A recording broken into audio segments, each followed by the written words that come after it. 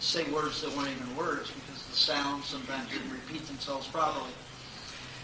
So I had to cheat in school, so I usually picked a smart girl. I could always tell a smart girl. It was always compassionate, so I'd sit next to her and copy all of her hieroglyphs. Sometimes the distance, the hieroglyphs didn't mean anything, because they weren't the proper letters. And they weren't even letters sometimes. So. But I got through schools, with mostly D's. And then when I got into trade school and college, it was a little different because in the mid-'60s, they were starting to realize there was, things like dyslexia and developmental autism. So some of my professors realized this, so they would give me auditory tests. And like all autistic children, I had one particular ability, and that was the ability to look at a computer problem and just pop out the program without even knowing how I did it. So I made a lot of money. Here I was, an idiot, making a lot of money. And, it wasn't that I was ignorant or stupid. My language center didn't work. By the time I was 12 years old, I developed a case of peritonitis that was misdiagnosed as appendicitis. The doctors went in there to cut out the appendix, found it in great shape, and said, well, we'll cut it out anyway, just in case it causes problems in the future. So this is the way the medical profession thinks. If they can't find a reason for it, it doesn't belong. And most of the reasoning that they have is very incoherent. It doesn't have anything to do with what is happening in the body. They gave me massive amounts of injections because peritonitis is a perforated, sometimes profusely bleeding intestinal infection. It was very painful. And I was doubled up for about 4 or 5 days. And the other interns, because I had an appendectomy, believed that what I had was appendicitis, and as soon as your appendix is out, you're supposed to be okay. But it wasn't okay, so they would torture me and mistreat me because they thought I was being a sissy or a baby. And this is the way it just carried on for the whole time that I was in the hospital. And they were giving me injections every 2 to 3 hours in the arms and the buttocks, and most of them had thimerosal in it, more mercury poison. So by the time I was 15 from that, I had developed diabetes, and diabetes ran in my family anyway. I have 8 cousins who were diabetics between the age of 8 and 13, and lots of aunts and uncles who were on my mother's side. My mother was one of 13 children, so half of them were diabetic. Then at 15 and a half, I developed angina pectoris. Pretty young to get angina. Usually you get angina when you're an old person. It's a painful spasms in the heart muscles or outside the heart. Caused me to pass out. I'd pass out in school. They just leave me lying on the floor because they didn't know what to do. Thank God, because they treated me. I probably died of a cardiac arrest. So that I had to deal with all of these things. And then I found a woman who was very psychic. She was a year older than I. She was one of the top students. For some reason, she fell in love with an idiot. So but, I was raised with 3 brothers, and my father was a very violent man. And everything was handled with violence. And which means you didn't resolve anything. It was you gave orders or scared somebody and either left you alone or did what you said. And that's, of course, that's all that I knew, so that's the way I treated her, and it wasn't good. So I got married at 16, had a child at 17, barely 17, and then divorced when I was 19. And I developed, by that time, a bleeding ulcer in the stomach because I was an alcoholic. I'd go through a fifth of alcohol at night just to get to sleep. I smoked 2.5 packs of Lucky Strike non-filter a day. And I was working for a trucking company in systems analysis. And those truck drivers had lots of benzodrine. So I was doing this in the day, drinking the alcohol at night, cigarettes all day long, and 11 cups of coffee also per a day. So, when did of course, you die? pardon? When did you die? I died several times, let me tell you. I did die twice on operating tables, and they had to revive me. And then once I died on a heater. Thank God I died on a heater because I was dead for about 3 hours and 17 minutes. And if I had died on that heater that was full blast, my blood would have thickened. So yeah, I died 3 times. Remember those death experiences? They're very beautiful because when you leave the body, there's no pain. It's quite euphoric and nice. So with that bleeding ulcer, they treated me. I went to the doctor, spitting up blood, and they gave me Maalox. They said the acids are eating away. They don't take the step is if you're getting an ulcer, you don't have enough mucus to protect the stomach lining. So let's give you something, let's feed you to create some mucus on your stomach lining. No, they go right to Maalox to cut out the acid. So which means you're not going to digest anything properly. So I was taking all this Maalox and sometimes 2 bottles, a week. And I thought for sure I was going to turn into a chalk factory. And after about 6 months of that, I started developing a tumor next to the ulcer. So then I had stomach cancer. So then they said, we have to go ahead and cut that out. We're going to give you a vagotomy pyloroplasty, which means that they sever all the vagus nerves of the stomach. So I'd never again secrete hydrochloric acid. And that puts me in the category of octogenarians who no longer secrete hydrochloric acid. They said basically, and then the pyloroplasty means that they took the duodenum and stretched it out 3 times its size. And when you do that, in a matter of, an hour of stretching it, surgery, you basically rendered your duodenum a complete scar tissue. Because your cells can't expand with that kind of stretching without ripping and tearing. So I was rendered unable to eat any raw foods. They told me that if I ate raw foods, I would be in danger of death from parasitical and bacterial food invasion. Death. Be very painful and very severe. So I had this fear. But after the surgery anyway, I was unable to digest anything. If I ate cooked meat, it would sit in my stomach and putrefy.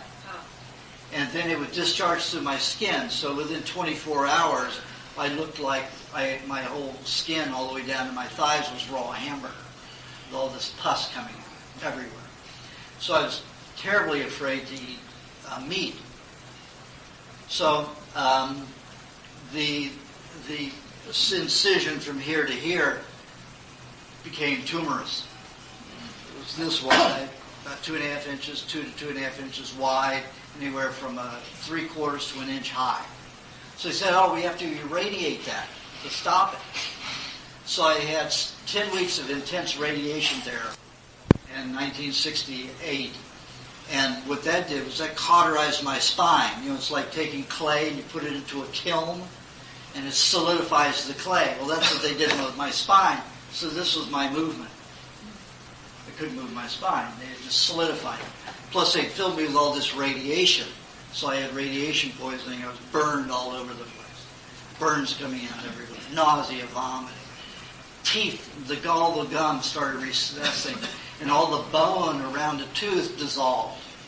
So I had all these teeth that were dangling. So they wanted to pull all the teeth and give me dentures. I'm 19 years old, 20 years old.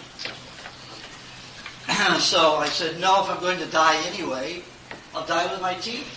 So I had to, drink things. Everything was liquid, mostly through a straw, because it was difficult, because I could cause severe bleeding if I bumped my teeth.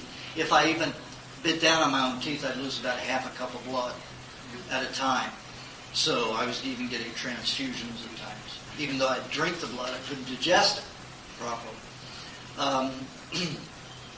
Then the cauterization of the bone created blood and bone cancer, multiple myeloma. So every time I went to the medical profession, they made it worse, everything worse. So here I had multiple myeloma. Nobody survives multiple myeloma. That's it. Nobody lives.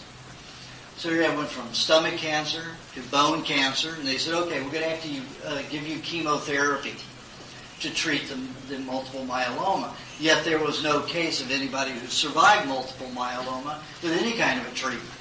But they said it'll give you an opportunity to live longer. How they come to that conclusion with no statistics is absolute bull. But that's what they told me. So I went under chemo. I was still ignorant. I didn't know any better. My mom was a nurse. My father was an inventor and scientist. 8 aunts and uncles who were RNs and 3 uncles who were doctors.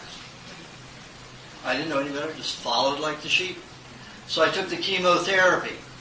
I was vomiting all the time, lost my hair, patches here and there. It all came in gray when it came in patches. And I was basically a worm because I could no longer function from the chest down. So I dragged myself around the house with my elbows. And basically, after 3 months of that, I said, that's it. I'm finished with you doctors, no more. That's it. I'm just going to go home to die. And I refused to go into a hospice because I was still autistic. I couldn't, I still didn't have a massive sound vocabulary. I could communicate well enough, but it wasn't deeper, intelligent to an extent.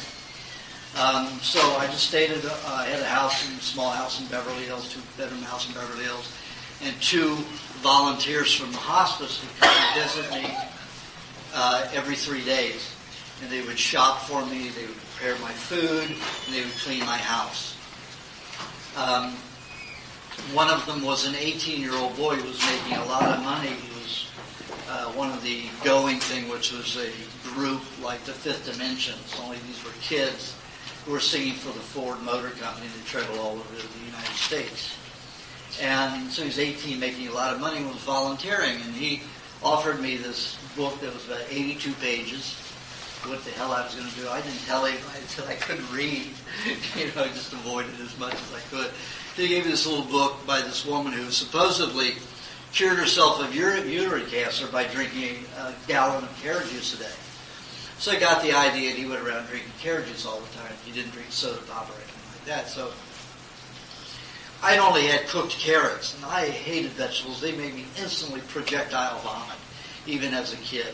So I used to have to, my father would beat me, and I'd have to sit at the table for 2 hours if I didn't eat my vegetables. So I learned to wash it down with milk. So when he would offer me this carrot juice, all I could imagine was this juice of cooked carrots. Awful. So finally he got me to taste it, and it was delicious. So I began drinking it, began feeling better, and within about 10 days, my autism went away. Oh, wow. So all of a sudden I could understand. There were such things as words, and they were letters, and how things were formed, and conjugation. It all made sense. It just, the night before, it wasn't that way. It was like somebody just flipped a switch. So I borrowed $110 from, I had been $83,000 in debt. That was in 1969 from the medical profession, from my cancer surgeries. So I had all my finances drained, and plus my insurance, Teamsters insurance, was not covering anything anymore. So I borrowed $110 from this man, or this boy, and he took me to the bookstore, and I bought $110 in 1969. That was a lot of books. $110 worth of books on nutrition, and one on, self-healing through the mind. So, I got into all these books, and everyone contradicted each other. So it was like, what's reality and what isn't? So I didn't know, but I figured that the carrot juice is raw. That makes a difference in taste. It tastes alive. It's the only thing I like drinking. I was still smoking 2 packs of cigarettes a day. I had stopped the alcohol from the day I had surgery. I couldn't do that. Couldn't drink alcohol anymore. I still loved my donuts and stuff like that. So that was basically my diet: carrot juice and donuts, powdered white and cigarettes, and sometimes RC cola. And The more I read, I had no vocabulary, so I was living with the dictionary as well as the book to learn. And then, I was getting into self-help stuff and getting around all these people who had survived, or a few people who survived cancer. And they're talking about it's in the mind, we did it through the mind. They don't know how they do it, but they do it. But I started believing it, okay, mind over matter, all right, I like that, it's easier, it's a magic bullet. I'll go for that. So I stopped drinking the carrot juice, eating the regular garbage, and within about 9-10 days I was back into autism again. And that was a blow, serious blow. So it not only wounded me emotionally and mentally, psychologically, because here I was even disempowered even more, because if mind over matter is true, I'm pretty weak. Now I've got myself back into autism as well as being diseased and going to die. So it was quite a blow. So I began drinking carrot juice again, about 9 or 10 days. Went away again. So I went through that a couple of times saying, okay, I'm ready now. I've got mind over matter. I've got the self-will discipline going. And then I stopped drinking carrot juice and ended up autistic again. So I realized that the physiological was very important, and this mind over matter wasn't necessarily true. And to bear that out, I went looking for all these healers, these masters, Shivananda, Yogananda, all these masters, and every one of them had a health problem. Every one of them. And I'm saying, wait a minute, master of what? You're master of maybe bullshit, but you're certainly not master of the body. So, and every time I challenged one, they said, well, that's the role of the physical body, to suffer, to learn. It doesn't make a lot of sense to me. So I said, obviously you don't have it mastered then if you have to come here to suffer. So, I dumped all of that and just went back into full raw food nutrition. So this was in February of 1972. I just had a girlfriend that went through peritonitis. And they said she was going to die if she didn't go and stay in the hospital and take all this medication. And I said, Lori, it's not going to work. You're going to end up dead. Because they'll destroy the bacteria in your intestines. You won't be able to eat anything. You won't be able to heal. So I mixed all of these raw food formulas that I devised and gave them to her, got her out of the hospital. They told her if she recovered, 75% of the people back then died of peritonitis. They said if she recovered, it would be a year and a half before she could be normal again. It takes that long. Well, that's true. If you take all those antibiotics, like penicillin and all that, to destroy the digestive ability, you're not going to digest anything and get well.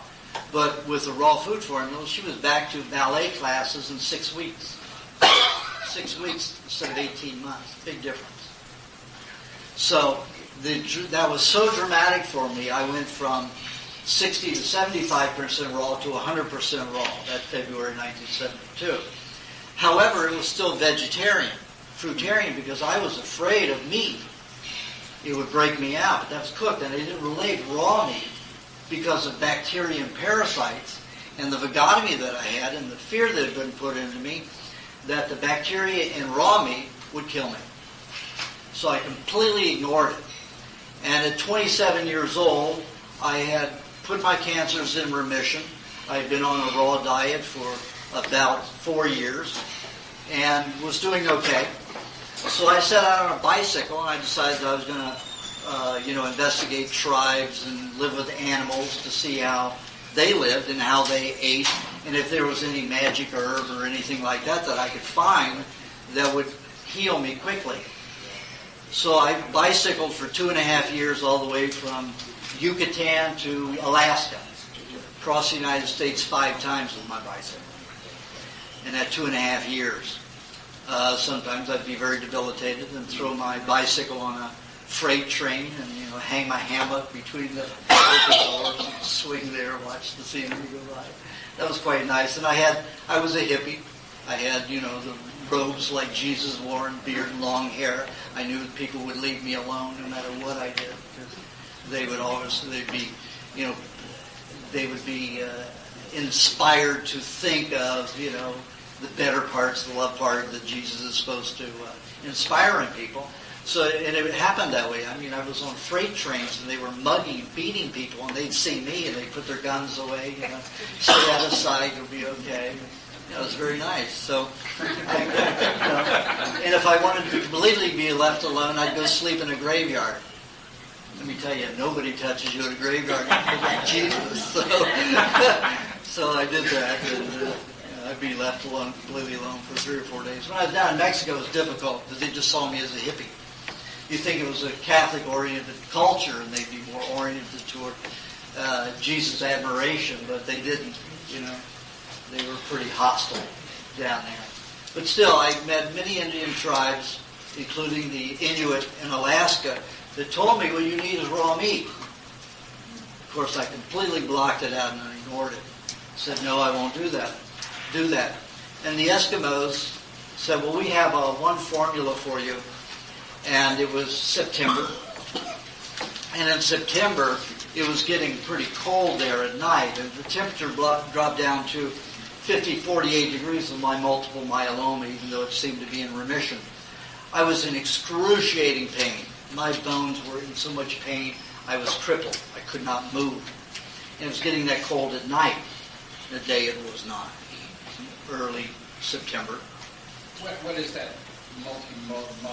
Blood and bone cancer. Bone cancer? Blood and bone cancer. So I was suffering with all this pain, and then they had this celebration. And all the kids were jumping around and dancing, and they dug up under the ground between 4 and 6 inches buried under the ground. They had these hides, and inside the hides was this moldy stuff. There was black and green and white and brown, all these molds on it, and it stunk like rotting flesh. It stunk terribly. So if it stunk downwind for a half a mile, it was ready. And this stunk that badly, I couldn't get within 5 feet of it without wanting to vomit. So they got some, and I thought it was herbs. I thought they had treated herbs in a certain way and let the mold grow. And the children were dancing around, waiting for this stuff. It smelled so horrible. I couldn't grasp that. Even if you're brought up in that culture, this stuff stunk so bad. It was like being in the back of an Italian restaurant that had let meat rot for weeks, meat and fish. But I thought it was some kind of herbal mixture because I didn't know meat molded. I had no idea that meat created molds. Molds would manifest on meat. So I had about a golf ball or ping pong ball sized amount, and they had to get some cotton balls with musk oil in it, true musk oil, and stuff it up my nose so I could get it down. So, and after I ate that, I had no pain at night. I mean, no crippling pain. I had pain in my joints, but no crippling pain. And, the next, and I'd stay there almost another 2 weeks after that with relatively no pain and just a ping pong ball sized amount. So I tried to get them to tell me what herbs were involved in it. So no, it's just raw meat. It was caribou beaten into a mince and then mixed with whale blubber or seal blubber and left in the sun to mash, and then we wrapped it and put it in the earth. And I didn't believe them. I thought they were just trying to get me to eat raw meat. So it wasn't until almost 12 years later that I learned it really was raw meat molded in the ground, rotted in the ground basically, or decomposed in there. So I'd come to the end of my trail at that particular time, 2.5 years. Multiple myeloma was resurging by the next spring, and I knew that I was going to die. So I chose an old Indian burial ground in Southern California and decided I was going to fast myself to death. And this den of coyotes lived up there. I mean, during this 2.5 years, I lived with crocodiles. I lived with a whole colony of chipmunks, just watching all of these creatures in nature do their thing. They all ate shit. They all ate fecal matter. They ate all these disgusting things, They would let meat rot, and they would eat it. And it was, and I was looking for this clean herb that would be the magic bullet. And it didn't happen, so I decided, well, I'm going to die anyway. I'm just suffering. Multiple myeloma was resurging again. I'm having severe pain everywhere in every joint. And, I'd wake up in my sleeping bag, and I'd have to wait till the sun beat on my back for 2 hours before the pain was mitigated enough to where I could move. So it's basically 3 hours from the time that the sun just started illuminating until the sun was on my sleeping bag for 2 hours. So it's 3 hours of severe suffering every morning. So I was ready to die. That was it. And this den of coyotes that lived up in the canyon killed this rabbit and offered it to me. And then all of a sudden, all these sound bites started coming back from when my uncles and my father were teaching my brothers and my cousin how to hunt. Of course, they wouldn't trust me with anything because I was so sickly. I wasn't allowed to play. I couldn't play with the guys. I had to play with the girls or be with my mother, women. And that was fine with me because I hated the macho shitheads. Anyway, because they were all macho. In my family, they were all macho. So, and the women were even macho, but not that bad. So, I stayed with the women, and that was better for me. So I remembered these sound bites coming back, and of course I broke the words down into the concept that it meant that never eat a wild rabbit unless it's thoroughly, solidly cooked. There is a parasite or bacteria, I don't remember what it was, but the sound bites were there enough for me to decipher it, that it will kill you within 48 hours with very, very painful stomach cramps. 48 hours of pain, I can handle that. Easily. So, I ate this rabbit. Of course, I hadn't eaten meat in 6.5 years. And this was the Easter bunny, the long-haired Easter bunny. And one of the reasons I also became vegetarian was because I loved animals. I loved animals more than I did human animals. All animals. So even snakes and scorpions and spiders, I loved them all because none of them ever hurt me. Well, once some kids were stoning a snake, and I stopped them, and the snake bit me, not knowing that I was going to be nice at first. Then I picked it up, and it was okay. So I ate this rabbit, and first took a few bites, and then it came right back up. And it came right back up again. So I said, okay, I've got to psych myself out here. So I sat down for 5 minutes and said, okay, you've got to get beyond this nausea. You've got to get beyond this little warm, fleshy food, little creature here that you're eating. You've got to get beyond that, and you just have to eat it. So I forced myself to eat it. And after about 10, 20 bites, it started tasting good. And I started getting hungrier for it. So I ate about 3.5 pounds of this jackrabbit. It was about a 7.5 pound jackrabbit. About a year old, so it wasn't too tough. And it was delicious. And then the coyotes shared the rest of it. So I went back to my campsite to die. And I knew I was dying because I started having no pain. It was like my death experience. So I went back, went to sleep, knew I was going to wake up in another reality in the morning, but here I woke up in the same place, but with very little pain. I said, well, I'm on my way to dying.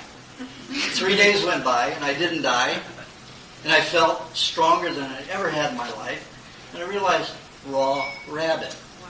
The Aztecs, the Mayan tribes that I'd been with, the Inuit in Alaska, the Sioux in North Dakota and South Dakota, all of raw meat. They just kept telling me, and I refused to believe it. So at that point, I said, okay, then I'm going to try it. And at that moment, a sidewinder rattlesnake went by. And I had watched, the Indians catch snakes, just go up and step behind his head, here, pick it up by right in front of the rattler, because you grab it by the rattler, it will come off, and the snake will get you. So you grab it right around the tail, and they'll swing it around, and then they snap it, and the head goes one direction, you pull back the skin, and you eat it. So I decided, not even thinking, instinctively, I did it. I just put my head up, barefooted. I'm just wearing a loincloth out in the desert. Just put my foot on the head, pick it up by the tail starts swinging around, and then just realize, what the hell are you doing? I've never done this before. What if the head doesn't come off and it comes back and bites you? So I'm swinging around, changing hands. My joints are getting sore and sore, so I realize I have to do something pretty soon. So it was about 5 minutes I spun that thing around, more exercise than I had, except on the bicycle. My legs, and I snapped it. Sure enough, the head came off just like that. And I ate it. And there was a mountain lion that shared it with me. And, I got energy from it. And I started looking for scorpions and tarantulas. And I'd rip off their, poisonous gland, and I would eat them. And the fluid in the tarantula is, white. It's pretty delicious. So the scorpion, I could take that or leave that. Like when you're that hungry, it's okay. But I realized that I wasn't going to be able to survive very much and get very well in a desert. So I bicycled about 20 miles away. There was a lot of farms. So I started shoveling manure, to get goat's milk. And I milked the goats and, exchange for chickens and eggs and everything. Within 3 months, I gained 50 pounds. And all of a sudden, barely any pain. I'm looking like a scaled-down Arnold Schwarzenegger. So I went back to L.A. to spread the word. And I got there, and they said, are you out of your mind? Raw meat, you're going to get a parasite and be an idiot. I said, well, I've already been there. This is the only thing that's working. And I feel good. And if I die feeling good, that's okay. That's fine with me. But I don't want to live feeling pain and uncomfortable and weak all the time. So I continued eating the meat, but with great fear after it's drummed in your head, you got to eat a brain parasite. No. So I spent 13 years eating it 2-3 times a week with this fear every time I ate it that I was going to get a brain parasite. After 13 years, it dawned on me, wait a minute, are you stupid? You had a vagotomy pyloroplasty, you have no hydrochloric acid in your stomach. Certainly bacteria and parasites are going to take over your body. I never had a case of them. Never had the diarrhea from it. Never had vomiting from it. So, where did this research come from that came to this conclusion? So I went to Duke, I went to Yale, I went to Harvard, every one of the main medical schools, Berkeley, Washington University in St. Louis, Mayo Clinic. Nobody had done any experiments with people eating raw meat. Parasite-infested raw meat or bacterial-infested raw meat. No test with humans doing raw meat at all. So how the hell could they come to this conclusion? Unscientifically based nonsense. But when the medical profession postulates, it all of a sudden becomes written in stone. And it has nothing to do with fact or reality. So then I started setting up tests, and I was doing some acting at the time. I was on General Hospital for 5.5 years and did commercials to make lots of money to be able to perform these tests. So I got a laboratory to perform some tests, and we got lots of animals who already had parasites, fed them raw meat, and they got well. Parasites went away. We took animals that were very ill, had no parasites, fed them parasite-infested meats. They never got any parasites. They never got well. They never got sick. They got well eating these foods full of bacteria and parasites. They got well. They got through their diseases. So all this opposite stuff, so I realized that we're all completely brainwashed, just the opposite. Fats are the most important thing that we need, yet we've had 25, 30 years drummed into us with a fatless diet. It came out 7 years ago from Harvard and Yale saying, oh, we made a mistake. We find that there's 38% more disease in people on a fat-free diet. Oh, we're sorry. But eat some fat in one meal every day. Still, no research based on that statement. Eat fat once a day. Hello? They just make these arbitrary statements. Just think because it's logical, that's what you should do. When all the other tribes who eat raw meats eat fat with every meat meal. Every meal they eat tons of fat. The Maasai, the Samburus, the Fulani, all of these tribes live on nothing but raw products. The Fulani, 90% milk, raw milk. That's all they live on is raw milk, basically. And there's a 10-year period in adulthood of a man that he's only allowed to drink milk. And there's one period where you have to go for, I think it's 90 days of drinking as much milk as possible. And the man who can drink the most milk for that period and become the fattest becomes the king, the leader.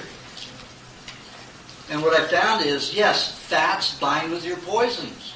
Any poisons you find are in the liver, gallbladder, spleen, pancreas, wherever there's lots of fat, brain, that's where you find your poisons. Unless you have fat people and you have fat in your tissues. So, you should be happy being very overweight. And let me give you an example. In North Carolina, there's a group that got onto my diet 3 years ago, people of Earth Haven, very environmentally conscious group. And they're building a whole community in the Black Mountains.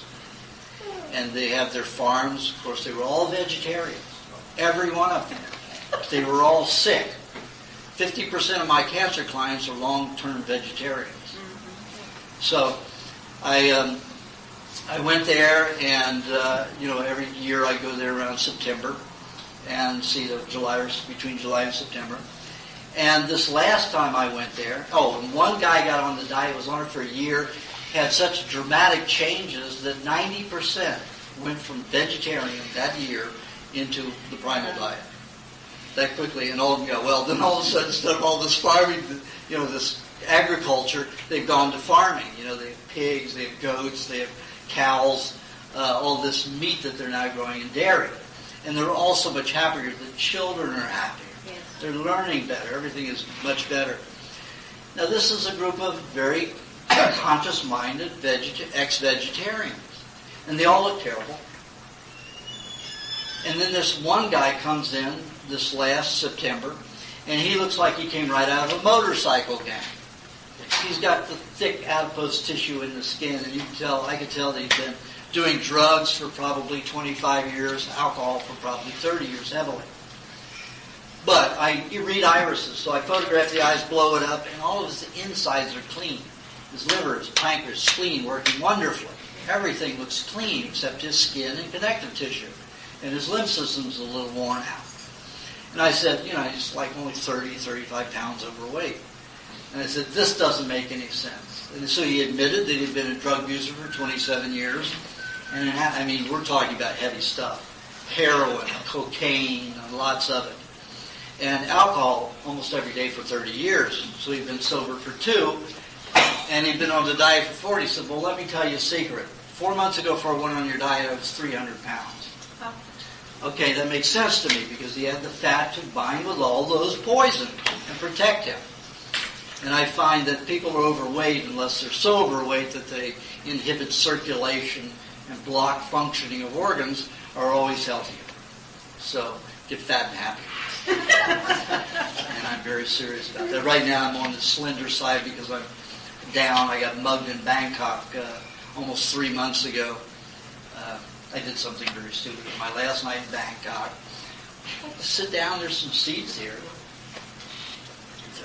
This air conditioning. It's very air conditioning. Oh, yeah? It's freezing. Well, they turn it off. Turn it off. Can you turn the air conditioning off? Turn it away? Is there you have to go in. Raise it a couple. Or just raise it a couple of degrees. Yeah, Open the door. We can open a door here. Yeah. Is that possible? And one back there. And then we can open and close it as it gets warmer. Make the air conditioning. Yeah, let's have some fresh air. No. The air conditioning is the problem, not the door. Yeah. Yeah, let's have fresh air. Well, then until we get the air conditioning situation, let's some warmth in here. There's a little breeze. It's the blowing. You mind the blowing? Well, does it have a lever? No, there isn't. There's no lever. Yeah. No, they're locked.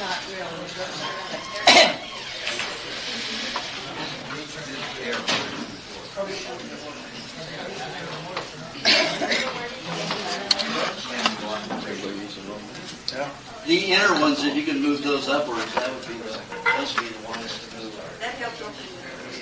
Yeah, it helped right away. Helped a lot.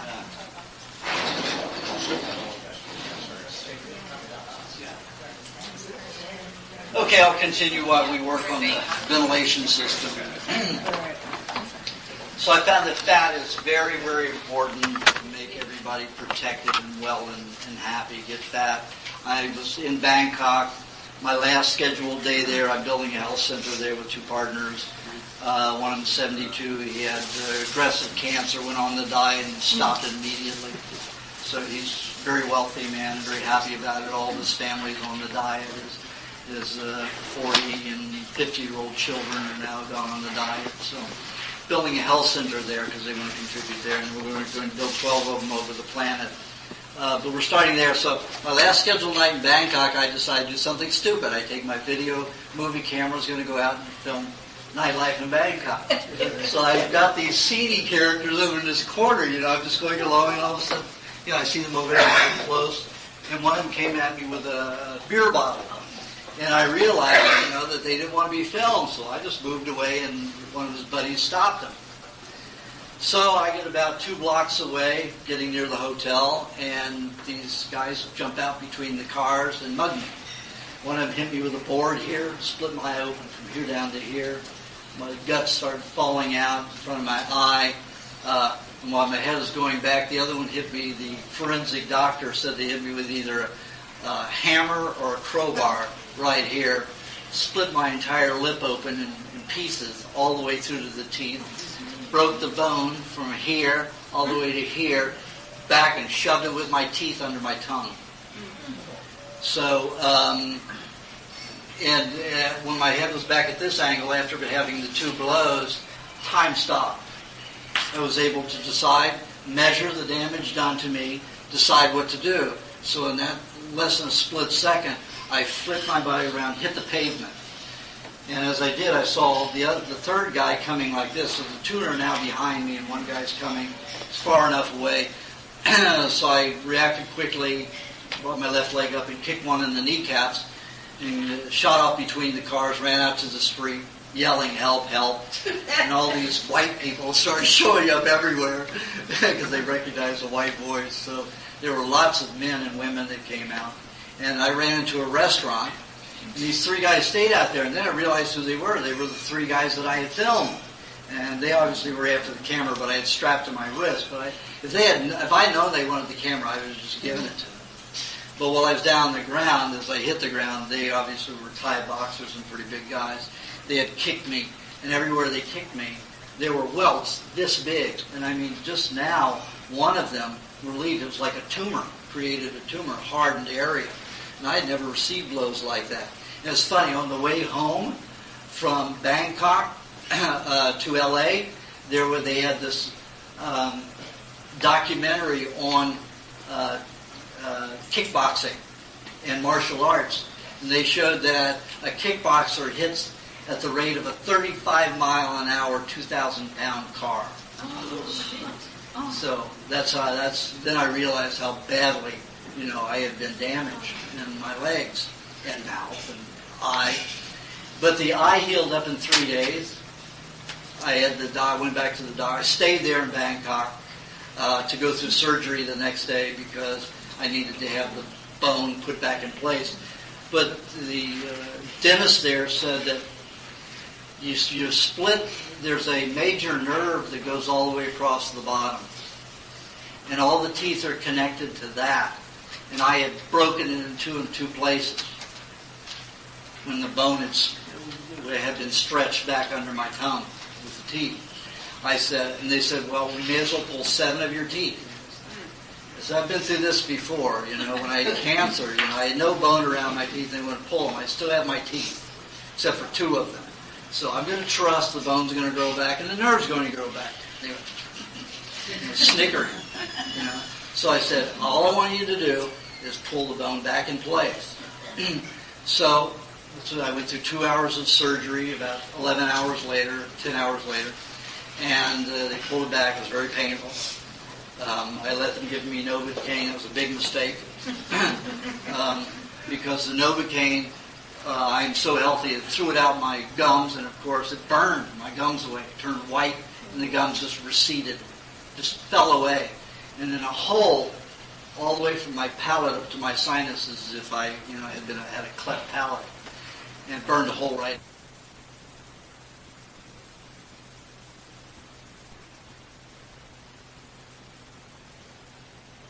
It all removed and a retainer put in. The night before the retainer was made, and I had all of this metal taken out. It was a month and a half after the date of the accident. From that night, like 3 o'clock in the afternoon till 9 o'clock in the morning, my teeth started settling. So the braces and the plastic that they had and the metal that they had prevented, and this is supposed to be stainless steel, was preventing my mouth from healing. The frequency is wrong. Pardon? The frequency is wrong. Positively charged. Whatever it was causing a problem and all this bleeding. So then I used the retainer off and on. I don't use it all the time. And then that was just, 4 weeks ago. And all the teeth here are solid. These two right here aren't completely solid. See the separation here in this bone? The bone had disintegrated all the way down deep, and it was all white, pussing. And they said it was never going to heal. It's grown back 50% already in 3 weeks. Almost 4 weeks. So it's quite amazing what the body can do on good nutrition. I'm going to be 57 in about a month and a half. So I'm a young man compared to a lot of people my age. But that's because of the diet. The diet works so wonderfully. So forget everything you've ever learned about diets and learn anew. Because this one has reversed 95% of all diseases, no matter what they are. Except in 3rd and 4th stages of Alzheimer's, it stops the progression, but does not reverse it. 1st or 2nd, it does. And also in balding, it only reverses about 60% of balding. Other than that, and in lung cancer and esophageal cancer, those are about 50%. Other than that, everything averages about 95% reversal.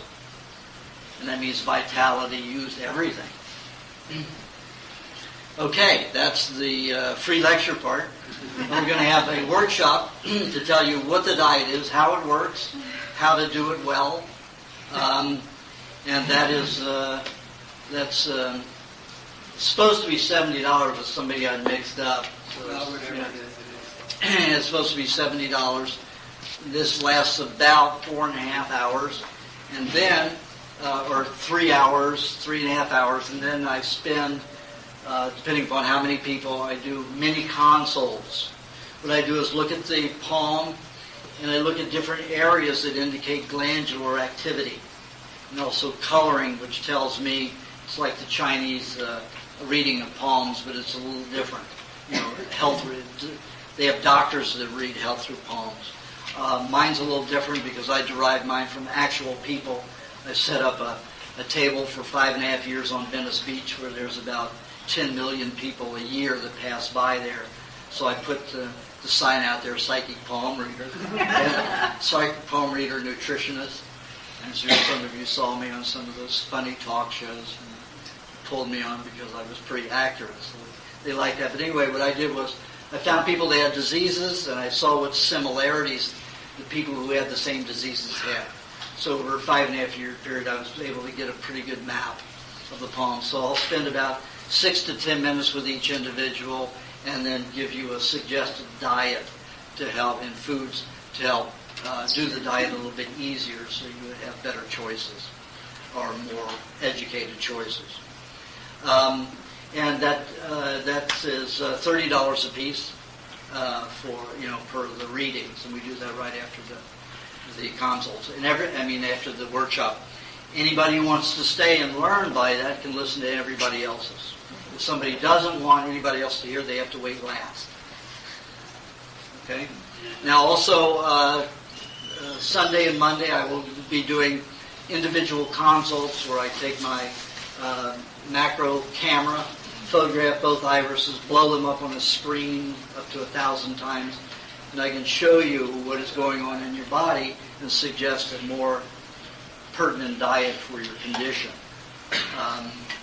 That is a little bit more extensive. That takes about an hour and 15 minutes, hour and 10 minutes, and that's $300. Then after that, it's $200 for follow-ups. And usually I suggest people do it every year, and that's it. So if you want to be on a good diet, the diet's expensive in itself because the few foods are hard to get. But,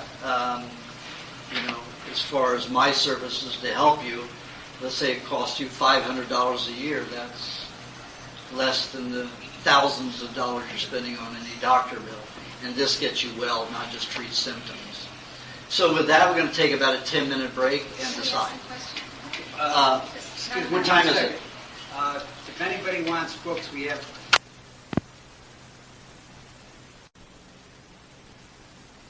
Makes so much sense. And we have lots of interruptions. It's going to break up that train. So I've learned over the years it's better. If you have a question, write it down so you don't forget it. When we get to the question and answer period, probably most of your questions will already be answered. But if they're not, then you just ask them at the end.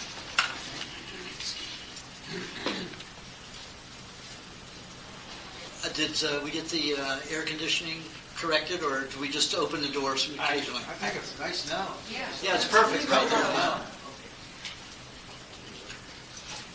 Okay. First of all, to understand about the body, bacteria is a major part of life. All bacteria, even those considered bad. And as I mentioned in the recipe book, the University of Toronto, in association with the Children for Hospital for Sick Children of Toronto, have been using E. coli, the barotoxin, the toxin produced by E. coli, to completely dissolve human brain tumors in 2 to 5 days, including the vessels going to it. I've got a comedy book that'll be coming out. And it will be the detoxification book. Will be right before that, but a comedy book on how everything is backwards and upside down. It will be called Eat, Shit, and Live. Say that again. It will be called Eat, Shit, and Live. And that will probably sell very well. Because it will be a funny perspective on the absurdities of everything. Now, the way I got into how much bacteria can help you is I looked at the work of Edward Howell, who's considered the father of enzyme nutrition. He's the one that started cataloging enzymes and what they do in systems, especially the human body, and in some creatures like rats. And there was a doctor, an MD, named Francis Pottinger, who did experiments with 900 cats over a decade, 10 years. That's a lot of research. He paid for it all himself. He fed some of the groups raw, some of the groups cooked.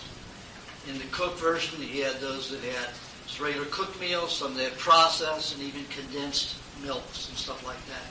And each one of them had more serious diseases. They all had the same diseases of the cooked variety, but they were more complex and more common, the more the processing of the food.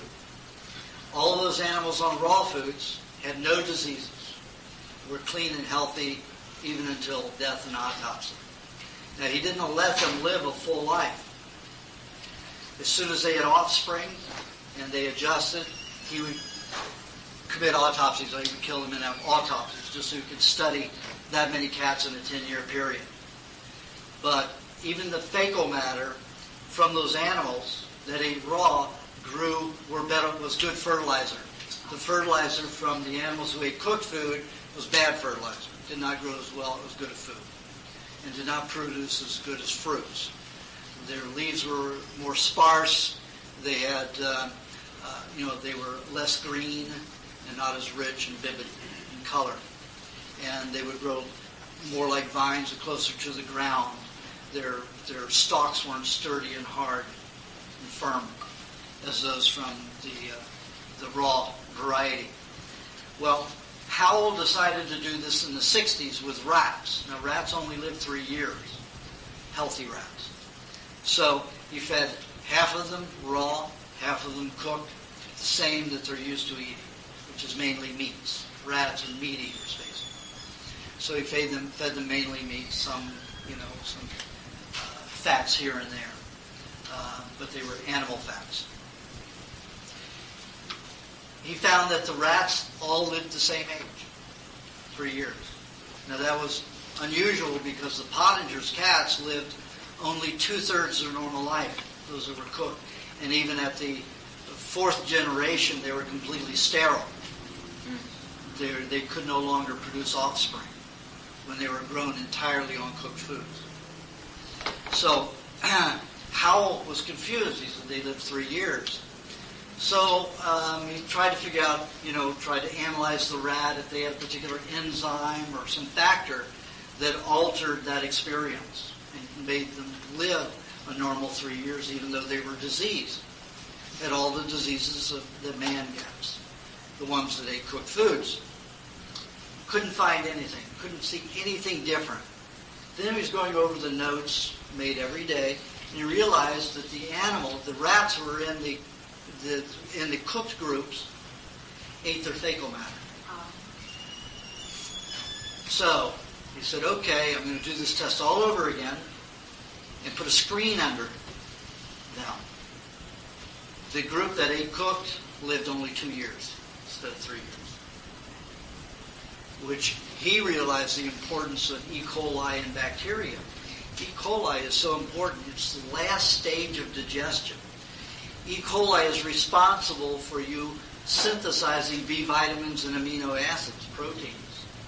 It's the backup for your entire system, immune system. It is your immune system,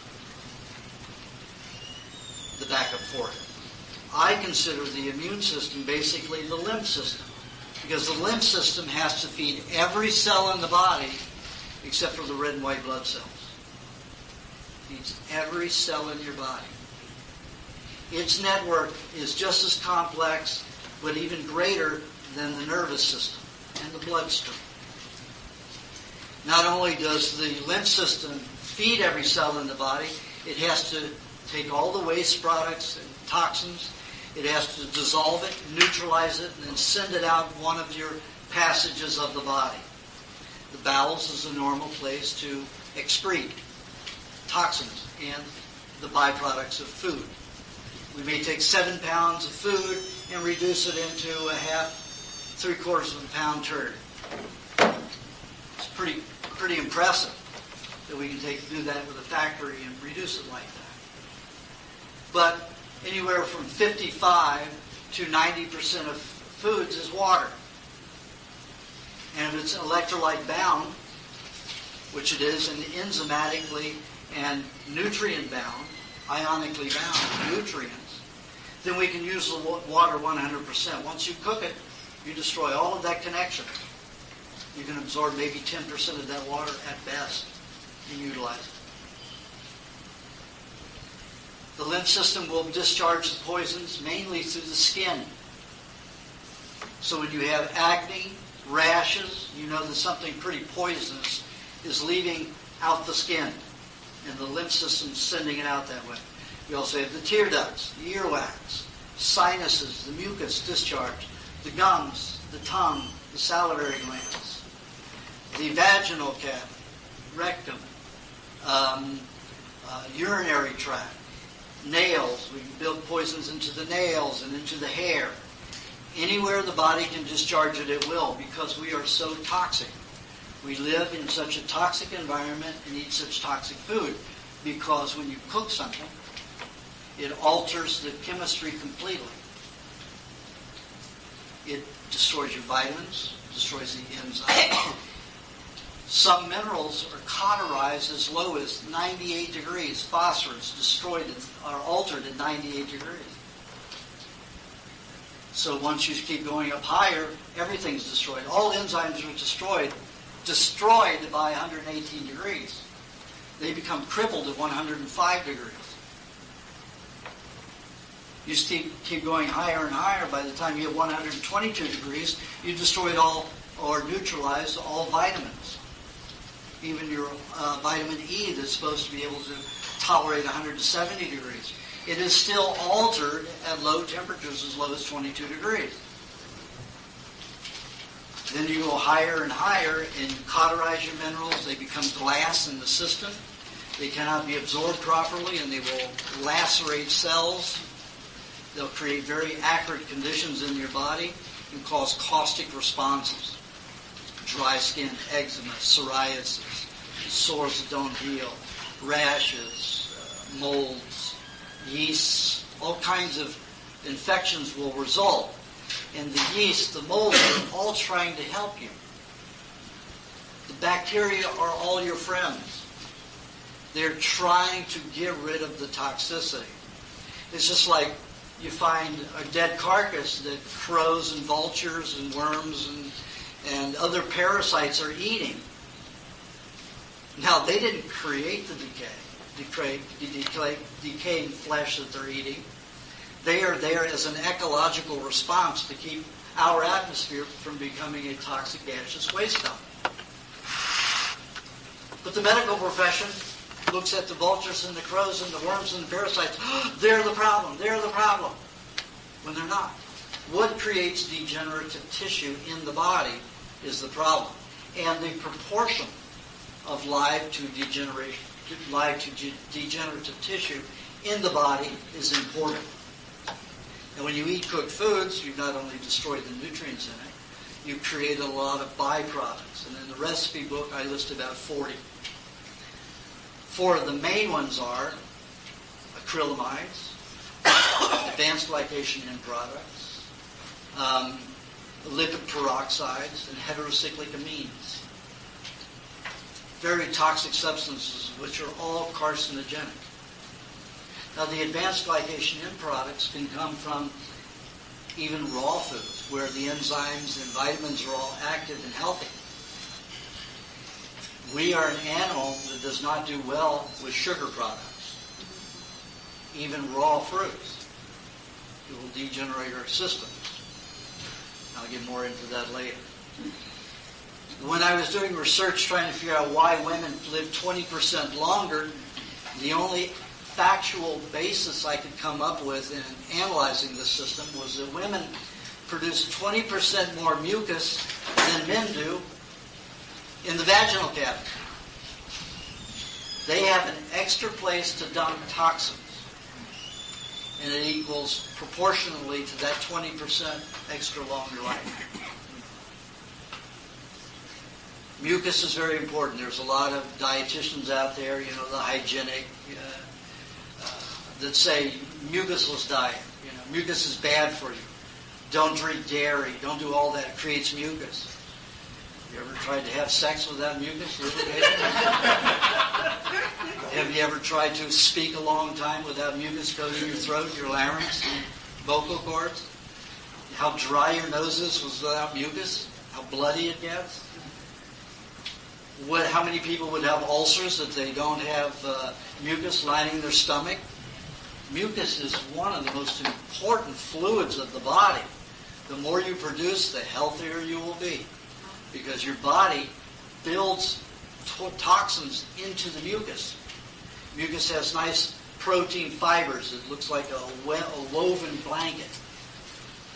And the poisons they get locked in that mesh. And then when you discharge it, it could be green, it could be yellow, it could be clear. But all of those are toxins moving out of your system. And you want to discharge them. The lymph system is responsible for all that breakdown and discharge. And no matter what circumstance, even in cancer, if you have lymph glands that are swollen and not as hard as rock, be thankful that they're swelling, because they are taking the poisons, mainly dead cells when you have cancer. Cancer is nothing other than the body's inability to dissolve and discard dead cells from the body. So the tumors are temporary stations to hold these dead cells until your liver recuperates and starts manufacturing or digesting and utilizing fats properly to make solvents to dissolve them, or to utilize bacteria and parasites to eat these dead cells. If you have congested lymphatic, or swelling in those areas, you know that your lymph system is working.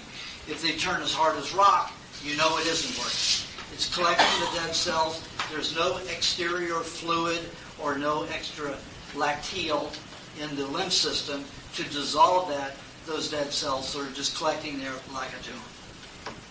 But as long as you have swelling in lymph glands, you should be happy.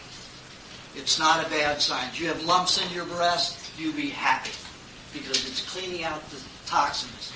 Then, following that, you may see a little rash or breakout that comes up around that area, whether it's in the crotch, because the main lymph glands are down here, here, under the arms, and in the neck. So you have swelling in any of those places, your lymph system is working for you. And that's a wonderful thing to have them working for you. Now, since we are so toxic and have so much degenerative tissue, if our bodies have to make a solvent, which are basically virus, this whole thing about viruses self-replicating, it's like science is looking, just like let me use an analogy. If they go into your home and they find soap in every laundry room, they say, oh, it's self-replicating. They can't tell where it's coming from because they don't see you going out and manufacturing the soap and bringing it back in. 100 years ago, we all made soap. We, boiled, lard, rendered it with lye, and there was the soap. Or we took coconut oil and just used pure coconut oil, or put it with a little bit of lye, and that was our soap. Everything was made of coconut oil practically. When coconut oil became easily shipped all over the world. Now it's all rare. Now everybody's using petroleum and eulaurates and all those other toxins to make soaps, which basically poisons your body, destroys bacteria. Now, when your body uses a solvent to break down tissue, it's like you taking a pail of soapy water and going around and dissolving grease and grime, and all of this gets collected in this mass of fluid that gets discharged throughout the whole system. It's not an efficient way to clean up the body. If you have parasites and bacteria going in there and eating that toxicity and reducing it to 10 to 100 times the amount of waste product, that is lowering the amount of waste to be discharged from the body. It's like we take 7 pounds of food a day and we'll discharge it in half to 3/4 of a pound, sometimes a pound of fecal matter. Well, parasites can take 100 times their weight and reduce it to 1% discharge. Parasites are lovely creatures because they will get you well faster than any other method. And I did a laboratory test with animals who had, we put an ad in the paper and we asked for animals who were elderly and had parasites already, had been diagnosed with parasites. We got about 32. And we fed some of the groups raw foods, cooked foods, then one group got, 3 other groups got raw food, one group got dewormers, pharmaceutical dewormers, the second third group got raw foods with herbal or homeopathic dewormers, and the third group got no deworming, just the raw foods. The ones that just got the raw foods took longer to get rid of their symptoms of parasites. However, they got young. Their insides were immaculate when they finally died, and we did autopsies on them. Clean, because those parasites went in there and ate up all the garbage. And as long as they got the raw foods, they were able to regenerate. So they worked with the parasites. Bacteria doesn't eat as much as parasites do. They're not as large, so parasites are your best bet. However, I've never been able to induce them. And I've eaten lots of parasite-infected tissue. One time I had a piece of salmon that was undulating with pinworm. It was white. And I ate it. I had my feces, urine, blood checked for 10 weeks. No parasite. Now that could be because I had chemotherapy. And all of my tissues are saturated with this poison. And as soon as the parasite would eat it, it would die. could be killed, because we did some laboratory tests infecting some tissue with the chemotherapy that I had. Sure enough, that's what happened. If you can breed parasites in your body, you get well faster. I wasn't able to do it. I had to go the slow road of using fats, in solvent like viruses, solvents to dissolve tissue, so it takes longer. All in all, though, we have to look to the cleansers, and the cleansers are your bacteria, parasites, virus, any other kind of solvent that the body can make. And the lymph system is responsible for most of the activity going on and the byproducts being reduced, neutralized, and sent out one of the passages in the body. So if you understand that, you'll understand how biological the body is. It is not a machine that reacts off of mechanics like the medical profession and scientific community would love you to believe. Because if they accept that premise, then they would have to be responsible for all the toxic byproducts that they produce. For instance, you know that every time you use food in plastic, that it gases a product called BPA, which is benzene. And last year, a test came out and showed that 82 to 6% of laboratory animals who are subjected to that got brain tumors.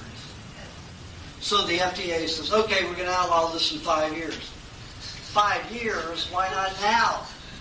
Well, all these companies have all this investment. They have to change over. They have to find something else. Oh, but they can pollute the shit out of us and cause, our children to have brain tumors so that they can, get rid of the war and take the billions of dollars and let's protect our children and each other. They don't think that way. This isn't what's happening. So the reality is you have to do the best you can. Stay away from plastic, water in plastic bottles. Stay away from food in plastic. If it's refrigerated in plastic, it doesn't gas as much. So if you get it home and it's a refrigerated product, put it in glass when you get home. Okay, we're going to go into nutrients now. Now I'm going to count bacteria as a nutrient, although they are independent organisms which are our best friends that help us. Let me give you one more analogy to that so it can help you realize how important bacteria and parasites are. Let's say you had a mansion and you had all of these employees and you decided to cook them to death. Are they going to do any work for you? You're going to clean the house, mansion yourself. Can you, one person, clean that whole mansion? Absolutely not. You're going to get depressed. Very depressed. Because you spend your whole life working very hard. And that's what happens when you cook food. You destroy the nutrients. So the pancreas has to send out a hormone that leaches from every cell in the body, just a little bit at a time. So it's like two thugs going around and saying, coming to your door and say, we need some money, we need some clothes, we need this, we need that from you. So every cell is getting robbed a little bit every time you eat to cook food. That weakens the system. Why do you think we as elderly people get weaker and weaker and weaker and weaker? And you see the person who takes 5 minutes to get across the street. How many cells are alive in that body? 22, 25%. Has to take the whole load of the entire body. Most people drop dead when they reach 22% life. That means 22% cells are alive in their body, and 78% of their body is dead. Carrying around. So, if you eat live foods, especially live meat, you're going to be regenerating the cells. You're going to be a lot healthier and happier. And you're not going to leach from every cell in the body. You're always going to add to the body. And this question always comes up, well, how about if I do the diet 50% or eat, one raw meat meal a day? If you only ate one raw food in your life, you'd be doing a better service to your body. So the more you do, the better. The more cooked you eat, you're taking away. But you're not going to ruin anything that you do good for it. anytime you do anything good, it's a good thing for your body. It doesn't have to be all or nothing. I do it all or nothing because I don't want to ever go back where I've been. And if I ate something, the last time I ate something cooked was probably 19... Anyway, I had some popcorn with my butter and stuff. I mean, I lost energy for about 6 hours, and I only need, about 4.5 hours sleep a day. And I don't have to have it all at one time. I can have it in 10-minute spurts or an hour and a half or something like that. And I can go 24 hours a day or 19 and a half hours a day with full alertness and can accomplish everything I want. Have no fatigue, no drain, no upset, no depression. When 360 days of my life used to be spent in depression and illness. I don't want to even go there for an hour or 2 hours. That's why I'm 100%. I like life. I like life functioning properly, well, feeling good. I'm not into masochism where, I'll live with the drain just so I can have something that used to taste good to me. Thank God now those things don't taste good. But the more you do for your body, the better. The more raw foods, the better it will be for your system. The result of your body not having bacteria in it to help you break down waste products in the system and discharge it out the lymph is depression. Recognized or unrecognized depression. So when I realized that, and I realized how happy the Eskimos were when they ate all of that decomposed, stinky, foul-smelling meat. I mean, these kids were jumping up and down for joy. Something smelled that bad. How can you be that excited about it? And really, you get happy. And I thought back and I said, yeah, I really felt good after, about 20 minutes after eating that stuff. I felt really happy. So then I started using all my very difficult clients. Like one of them was a pretty well-known yoga instructor. Always been slim, looked pretty good, dry skin. Never has had a relationship since she was ever in her life because she started getting depression about 11 or 12 years old. She'd been on 5 medications a day for 27 years by the time she came to me. And she was a basket taster. A good day for her was, I feel good today. That was a good day. And I'm not exaggerating. That's what it was like. And after a year and a half, I kept trying to get her to take some of the high meat. When I make the meat with lots of high bacteria, I call it high in bacteria. The Inuit word, the Eskimo word for that meat is high meat because it makes you happy and high, and it's high in bacteria. It's high in life that helps you. So, after a year and a half, I'm on the phone with her and I said, I was going to say her name, but I won't.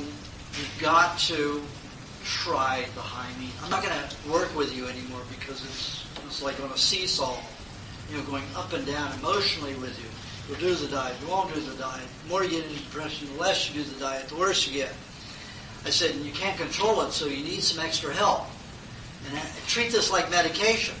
I'd just like you to have it once. Just try it. If it doesn't work, I'll keep plundering along with you until we get it right, until you get through it. But I said, but before I'm going to help you anymore, I need you to try the high meat. I'm already on this crazy diet. It's so antisocial. I eat raw meat. What else do you want? Boom.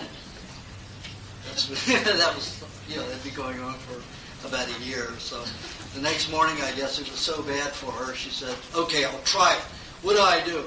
I said, well, you have to cut up the meat in small, bite-sized pieces. You have to let it sit for 4 weeks, and you have to air that every 3 days. And she said, I don't have 4 weeks. I said, okay, well, there's one of my patients who is making the high meat, and I'm sure he has more than he needs. I won't sell it to you because I don't want to get in trouble. But you buy it from this guy, and you'll have your high meat. So she went and did it. So I got a call that night about 7 o'clock in the evening. And I just had an instinct not to answer the phone. And it was her. And she says, I just took the high meat about 45 minutes. I'm very concerned. I need to talk with you. I'll be babysitting her all through the night. There's no need for that. Not anything to worry about. So every hour she would call. And every hour, her voice got lighter and funnier. Until in the morning, 5 o'clock in the morning, 5:30 in the morning, she was whistling, waiting for me to answer the phone. This is a completely different personality from eating at one time. The woman now eats it every day. About a large marble-sized amount every day. She likes feeling good every day. She is no longer dry skinned. She is a good example of yoga. A yoga instructor now. Not only that, she has a boyfriend who's 10 years younger than she is and an ex-Chippendale model. And she is no knockout. But now that she is so happy, she's been to hell. She knows what hell is like, so she's even happier than most people. So she's a sweetheart now. Here was a bitch that turned sweetheart on foul-smelling, what the medical profession will tell you will kill you. And they don't have a clue. They don't know. They just assume it. And you know the first 3 letters of assumed. So, don't be afraid of all that bacteria. They are your friends. They take all this massive amount of waste product and reduce it to a small amount of discard, a small amount of waste. So they are your best friends. Enjoy them. There are tribes. All animals in nature eat fecal matter, except for civilized humans. In Georgia, Russia, I saw a National Geographic film way back in the 70s. And the camera was pulling out on this beautiful black-haired woman with these amber eyes. You see something chewing, you see her hand like this, and she's just happy and bright and shining. And then you see this pull back further, and you see this buffalo tail waving behind her head. And then you see her reach down and pick something up, and they keep pulling out this big, huge water buffalo cow patty sitting there, and that's what she's eating. Wow. That's what she's eating. Now, you have to understand that when I broke it down analytically, a cow, any herbivore, has a digestive tract 2.5 times longer than ours. They have 60,000 times more enzymes to disassemble the cellulose molecule to get the protein and fat from it. They have 2 to 4 stomachs. We have 1.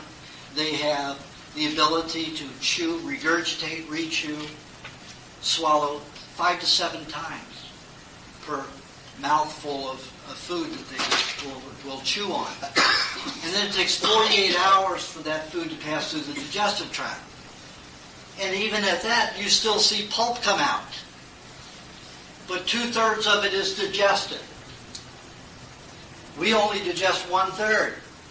So guess what? If we eat the fecal matter, we only have 1/3 of that fecal matter to digest. And guess what concentrations we're going to get? Protein and lots of B vitamins and everything in a perfect form. So you see dogs and cats will go for fecal matter like crazy. You see a cat will eat a baby's, diarrhea or discharge in a flash if you're not around. All animals do it, including uncivilized humans. So eat should live.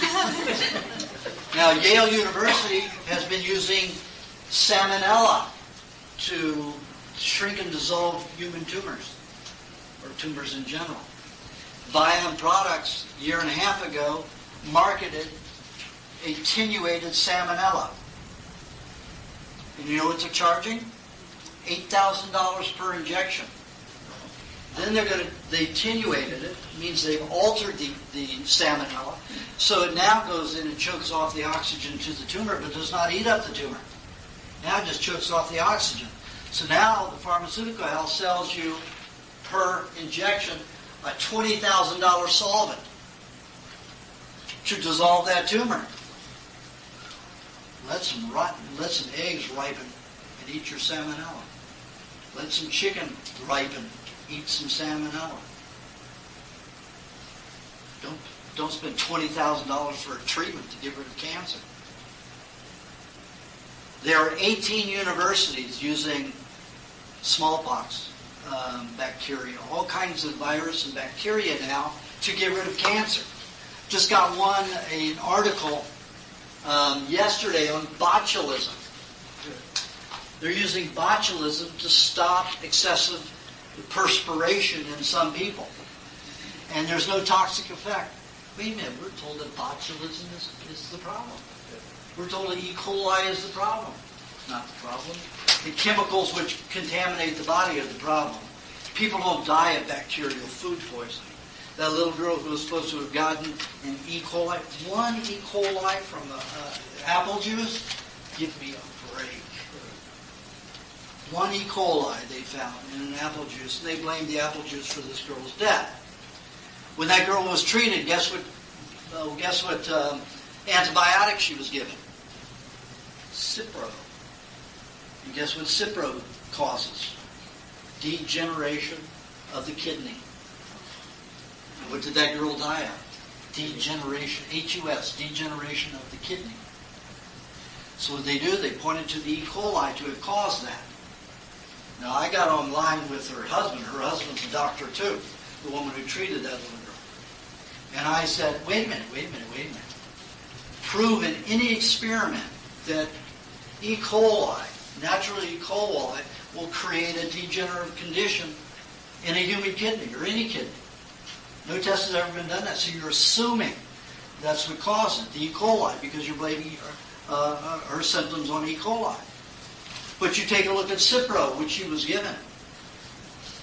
Her husband shut up, and I didn't hear from him ever again, because he knew if I kept going online talking about it, that somebody was going to get back and start suing all these doctors. They're always going to blame the bacteria. They're not going to blame their drugs, because then there's a problem. And how about the law that was just passed? Guess what? Your vaccine companies, your chemical companies, your pharmaceutical houses no longer have responsibility for any drug damage. Wow. Just last year. Yep. And they can enforce it. Oh, yes. Yes. Yep. Absolutely. Yep. That's terrible. Yep. So unless people wake up and fight this in the courts, this is it. We're in Nazi land, basically. Pardon? Charcoal. Charcoal will what? Neutralize it. No. That's why it's Pardon? That's why it's by a pathologist. Well, a pathologist doesn't always saw you guys trying to tell you there's a magic bullet. There's no magic bullet. No magic bullet for it. Nothing, no charcoal can stop that kind of degeneration. Charcoal can attract certain elements and keep it from damaging tissue, but not like an antibiotic like Cipro. And Cipro was never approved. So they used this little girl as a guinea pig as well. Who died. And they blamed it on E. coli. Now, with that case, they got you're not allowed to buy a juice in any market unless it's pasteurized. The only place you can get a raw juice is they juice it for you right in a juice bar. It's the only time they're allowed to give you raw juice. So any juice that's pre-made in a bottle has to be pasteurized. That's a shame. Yep. You can't buy cider either then. Cider vinegar is not considered a juice. It's got a high lactic acid. Apple cider. Yeah, you can buy raw apple cider vinegar, but not apple cider. Unless it's directly from somebody juicing it for you, making it for you. Okay, so in the body, we have these elements that we have to feed the body. We know that vitamins and enzymes and minerals and all of these elements are your workers. Well, the minerals can sometimes be your activators if the ions are proper. And the supplies are the proteins, the carbohydrates, and the fats. So your enzymes are your workers, your vitamins are your supervisors, your DNA and RNA are the architects. All of them have to be active in a biological form. Once it's cooked, all of that is completely separated. The heavy metals in it, all foods have metals. They have arsenic, they have lead, they have cadmium. All foods contain all of those elements. They are only toxic when they are not enzymatically nutrient and ionically bound.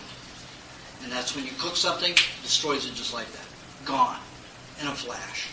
That's it. It's like burning your arm and expecting it to work. It doesn't work anymore. Everything is separated. Muscles aren't going to work because they're burned away. Everything is burned. So you have all this burned flesh, but nothing functions. That's what happens when you cook food. So all of those minerals, those metals that are in your system that could have been good for you are now free radicals and are poison for your system. You have to leach nutrients just to handle those. Now, all healthy animals live 7 times the time it takes for them to finish maturing.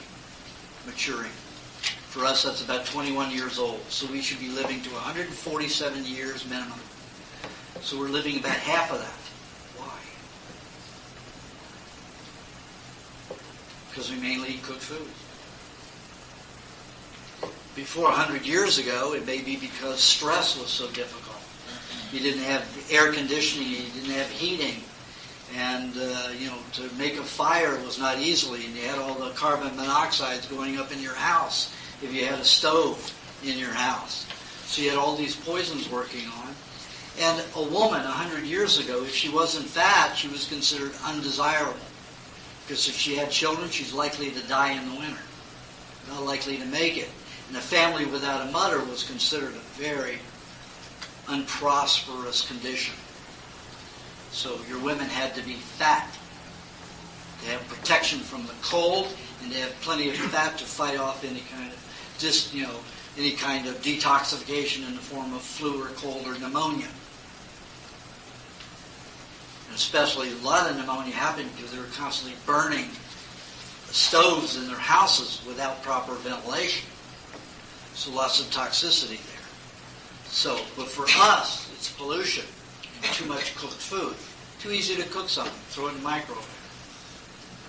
Then you get radioactivity and cook your food. So you'll be glowing as you rot.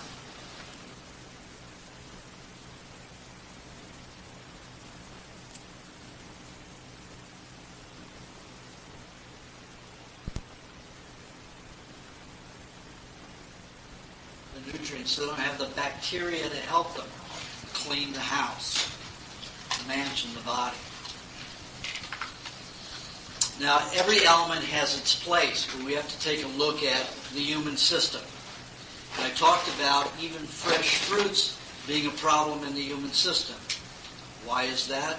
Because in the human body, it can only handle a little bit, 5% carbohydrate. Once it goes over that 5% balance of the diet, too many advanced glycation end products are formed. And according to Columbia University, those advanced glycation end products, whether they come from a raw food or a cooked food, store at a rate of 70 to 90%. 70% in a healthy body, 90% in an unhealthy body. That's a tremendous amount of waste product. We can only handle 5% a day of that kind of waste production. Any more than that, we're in trouble. So what happens? It collects, causes deterioration of the bones, of the tissues, osteoporosis, irritability, irritates the nerves. Especially if it's a high vitamin C, citric acid complex like pineapple. It'll rip the nervous system apart. It stores, and it is also carcinogenic as it stores over a 40, 50-year period. A lot of people say, well, we're like the apes and the monkeys. They eat lots of fruit. Yeah, but they eat it green except for the killer monkeys. Killer monkeys eat everything fresh and raw. Fresh and fruity. Lots of sugar in it. And they go around killing all other, for no reason. Don't eat them. They just kill them. Because of this high sugar irritating their nervous system. It's like kids. Yeah. Kids will react just like that. Exactly. It's their skin, especially.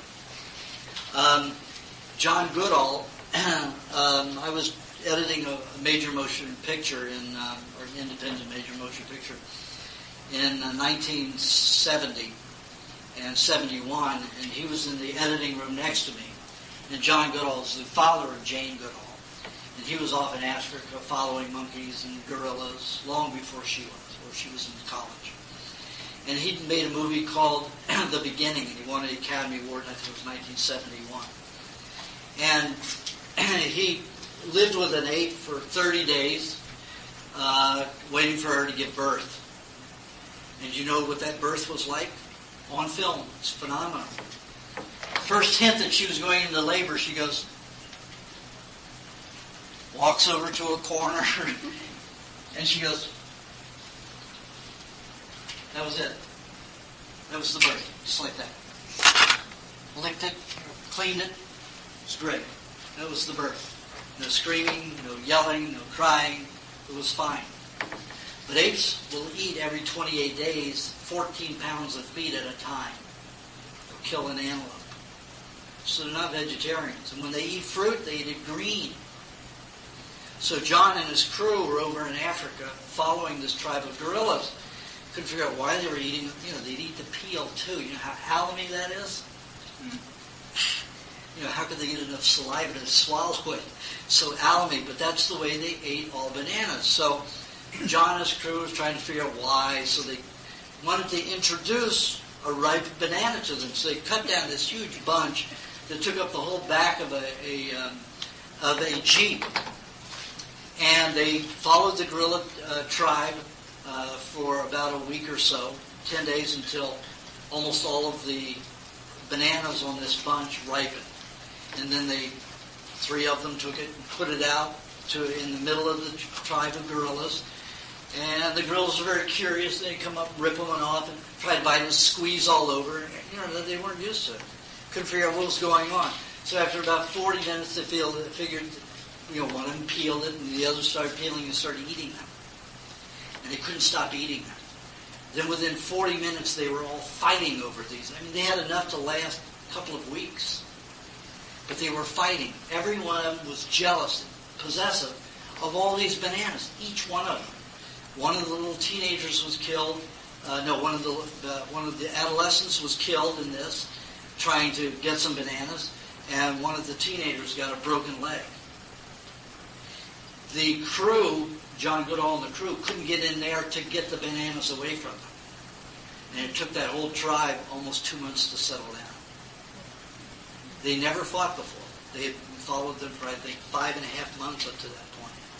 Never fought. They never argued. They never hit each other except in play. And in that 40 minutes, after eating all those ripe bananas, they went bananas. And that's where that expression comes from, because the Africa knows it.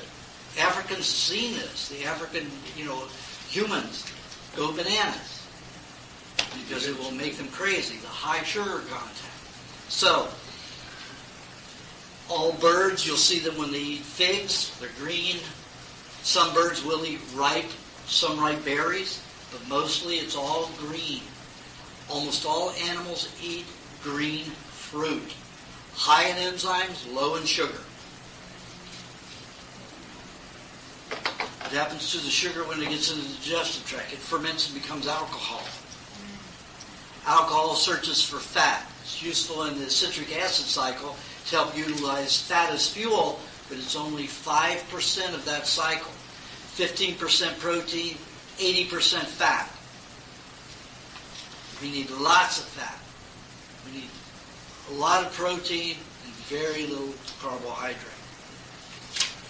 So I may have fruit 2 days a week only. Those who need more cleansings may have 1 piece every day, and I do recommend it for most people, having it once a day in the afternoon. Now, protein. Now, the sugars, like I say, they help build solvents to clean the body and also to utilize fat as energy with some protein.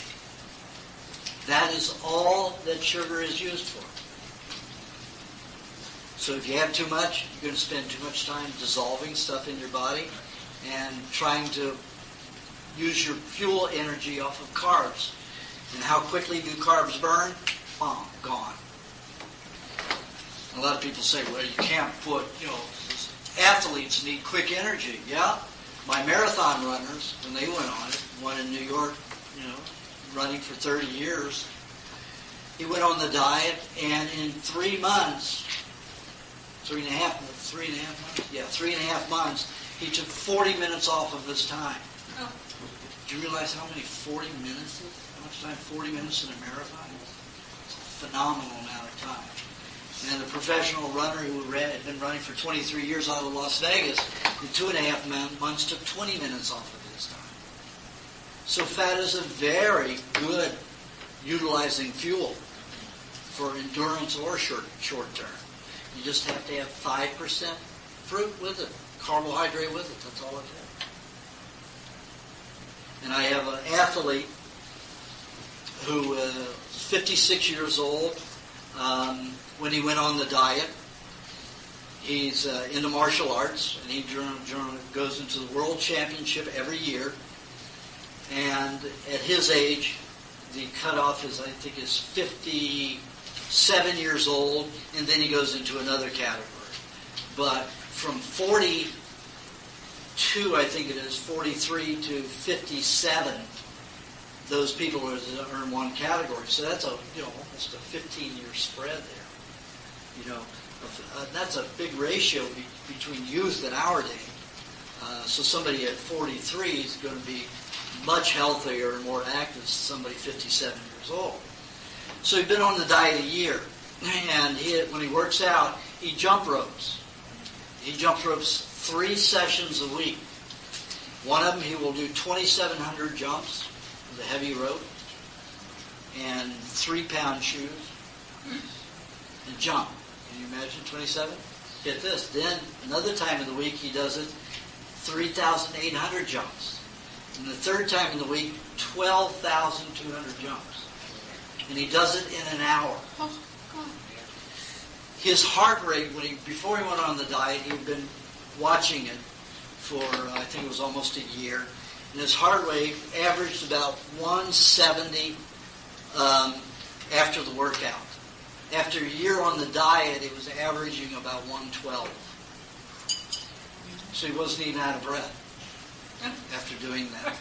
He went into the championships that year, and instead of coming in 30th, 40th place in his group, he came in 5th place. And everybody was 10 to 12 years younger than him. Very little carbs. Once a day. And all my athletes are like that. Fats are your key to strength. Take a look at your weightlifters. All fat. Your bodybuilders are all pumped up muscle, but they're not very strong. Schwarzenegger was because he used to eat a lot of raw meat in Austria. They ate a lot of raw meat and a lot of raw eggs. So he was one bodybuilder that was strong. But most of your weightlifters are all fat. It takes fat to have strength. So understand the importance of fat is to give you strength and energy. It's also to protect the body. If you don't have good fat in your tissues protecting your skin, what happens? The sun will burn you. It'll cause you to dry out, you flake, you have a problem.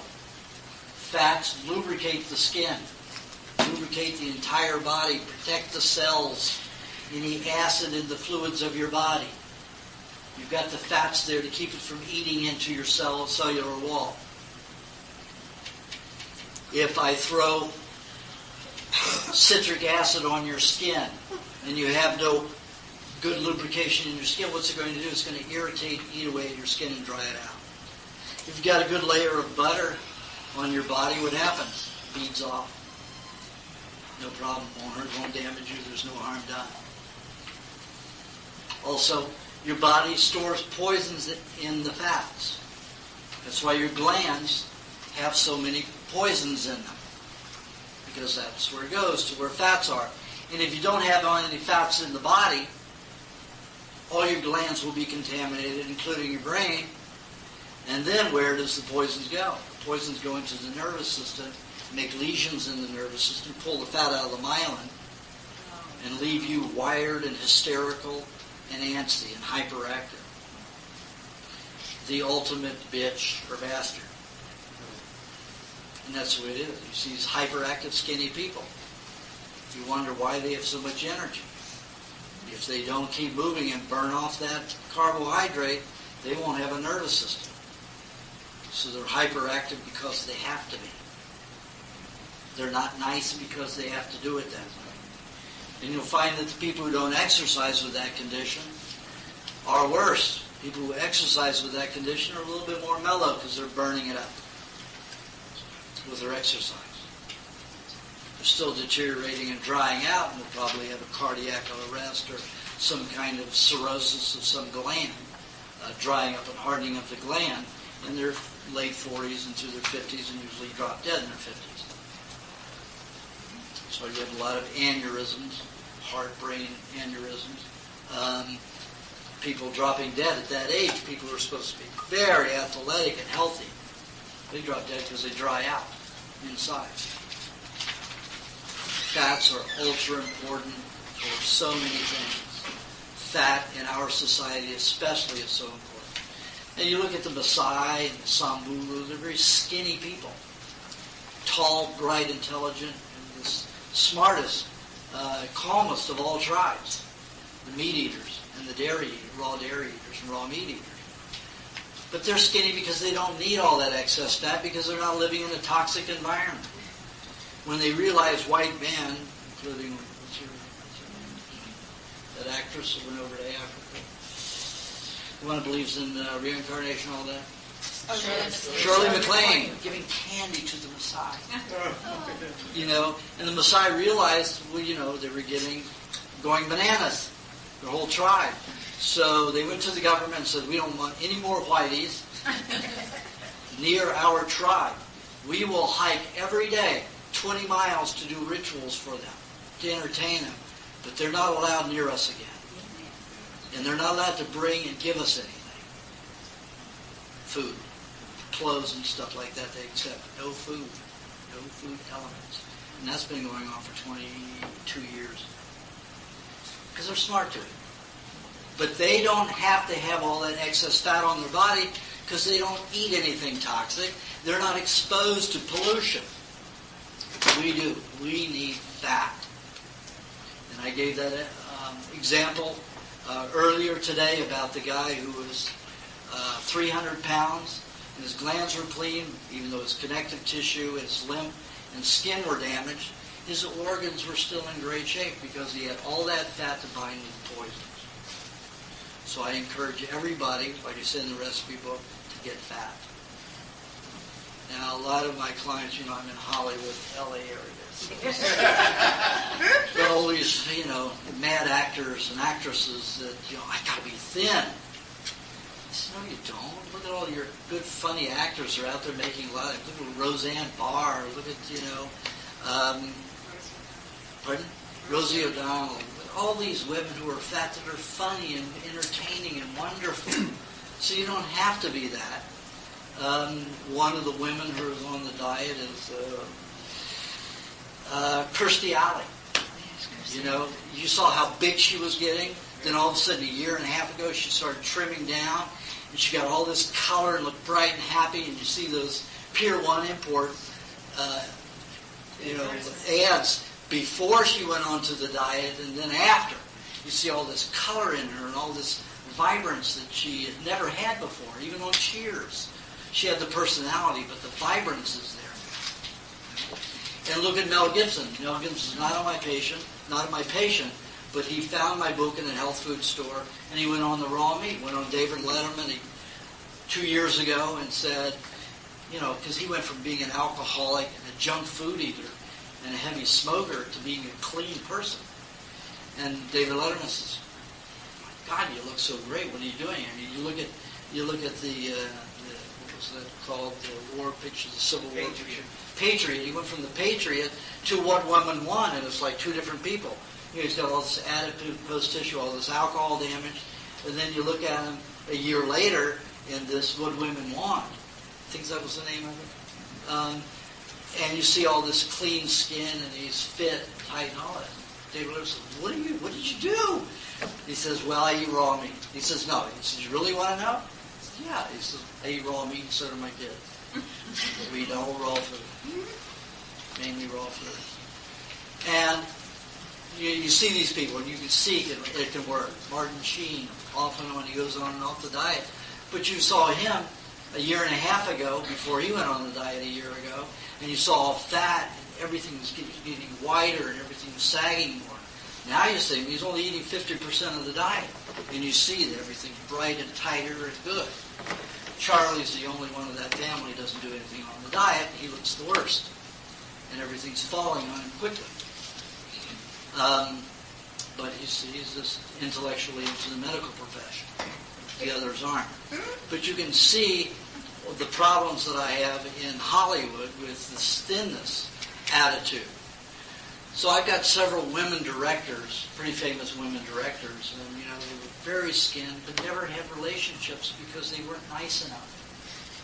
They couldn't be calm enough to be nice enough, so they didn't have relationships. And they're complaining, well, I have to be thin because I can have relationships. I said, what the hell are you talking about? You have had no relationships. So since you don't have any, get fat. Nobody's looking at you. And see what, So nobody's desiring you, so go ahead and do it. How long has it been since you've had a good relationship? Never had a good relationship. Well, get fat and see what happens. So one of the women directors who just won an award 2 years ago for one of her films, all of a sudden put on all this weight. And I mean, it was massive. She went into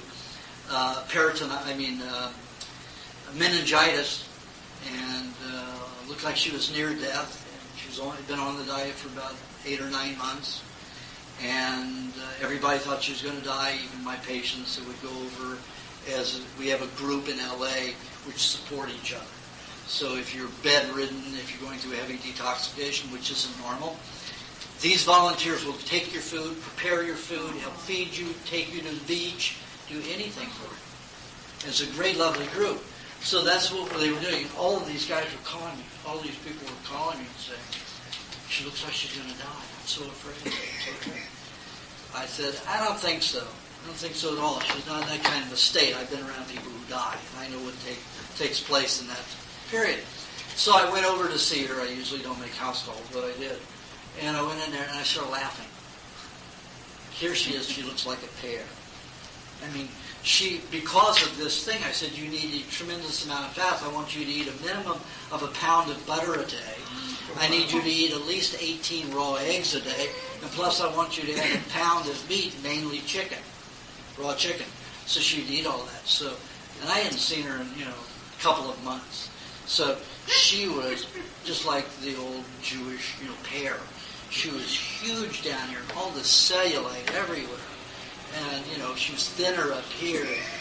And I started laughing because I was so happy to see her with so much weight. And I could see in her eyes were so clear. I knew that she wasn't even near death. She looked like she might, because of the way she distended and was so overweight, and she was so white-looking, and she was so weak and could barely breathe.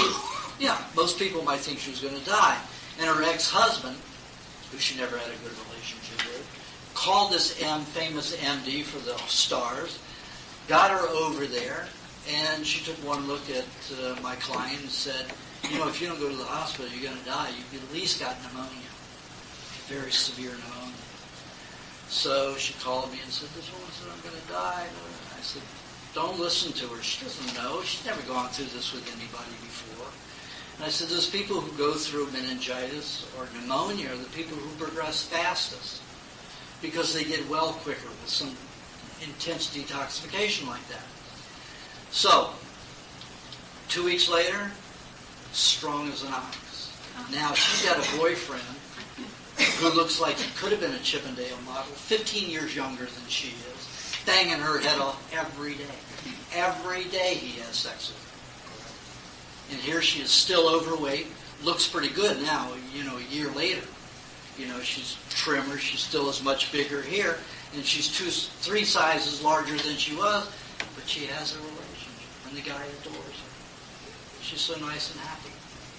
So all this bullshit about being skinny and never having a relationship, it's not working. Get fat and happy. Put on that weight, protect yourself. Enjoy it. more of you to love. And the men the same way. It works. Very helpful. So, I'm always pleased when I see people overweight. I say, oh, God, they have some protection. They don't. The poisons go right intracellularly. Set into the fat, they go into your cells searching for fat. First glands, where the fat is, the nervous system, and then just regular old cells. So you deteriorate and dry out quickly. Fat, the most important nutrient on this diet. And like I say in the first book, 80%, 60 to 75% of your diet should be fat, calorically. How much? 65 to 80% or 75% of your diet calorically should be fat. That doesn't mean, balance-wise. When I'm eating meat, I'll eat, volume-wise, I'm eating a pound of meat at one time. I'll have at least 8 ounces of fat with it. A mixture of like 4 or 5 ounces of butter with 1 to 2 eggs. Lots of fat. Lots of fat.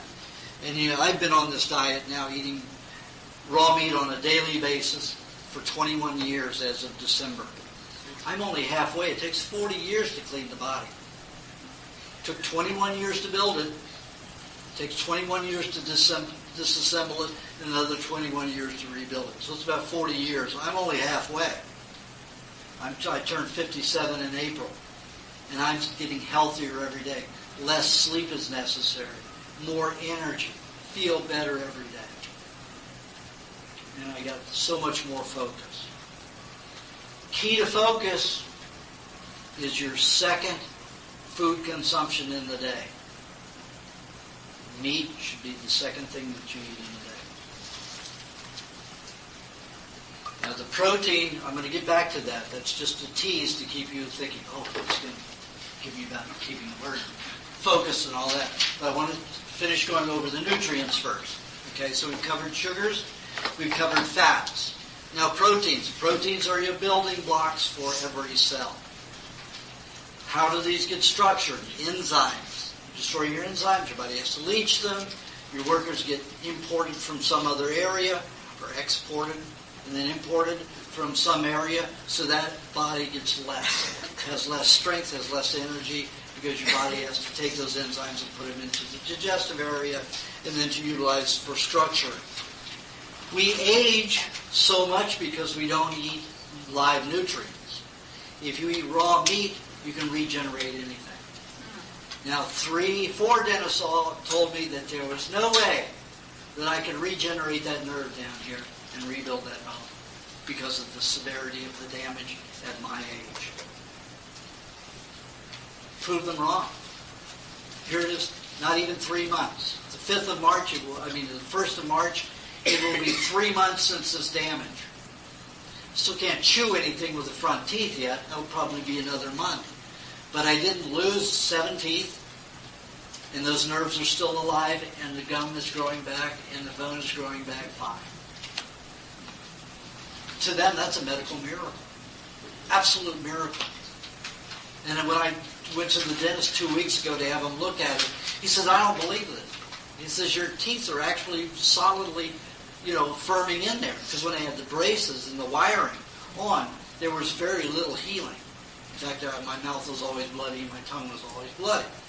But 3 weeks or 2 weeks of having the braces and the wiring off, it was healing that rapidly. You couldn't believe it. Raw meat is the only thing that can do that.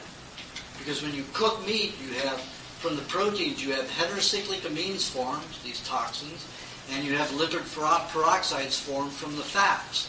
These are carcinogenic poisons as they collect and store in the body. Carcinogenic, that means they are cancer-producing toxins. So if you're eating this raw meat, you're getting the nutrient you need for cellular division, and that's how cells reproduce. They don't give off an egg or a little reproduction.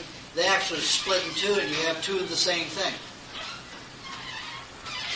Raw meat is the only thing that allows that after the age of 25 on a regular basis. Some people have human growth hormones that will reach them into 40 years old, but that's a rarity. Most people cease forming large amounts of human growth hormones when they're about 21. Some will go a little higher till they're 25, but that's usually the cutoff limit. And then it's nothing but you keep the cells you have alive, that's all you get. That's your bank account. You introduce raw meat and then say, hey, I can keep adding to my bank account. My bank account can grow. Get rid of dead cells and put on new live cells. It takes many years, but on this diet, it's the only thing that does it. That's why people in the Samburu, the Fulani, the Maasai tribes, and several others that eat raw meat, when they die, they're as healthy as they are when they were alive, as young children. And they just seem to just go to sleep. No disease. Like there's the time clock and that's it. At what age? Anywhere. Well, in Georgia, Russia, those particular people, the oldest one was 168. But averaged around between, I think it was 132 was the average, 132, 137. Is that present time? Pardon? That's the present time, not 1970 statistics? That was 1970 statistic.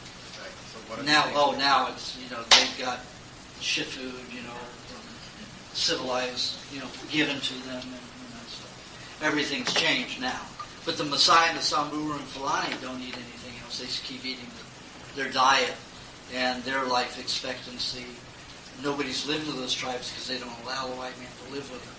There was one documentary person that lived with one division of the Fulani tribe, and they started cooking their meats a lot and started doing a lot from his exposure. So they got into fighting, they got into quarrel, they got into acquisition of properties, just ruined the whole tribe. They anglicized it. But those that don't have any disease, and their life expectancy is assumed to be about 140, 137. Can you imagine in the National Geographic article, I think it was in 1978 or 68, 73, 76, somewhere around there, a couple was married and together, I think it was 102 years, and they still loved each other. When you're healthy, you can be happy. It's easy to be happy. When you're unhealthy, it's very difficult to be happy. There's always something irritating you on the inside. And you're going to take it out on the people around you if you don't exercise. And sometimes even if you exercise, but most people who exercise don't have a tendency, unless you're really skinny, don't have a tendency to take it out on your loved ones and other people. But those who don't exercise and have high hormones, even if you're overweight, you will be a nasty person. Yeah. Are we going to take a break? Yes, in fact, we're getting very close. I'm getting to the last nutrient. This is the last nutrient because, the protein is the last one to cover, and then we'll take a break. You need to go, obviously. Okay. Hang on to this raid for about 3 more minutes. So, protein to rebuild the body, to keep cells alive, and to keep your cellular life growing instead of degenerating. So you don't end up like this at 90 years old. You end up like this. You're crossing the street the same way you did as a child. That's just cells alive in your body, the number of cells alive, and the health of those cells. Only raw meats can provide that. Only raw meats can provide this kind of healing, or the healing that my son did. And they said, we've had nobody ever come out of a coma with that much brain damage. I had him out with a coma in 22 hours. On raw foods and raw meat, he became a normal person and went to college. This is a person that was never supposed to come out of a coma and die. Does he still eat raw meat? Only when he gets very sick. He lives in Ohio around a lot of truckers. His stepfather was a trucker, and he just grew up in that element, and he's inclined to stay with it. I don't know why. So, he was put on Ritalin when he was 6 years old, and a psychiatrist, because he had ADD, hyperactivity. But a scientist showed me a report about a year ago that 78% of the people who are diagnosed as addicted to crack cocaine had been put on Ritalin as children. He's one of those. If he doesn't stay on the diet, and he goes off for a period of 6 months to 9 months, he's back on crack. So he hasn't been able to visit me in 6 years because he keeps going in and out of jail and on parole. So the only time I get to go back and visit him, he can't come up to get away from that element because he's stuck in it. The penal system works it that way, and he's into that. But as long as he follows the diet and the raw meat, he has no addiction. None. I only have one woman who's been on the diet 100% for 3 years and has a cigarette addiction. She's just now deciding to kick it. But most other people who are on any kind of addiction, when they go on the diet, easily, naturally, the addiction goes away. But for her, only one person. I'm just wondering if you ever worked with somebody like Christopher Reeves and trying to help. I have several, and it works, but Christopher's unavailable. Yeah, I've had 3. In fact, I've got one in New Jersey. The kid was born paraplegic, and he has Down syndrome, I think it is. Anyway, when they brought him to me, he was like this. His toes like this, his feet crunched up, his hand, and like this. Looked like a skinny little chicken. I think he was 16 years old, and he was 60 pounds. That's the way he'd been. He had stopped growing for, I think it was 7 years. He hadn't grown. So he went on the diet. He's only been on the diet 2 years. His hands are straight. His feet are straight. He has complete use of his left hand, so he can turn on his recorder. He can talk now. And, he still is going like this. And he still doesn't have full control, but now his hands are open. He can use them. The right hand isn't as operable. But, I've had him up to 130, 160 pounds. Now grows a beard. The doctors, the MDs, are even writing raw meat prescriptions so the mother doesn't get in trouble. They see the progression in this child that they've never seen before, and they are bedazzled. So it works even for congenital. Just have to have the patience. And this stepmother, this is a stepmother. She spends her whole life working with this child. What a devotion. It's amazing. And the child eats Facomat. And loves it. Yeah. All that bacteria, they help him grow. All that he was deficient in for all those years. But the fecal matter just tastes like overcooked vegetables if you like to cook vegetables. It's the smell. I hated cooked vegetables, so neither way do I like it, but I still eat it occasionally to help introduce more bacteria into my system. Okay, we're going to take a break. Let's get started.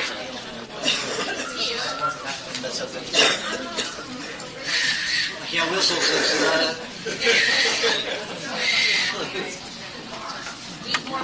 my whistler was destroyed in Bangkok. There we go. My whole mouth is restructured. Well, I used to have a Tennessee accent. Accident. I got mugged in Bangkok. You weren't here for that. No. I'm not going to go through it again.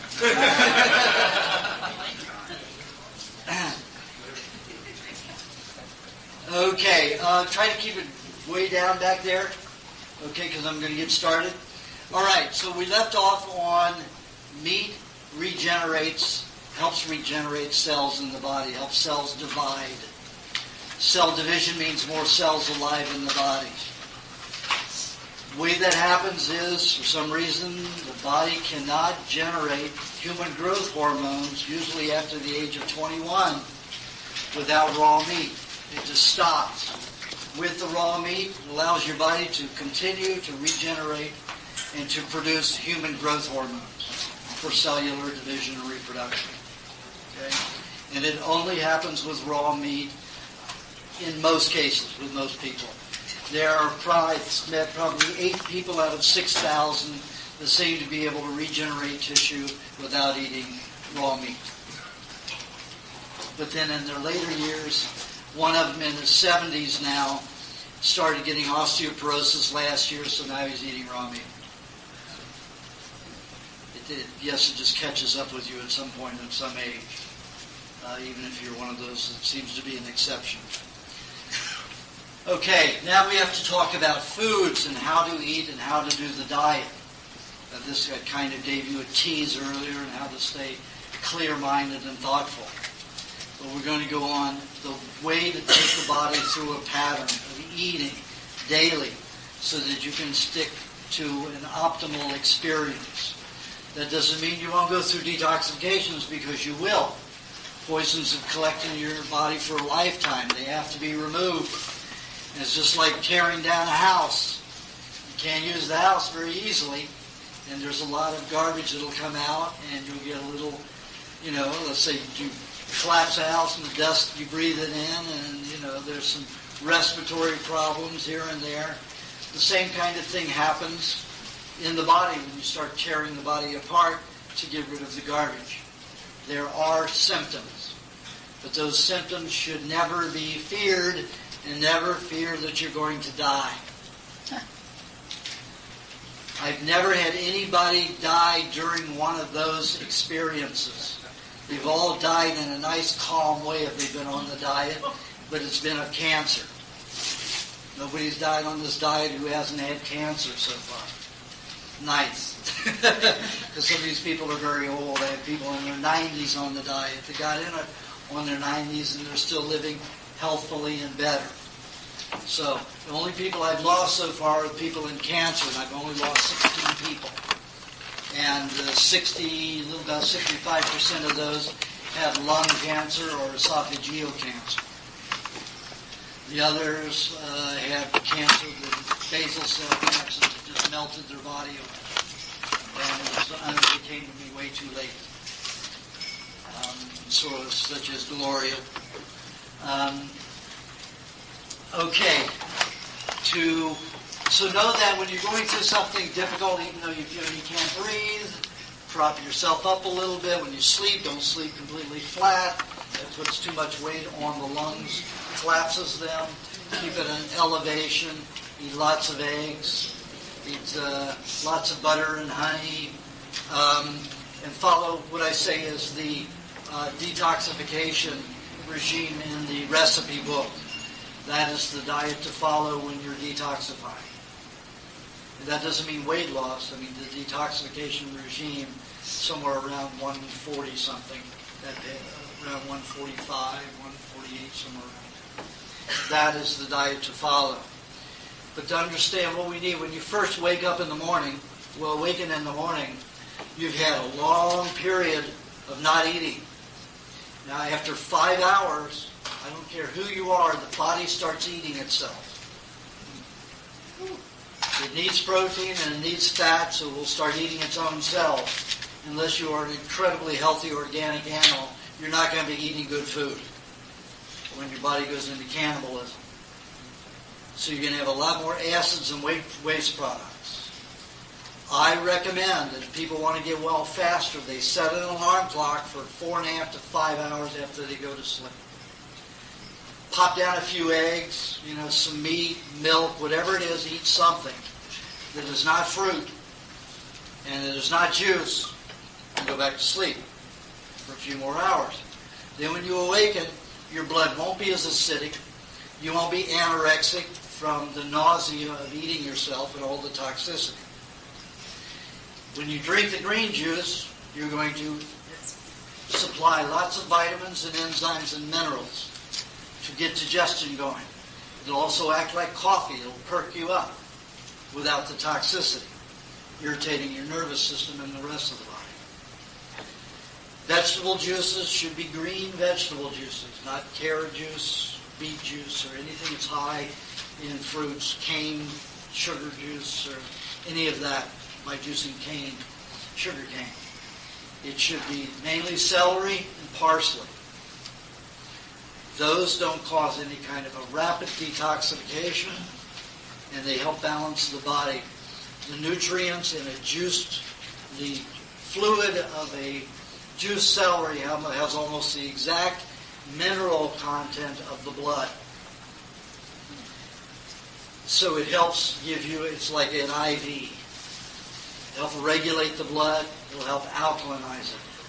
The parsley, and that should be anywhere from 10 to 20% parsley. The celery can be from 80 to 90% celery, the juice. So the parsley has lots of chlorophyll, vitamin E, and vitamin D, and a lot of other substances in it. It helps alkalinize the blood and vitalize the entire system. Helps you absorb oxygen, chlorophyll. If you have a respiratory problem, have a higher ratio of parsley to the celery. If you have congestion at a particular time, more parsley. And that will help. If you want to use another herb or vegetable in it, usually never more than 7%. I like to keep it around 5%. If you're using kale, no more than 5%. If you're using carrot juice, usually no more than 5%, but some people with bile problems can have up to 10%. But celery and parsley should be your main juice, your main blood. Now the reason you don't want whole vegetables is because, like I said earlier, we are not herbivores. We cannot digest the pulp from vegetation. And vegetation is root, stalk, and leaf. Root, stalk, and leaf. That's what vegetable is. Not a cucumber, not a zucchini, not a tomato. Those are fruits. Bland fruits. Low in carbohydrates. If you eat a raw whole salad, it's going to over-alkalinize your intestines. And if you over-alkalinize the stomach and intestines, what happens? You don't digest any of your other foods. You don't digest the milk, the eggs, the meats. You have to have an acid environment in the stomach and intestines for proper digestion on this diet, for proper digestion for the human body. So if you eat a whole salad, you're going to interfere with that, because all the alkaline juices are going to keep secreting as you slightly digest the vegetable matter as it goes through your intestines. And if it happens in the bowel, it completely neutralizes the E. coli, the place where you synthesize B vitamins and amino acids. So it's a defeat. Some people have such an acrid small intestinal tract that I will suggest that they have whole vegetable salads occasionally, but not very often, maybe once a week. And it has to be the last meal of the day. So no acid food comes behind it for at least 5 hours. It's best to have juice, because then it's absorbed by the time it leaves the duodenum, so it doesn't get into the intestinal tract to alkalinize it, so it stays acid. What we're after is the blood alkalinizing. If you have an acid blood, there are many different symptoms for that. Nausea, anorexia, repulsion toward meat. Because you won't be able to digest the meat. So when you take it into your mouth, your body goes, oh, I can't handle this. I'm too alkaline. I won't digest it. I'll get nauseous. Same thing happens with eating too many carbohydrates. Fruit eaters have a very difficult time having an appetite for meat because they get too alkaline in their digestive tract. It damages the intestinal flora and the ability to manifest acid flora. Spoils digestion. So the juice, 8, 12 ounces, sometimes if you're a real big guy, 16 ounces of juice the first thing in the morning.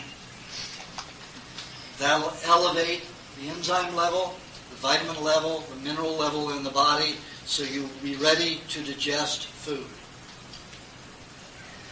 It will also wake you up, get you moving, get your system going. Especially if you haven't gotten up after.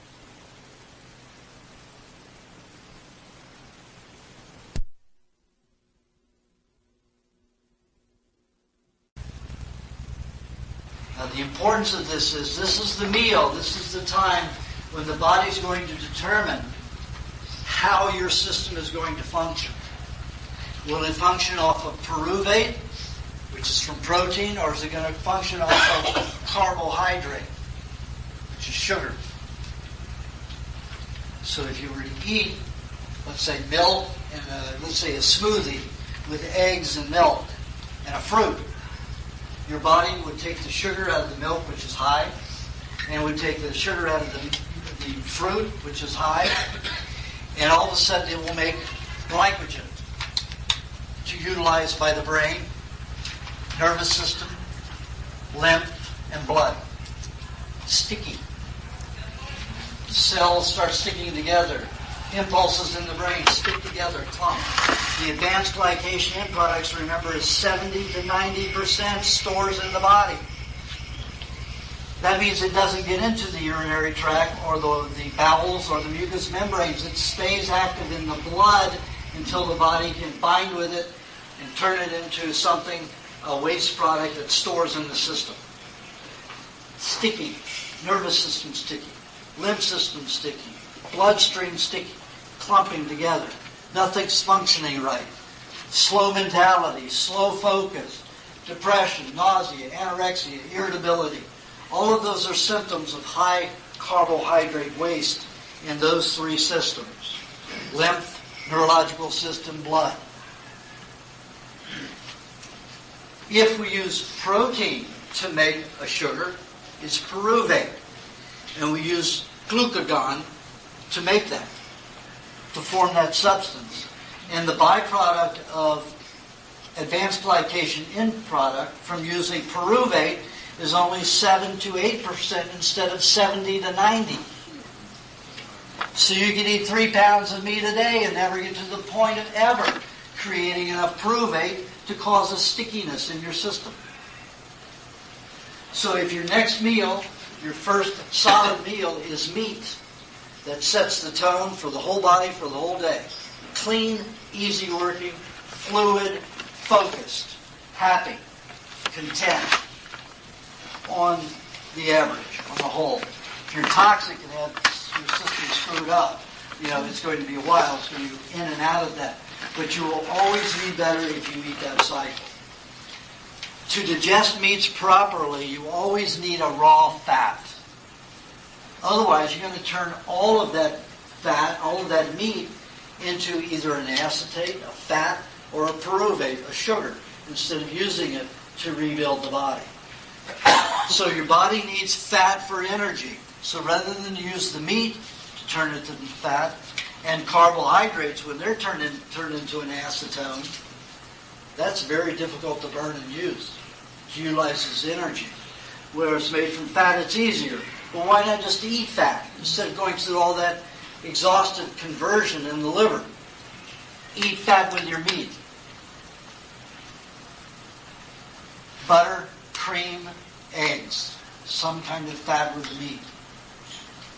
That way, every bit of that expensive meat that you buy is going to go about 15% toward making the pyruvate and the other 85% to regenerate cells in your body, to help you divide cells so you become more alive and healthier. Also, it will be used to rebuild and restructure cells that are already alive. Unless your body's making it into a sugar, all into a sugar, or all into a fat to utilize as energy. So if you eat fat with that meal, you won't have to worry about that. How much? I say a minimum of 3 ounces of fat with a half a pound of meat. Now, if you're a high active person, high energy person with no sugar problem, then it's good to eat 2 meat meals a day. First thing, first thing after the juice in the morning, and somewhere between 6, 7:30 at night, 5:30, 7:30 at night. Can you use flax oil for the fat or stone pressed olive No, oil? I'll get into that. Yeah. Remember, save your questions. Okay. But write them down. Okay, just in case I don't hit it. Okay. So, animal fat is the most important.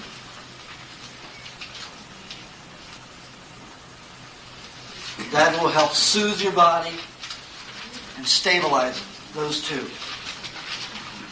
Now, the cream is best to soothe the nervous system.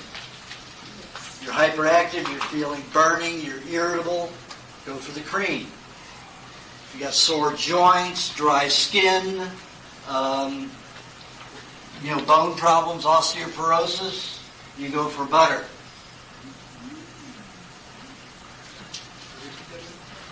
Pardon? If you have dry skin, achy bones, joints, you go for the butter. Dryness anywhere. You have signs of MS, butter is the most important. And if you have what I call the lubrication moisturizing formula, that gets the lubrication into the body the best, whether it's skin or any other part of the body. Now, I give two names for that. Lubrication moisturizing, because men like macho, lubrication. Women like moisturizing. So I give it two names. Because it has to be appealing. And that is a combination of mainly butter with a little bit of lemon juice and a little bit of honey and eggs. That is an incredible lubrication, moisturizing formula. It gets into where you normally can't. If you eat butter alone, or if you eat cream alone, it mainly goes to the glands and organs, and the skin and bones, joints, skin never see it. Connective tissue will never see any of it. When you take a moisturizing lubrication formula, it is almost pre-digested fat, so the liver takes it and can dish it out, throw it out to the system quicker than it can be absorbed by all the glands and organs. So it reaches those outer areas of the body. And that's the only one that will do it. It took me 8 years to figure that one out. Because people they're eating all this fat, and they still have dry skin and achy joints and bones and problems. Until I figured out how to get it passed so quickly into the body that bypassed not bypassed it, but it didn't allow the glands and organs to absorb it before it was all gone. It's like having an orphanage, The bigger kids take it all, the ones closest to the food. The other kids don't. The weak ones on the outer side. So basically, that's a good analogy so you'll understand it. So the moisturizing lubrication formula, moisturizing formula, is an important element in the diet. So starting off, I usually will recommend that people make a lubrication moisturizing formula, big batch of it, and then have half of it with each meat meal. And then you will get healthier faster. If you are a person who's a diabetic or has hypoglycemia, it's best to eat 3 meat meals a day. So I recommend a minimum of a pound of meat a day if you're anywhere from 4'11" up. If you're 5'8" more, then you should be having more than a pound. If you're up to 6'2", you should be having 2 pounds a day. 6'5", you should be having 3 pounds a day.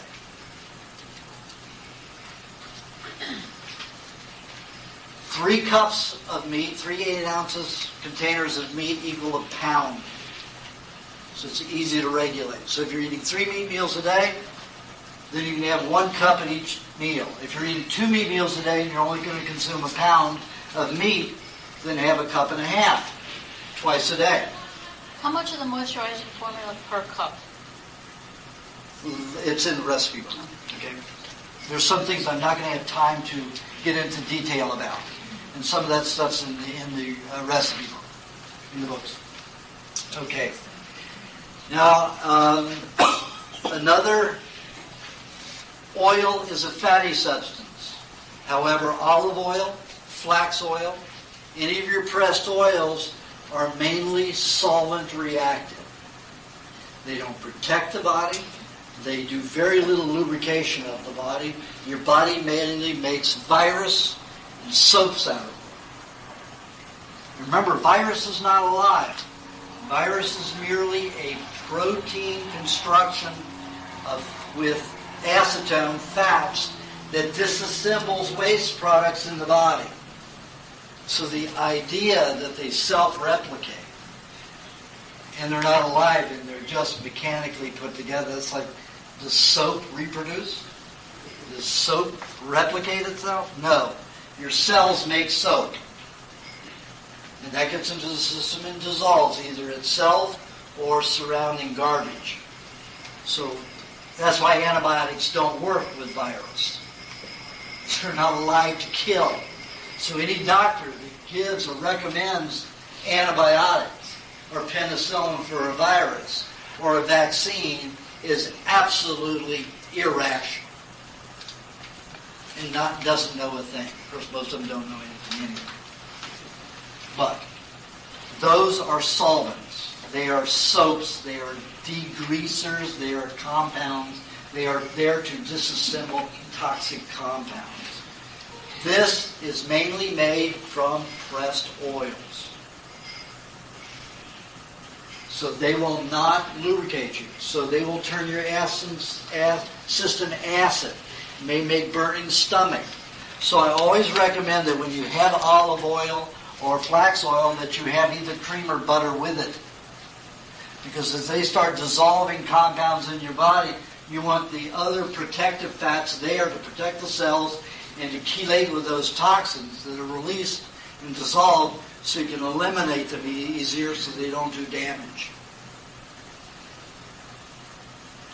So if you make a mayonnaise and you make it with olive oil, make sure you use lots of butter in it. A lot more butter and just a little olive oil.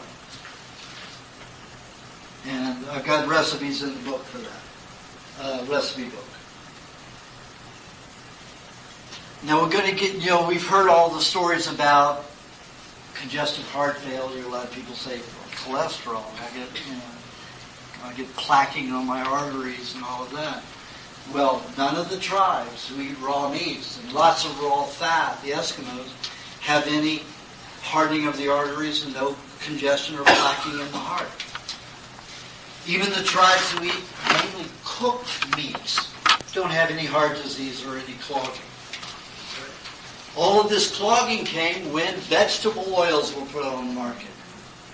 Safflower oil, margarines. Because they turn into plastic once they're hydrogenated in the heating at high temperatures. In fact, plastic was discovered because somebody went to sleep during hydrogenation and heating process with some margarine and they ended up with a plastic. And that's how it was created in the late 40s. And then they just kept experimenting until the 50s. They found they make even harder materials once they added other chemicals. But if you take even raw vegetable oils and you put them with dirt and let them sit for a year, guess what you have? Rock. If you take animal fats and you put them with dirt, it molds and turns into earth and feeds the earth again. So don't be afraid of hardening of the arteries and congestive heart failure if you're eating raw animal fats. It doesn't happen. It's a myth. And there's a scientist called that wrote a book called The Cholesterol Myth, and I give him reference in the recipe book if you're interested in that. So, the animal fats are the most important, and if you have a problem, you negotiate it as per what you need. If you have glandular problems, neurological problems, the cream is the most soothing. Acid burning, anything like that, cream. Everything else, mostly butter. Because the liver, when it takes in cream, it has a hard time digesting it. It has to take it and make it into butter. And it uses lots of enzymes to extract that whey. Now the whey is good for the nerves and helps carry the fat molecule to the nerves. Once the whey is gone, the liver can even handle it quicker because it doesn't need all those enzymes to do that. So it can spill it out into the system. But then your organs will take it all before it gets to the outer tissue, and that's why I say the lubrication formula is necessary. Moisturizing lubrication formula is necessary to do that.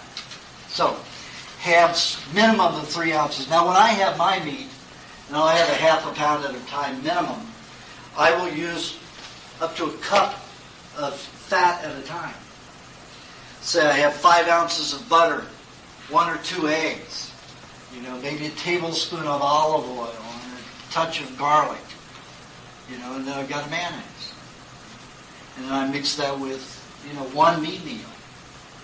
And, I usually make a 16-ounce container, so I have about 3 meat meals divided up into that. So you can make big batches of sauces as you would like. Just remember that if you use egg in that sauce, do not refrigerate it, because that lowers the enzyme activity and digestibility. You can refrigerate other products, other mixtures and sauces to keep them longer, as long as there's no egg in it. If it has egg in it, you leave it out. It can be out for days. I've had sauces with egg in it, like garlic sauce, that's lasted for a couple of weeks outside the refrigerator. I eat it sooner than that, but just to experiment, I have left sauces out to see how long they will last with egg in them outside of the refrigerator. What about salmonella? We talked about that. Yes, we did. We talked about that. Those are friendly. Those are your friends. You want them as much as possible. Gee, if you've forgotten, those are your good guys. They'll help you prevent getting cancer and reverse cancer. All of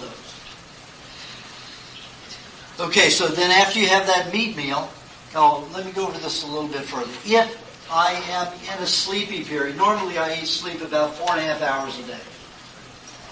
3 to 4 hours at a time, and then a nap anywhere from 10 minutes to an hour and a half at a time, at a day.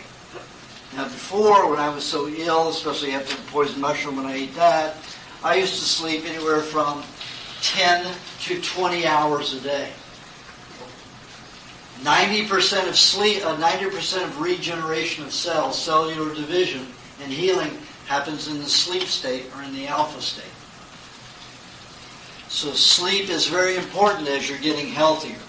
I'm at a point where I don't need as much unless I go into a healing state. Then I may sleep up to 6 hours a couple of days in a row, and maybe even one day of 8 hours or 10 hours in that day. Not all at one time, but I'll feel sleepy and I'll take advantage to do it. But when I do that, I say, aha, I'm going through a healing state, I need more protein. So I'll eat up to 3 pounds of meat on those days. And I find that the healing is much more acute during that time, the more meat I eat. I get stronger, healthier, more vibrant. So I take full advantage of it. I am a health opportunist. So when the body gets sleepy, I will stuff it with meat and eat less of other foods. Eat less milk. Milk does not help you regenerate cells. Eggs do not help you regenerate cells. Raw meat does. So I lower my intake of milk and I lower my intake of eggs during that time, and I eat lots of meat. Sometimes I've eaten as much as 5 pounds in a day. Wow. And I take full advantage. You do that too. If you get sleepy and you're sleeping more, cut down on those other foods and eat more meat. You will heal faster. You will be stronger quicker. Okay, after that first meat meal, for you hyperactive people and people who are pretty stable in energy, and everybody and all those who aren't, those who are sugar type, overweight, and have more alkaline systems. Next, have a cream shake. Now realize when you get the meat into your system, you're going to start replacing cells. That means some toxic cells are going to create an acid condition in your body. You want enough fats in there to soothe your tissues, to make sure that the nerves don't get irritated. So a cream shake is either equal amount of cream to milk or more cream than milk. An egg and a little honey. So a normal average, for everybody would be 2 eggs, 3 ounces of cream, 2 to 3 ounces of milk, tablespoon of honey. You're a big guy, 5, 6 eggs, 5 ounces of cream, 4 ounces of milk, 1 to 2 tablespoons of honey. But nothing lower than what I gave. Maybe 1 egg for some people if they're very small. with the same ratio of cream to milk and honey. Unless it's too sweet for you, then cut it down to a teaspoon of honey. It's too sweet.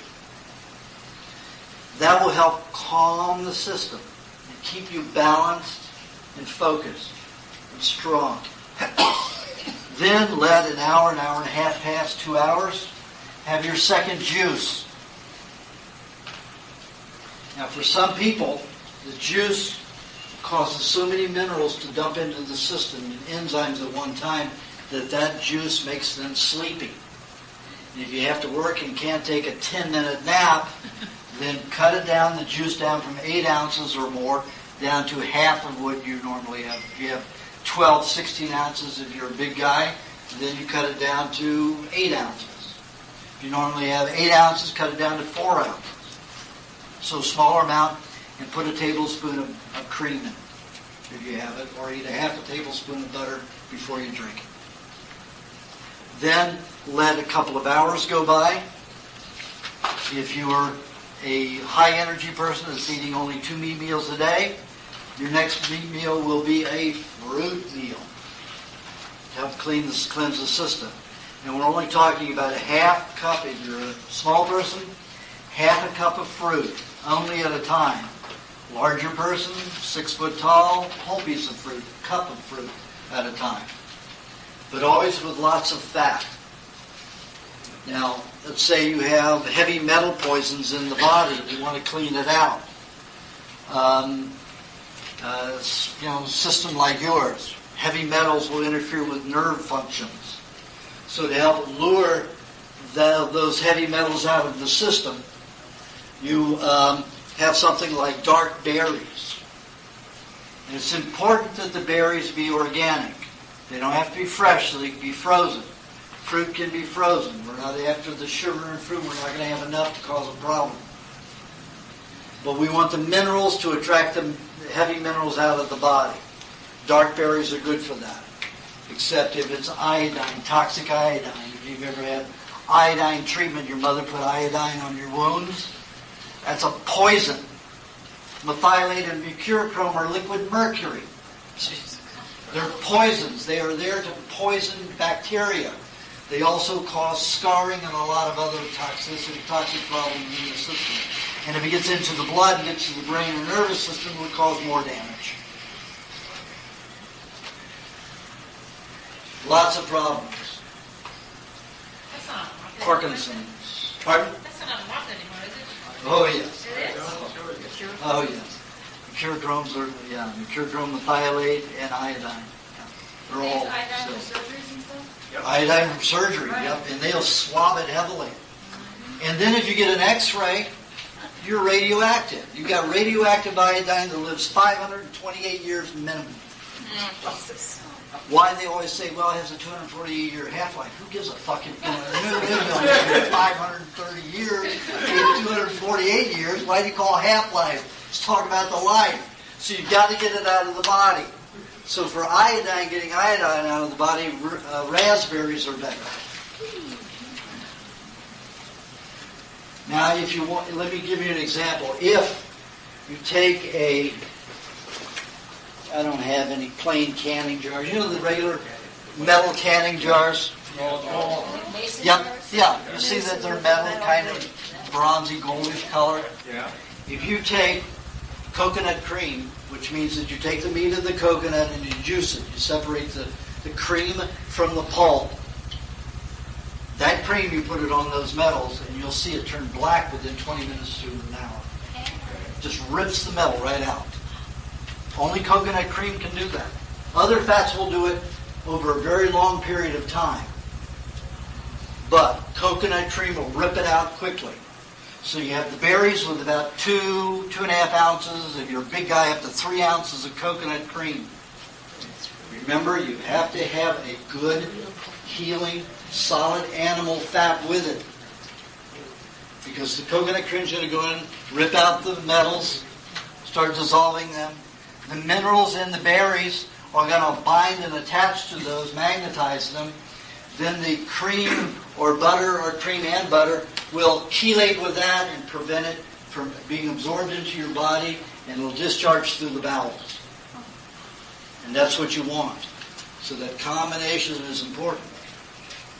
I mean, you can have the berries with just, cow's cream, whipped cow's cream, a little butter, and a little honey. That's fine. But it won't rip the metals out as quickly and as much as if you had coconut cream with it.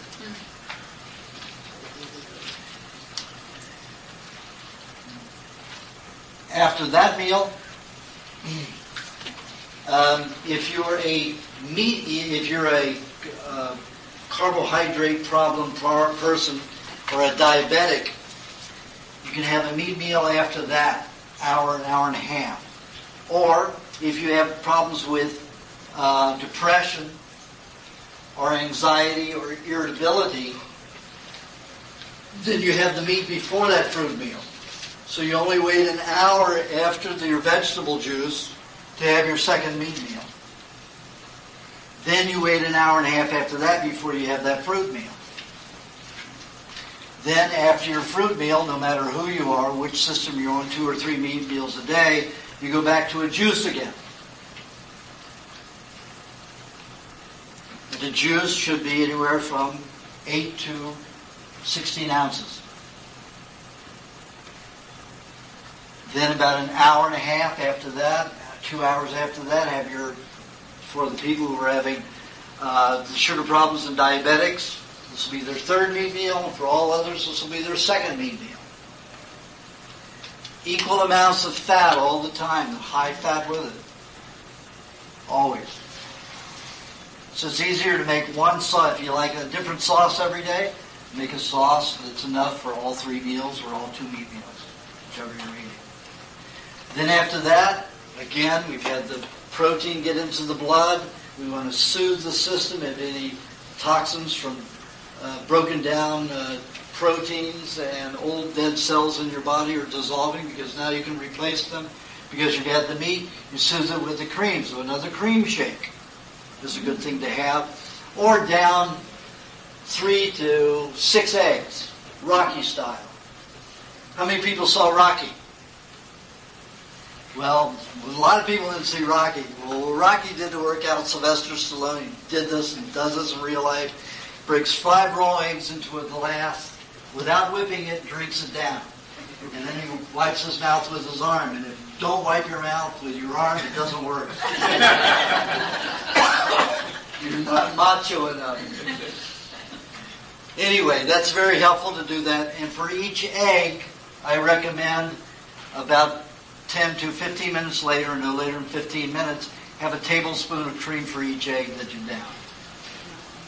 What that does is, the egg will help pull out certain substances and help you utilize certain substances. If the cream follows it, the cream will be there to arrest or help any activity that's going on, especially in the nervous system. If you have them together, it doesn't quite work the same. But it's still okay to have that cream shake. If you want to detox more, get a little bit stronger in the muscles, have the eggs and then the cream afterwards. How far afterwards?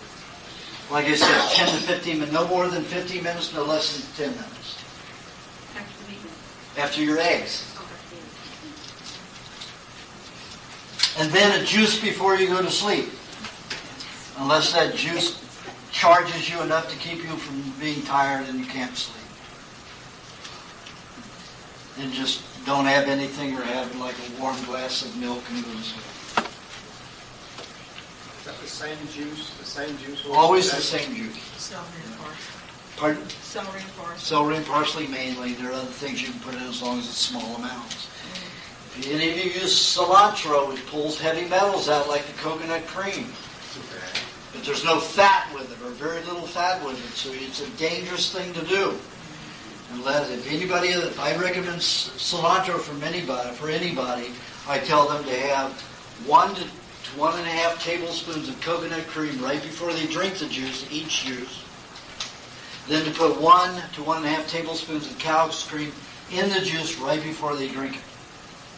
So again, you have the coconut cream to rip the metals, the minerals from the cilantro to bind with that, and then the cow's cream to bind with that.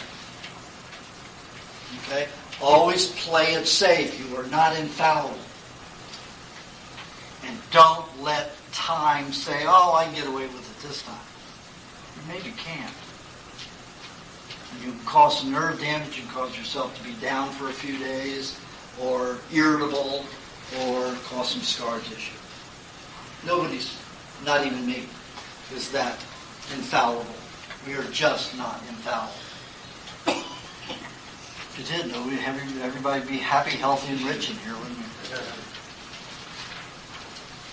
Okay. That's basically the routine. Now, there's one thing that comes up. People crave starches. It took me a long time to figure out why people still crave starches. Usually they're very satisfied with everything on this diet, but all of a sudden this raging monster that wants pasta or breads or something will come up and make you crazy. Bananas. And I've always wondered what it was. And then one of my patients named Elnora Van Winkle, who was almost a 50-year researcher, she about 47, 48 years of research for Millhouse or Labs at New York City Medical Center. She cataloged for all those years what nutrients and what compounds and what chemicals made up the nervous system, including brain. Every one of them. Can you imagine deciphering all those and naming them and cataloging all the properties of the nervous system? That was her job for 40-something years. She said that when you have an emotional upset, when it has nothing to do with anything related to experience in your life, that she found these waste products that happen during trauma. Your body builds certain hormones during trauma, neurological hormones. And there are waste products that are part of that. And they store in the body like any other waste products, unless you're incredibly healthy and you're on an incredible diet. They won't store. But in everybody they do. So when she found people going through these emotional upsets where there's nothing directly causing that in their life experience, she found these waste products in their blood. So let's say you get upset at your husband because of no reason. And then you may have had this traumatic experience with your father when you were a kid, and those hormones, byproducts stored in the body. Starches are the only things that can attach with those. Just like coconut cream has an affinity toward metals. Starch has an affinity toward these hormonal byproducts. So in the first book, those who've read it and those who haven't, I mentioned breads, pasta, simple breads, French bread, stuff like that with lots of raw fat on it to handle that problem. And only when you have that problem, just a little with lots of fat.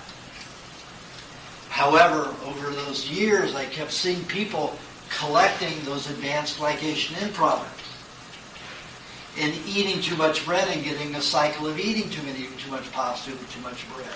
So it was causing imbalances. So I finally figured out a formula that was with raw food, and that's the nut formula. It's taking soft nuts, walnuts, pecans, sunflower seeds, hazelnuts, which are also called filberts, and pumpkin seeds. Almonds are too hard to digest. Forget those. All the other nuts. If you can get completely raw macadamias, that's fine. Pine nuts is okay. But remember, if you have low energy, you have tiredness, and your thyroid isn't working, do not eat pine nuts because they cause a suppression of T3 and T4. Thyroid activity, hormonal reaction. So, you can take those nuts, you can blend them until they are a powder, a flour. Add egg, butter, and honey.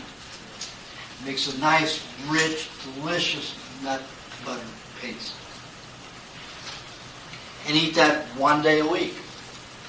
If you're a basket case, 2 days a week, but never closer than 3 days apart. And that is your balanced diet, and it will work. It works for everybody. Now, if I do a reading for you, I'll be able to choose fruit for you. It's a little bit better. I'll be able to direct you toward what you need to detoxify. Also, other practices like bathing and certain kinds of massages that will help your particular system clean out better. And I want to say this about massage, whether it's reflexology or whether it's Swiss or any of them, most of them cause damage. Just think, you've got a dried connection. Okay, something solid, hardened, plaque, and brittle, and you go in like this, and you're breaking it up. You're breaking that tissue. You're causing a lot of bruised area, and you're causing a lot more toxicity.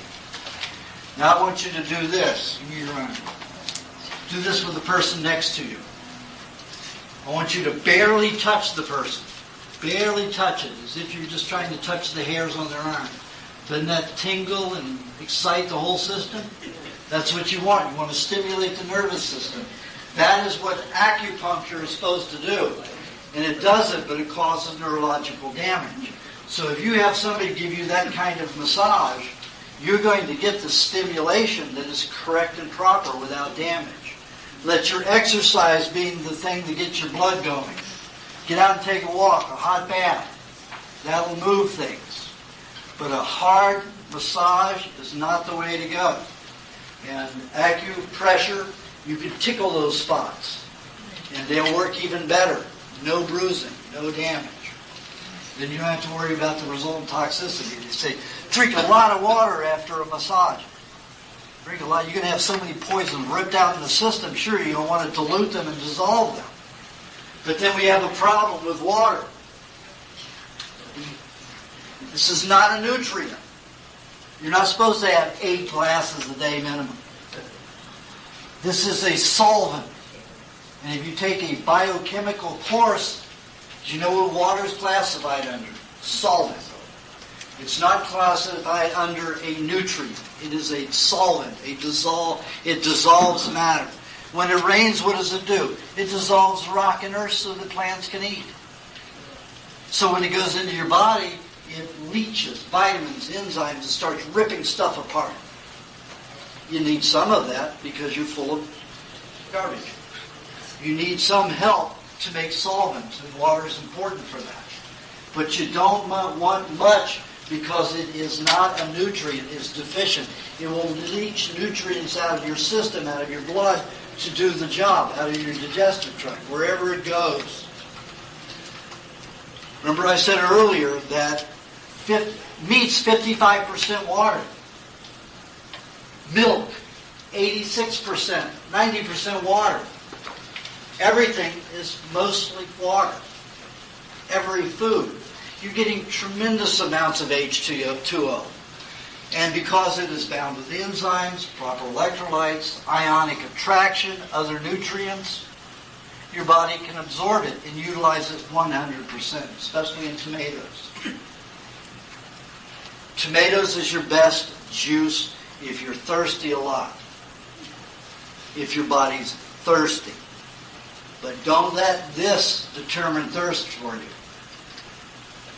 This is the only main network for discharge of poisons and toxic cauterized minerals from cooked foods from the brain. They come out the teeth, causing plaquing on the teeth. Those are minerals from your brain from cooked food. Plaquing on there. From your brain, your eyes, your ears. Coming down here, out your mouth. The coating on your tongue, very important to have. Don't go with the Chinese Ayurvedic system. A coated tongue is a happy tongue if you're discharging those poisons. I'd rather them come out through the tongue than I would out the teeth and the gums. Also, the salivary glands will discharge it. Those are good symptoms, not bad. So you want to discharge. So as those poisons are dumping, you need to have nutrients to deal with it. Water will help wash some of it out, but it's going to rip nutrients with it. If you're eating raw foods, you've got lots of H2O, 100% utilizable intracellular. If you're having water, I don't care if it's the best water in the world, including rainwater, it will be only utilized 8 to 10% intracellular. The rest will be used to dissolve. And what's it going to dissolve? Whatever it gets into. The good and the bad. So you can regulate it by eating food in water that is properly connected with nutrients in food.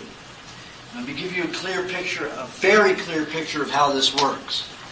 Here you've got a cell. They're mostly triangular shape. They always make them round for some reason. But here's your cell. It has 1 or 2 ions inside of it. And when it wants food, it will open. And when it opens, it attracts magnetically minerals that are in the blood, in the serum. And let's say you have a potassium ion. It could be carrying a sugar molecule, a glycogen, or a pyruvate, or some other nutrient. Sodium often carries H2O, but it also carries other nutrients. So when that cell decides, oh, there's a nutrient I want, opens up, these 1 or 2 ions inside will attract that ion and bring the nutrient with it. It eats. Cell's happy. Got what it wants.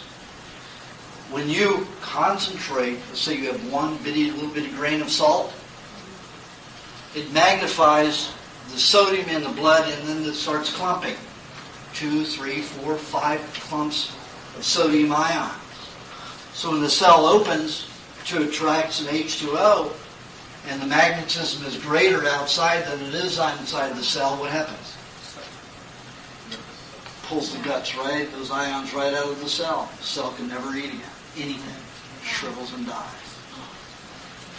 And salt does that? Salt does that, yes. I don't care if it's Celtic salt, no matter what it is.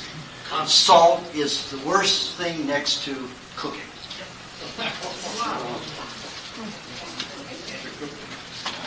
If you need high sodium, you eat tomatoes. Tomatoes are very high in sodium that will not clump unless you cook it.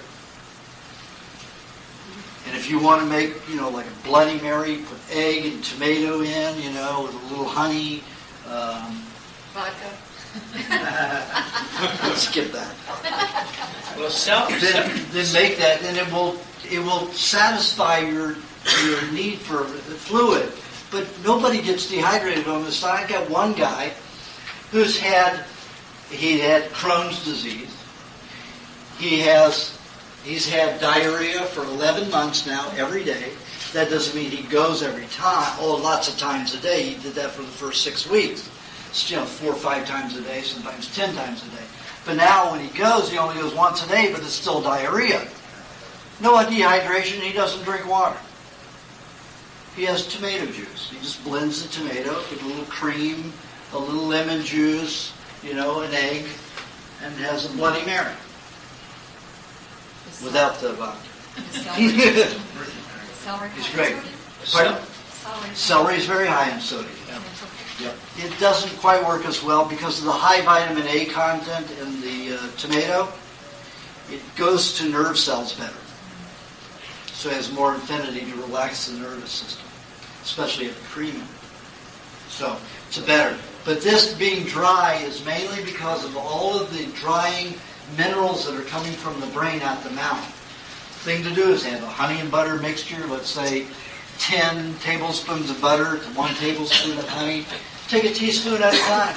Keep it around in the mouth. Because you're delipidated here. This dryness here does not mean thirst. Does not mean an H2O deficiency. It is a fat deficiency. A lipid deficiency. Because the brain is the most toxic element on anybody's body. It has more metals than any other part of the body. Toxic, toxic, toxic. That's why I think the brain is so big in the humans, because it's a garbage pit. It has to be big to handle all those heavy metals from cooking foods. And that brain probably developed. The more we started cooking foods, the bigger the brain got to handle all the garbage. Because, 60,000 years ago, in the skull, the brain was much bigger than an ape's or a monkey's. And they did very well. Here we've got this great ingenious brain, but it's all full of garbage. And we're not using it very well because we certainly aren't in tune and not, taking care of pollution. We're creating it. We're not ecologically running it properly, our system. And take a look at the body itself. You got bacteria and parasites which help you break down toxicity, like vultures and crows. Everything's geared toward recycling except the human brain, probably because it's too toxic with heavy free radical metals running around in it and an unhealthy body. The tribes who eat raw all their lives, completely in harmony with nature. So does the American Indian, completely in harmony. We aren't. But we can take care of all that pollution by eating properly in ourselves. I lived, in Los Angeles. I live in Malibu, but living in, it's a pit, as far as, air pollution goes. And I was rarely harmed by it. Permanently, I could feel it, and, bother my lungs, but I was eating to be able to handle that toxicity. So you can deal with the toxicity on a good diet. This diet handles it pretty well, depending upon your present state of health. I mean, if you're completely debilitated and pretty much near your end, then it's going to then pollution will affect you more. It'd be better off to get off into a better environment until you get well enough to do, doing this diet, then your included area won't bother you as much. Be able to handle it. Okay, now we're going to get.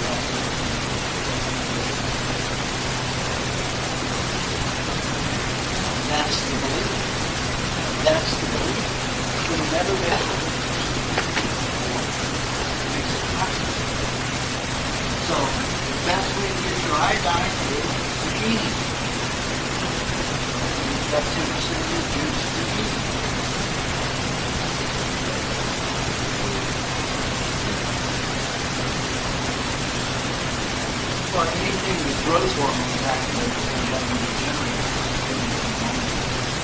If you want to, let's say, have a cell that is a little bit younger and has more energy to it, vitality, then go for a younger.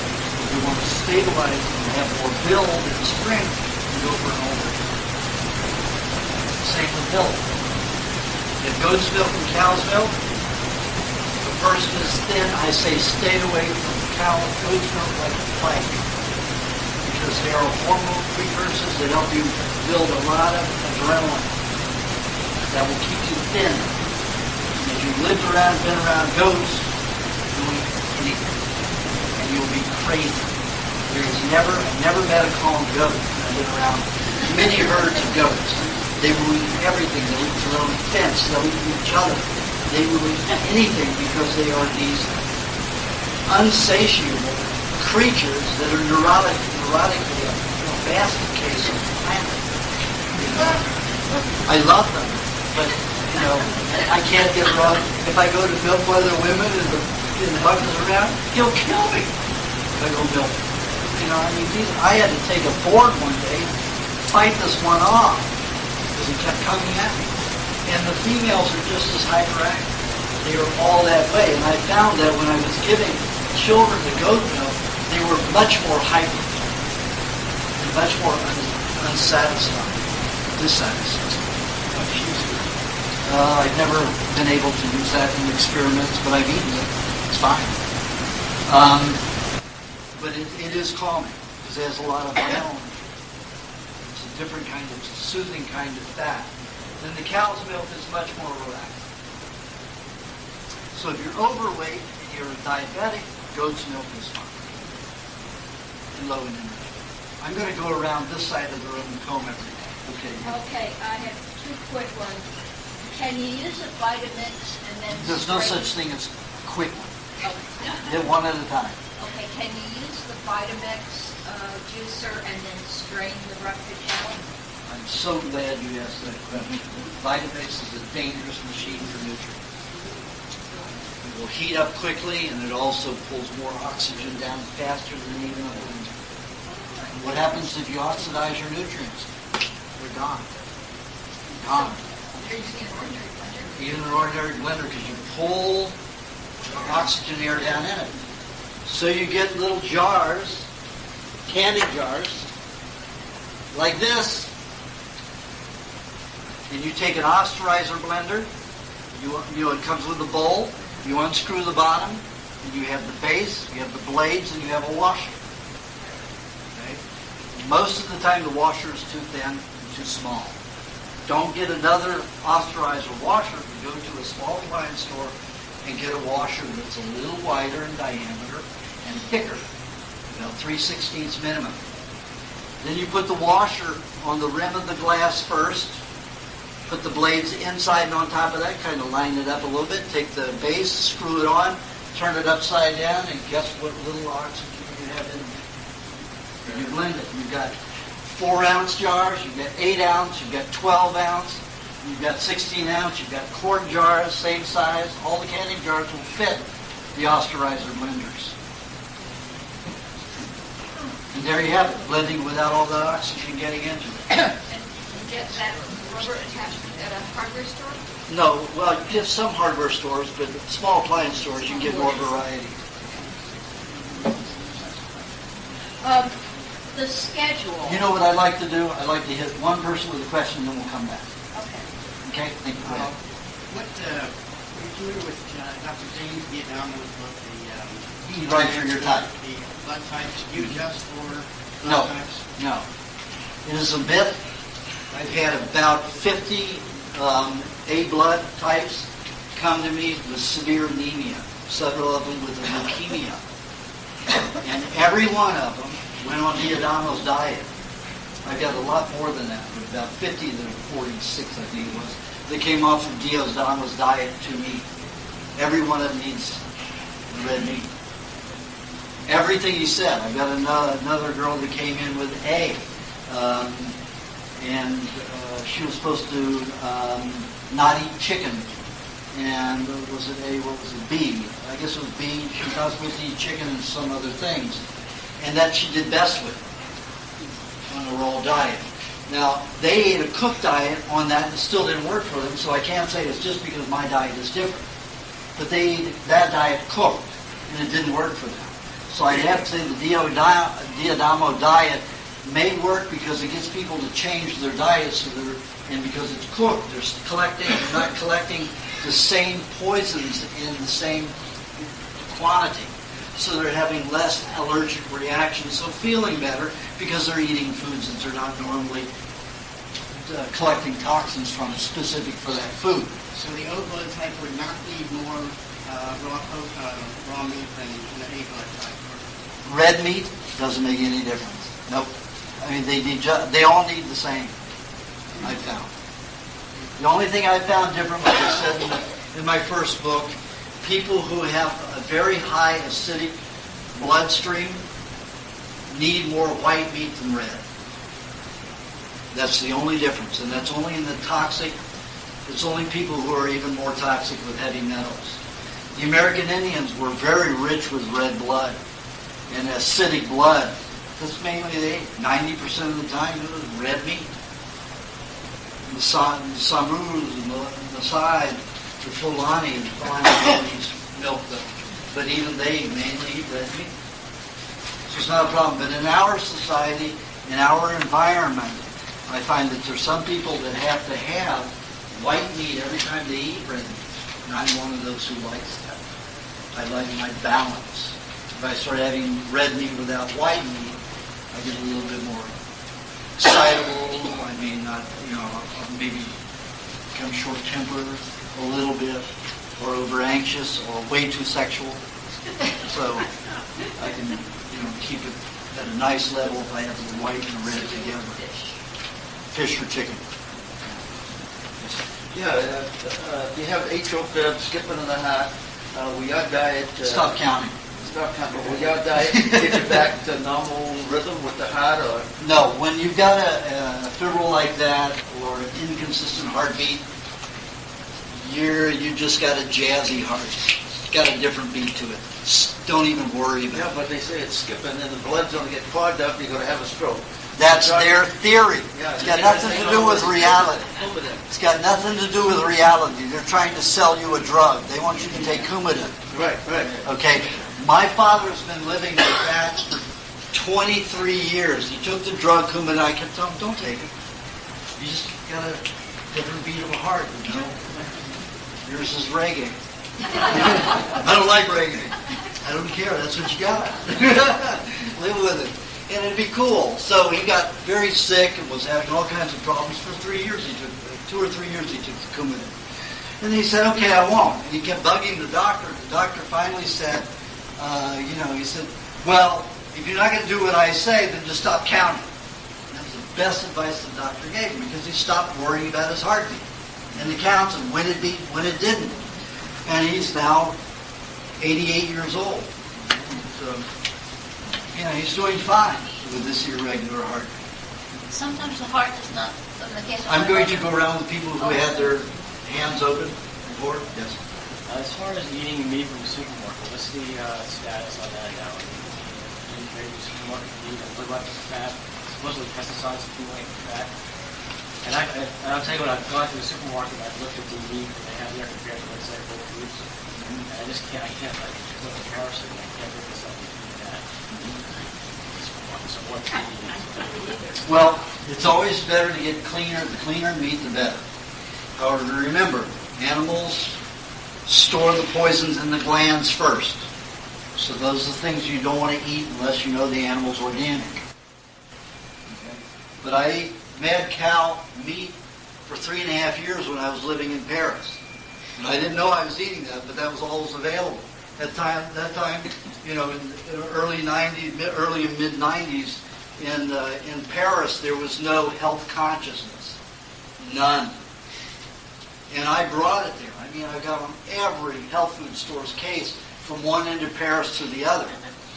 Got them to carry raw milk, raw butter, raw cream. By the time I stopped, but I could never find a frickin' butcher in town that, would supply good meat. So I went to Carrefour supermarkets. Carrefour supermarkets is this huge Safeway that's all over the world. I mean, you can find it Carrefour all over the world. Even in Thailand, from Europe to Thailand, they've got Carrefour supermarkets. So I was eating at Carrefour supermarkets, and then when my girlfriend there broke off with me because I wouldn't marry her, on the plane home, I'm reading this article that says Carrefour Supermarkets, this is after all the mad cow stuff, has been carrying the mad cow for all these years. So I've been eating mad cow, and I don't have a problem. And I didn't eat the glands, I didn't eat the brain, the nervous system, and that's mainly where you get your folded prion. So you're saying they're organic? Organic it has to be organic? I'm saying it's better. Better, but it doesn't. You're going to get less nutrients from a food that is less value. But you can get nutrients from it. Now this is just for, what about, I think in the first book you said organic chicken has to be organic too, because some reason they're smaller and they concentrate In the chickens? Chickens have to be Yeah, organic. pigs. Yeah. Well, the chickens don't have to be organic because now there's a misnomer with it. They're starting to call chickens raised on organic soybeans, organic. Oh, no. It's a misnomer because you cannot, a human nor a fowl, any bird can eat soy without danger of death. Oh, no. So they have to solvent treat it. So once you enter a solvent into that is no longer an organic food.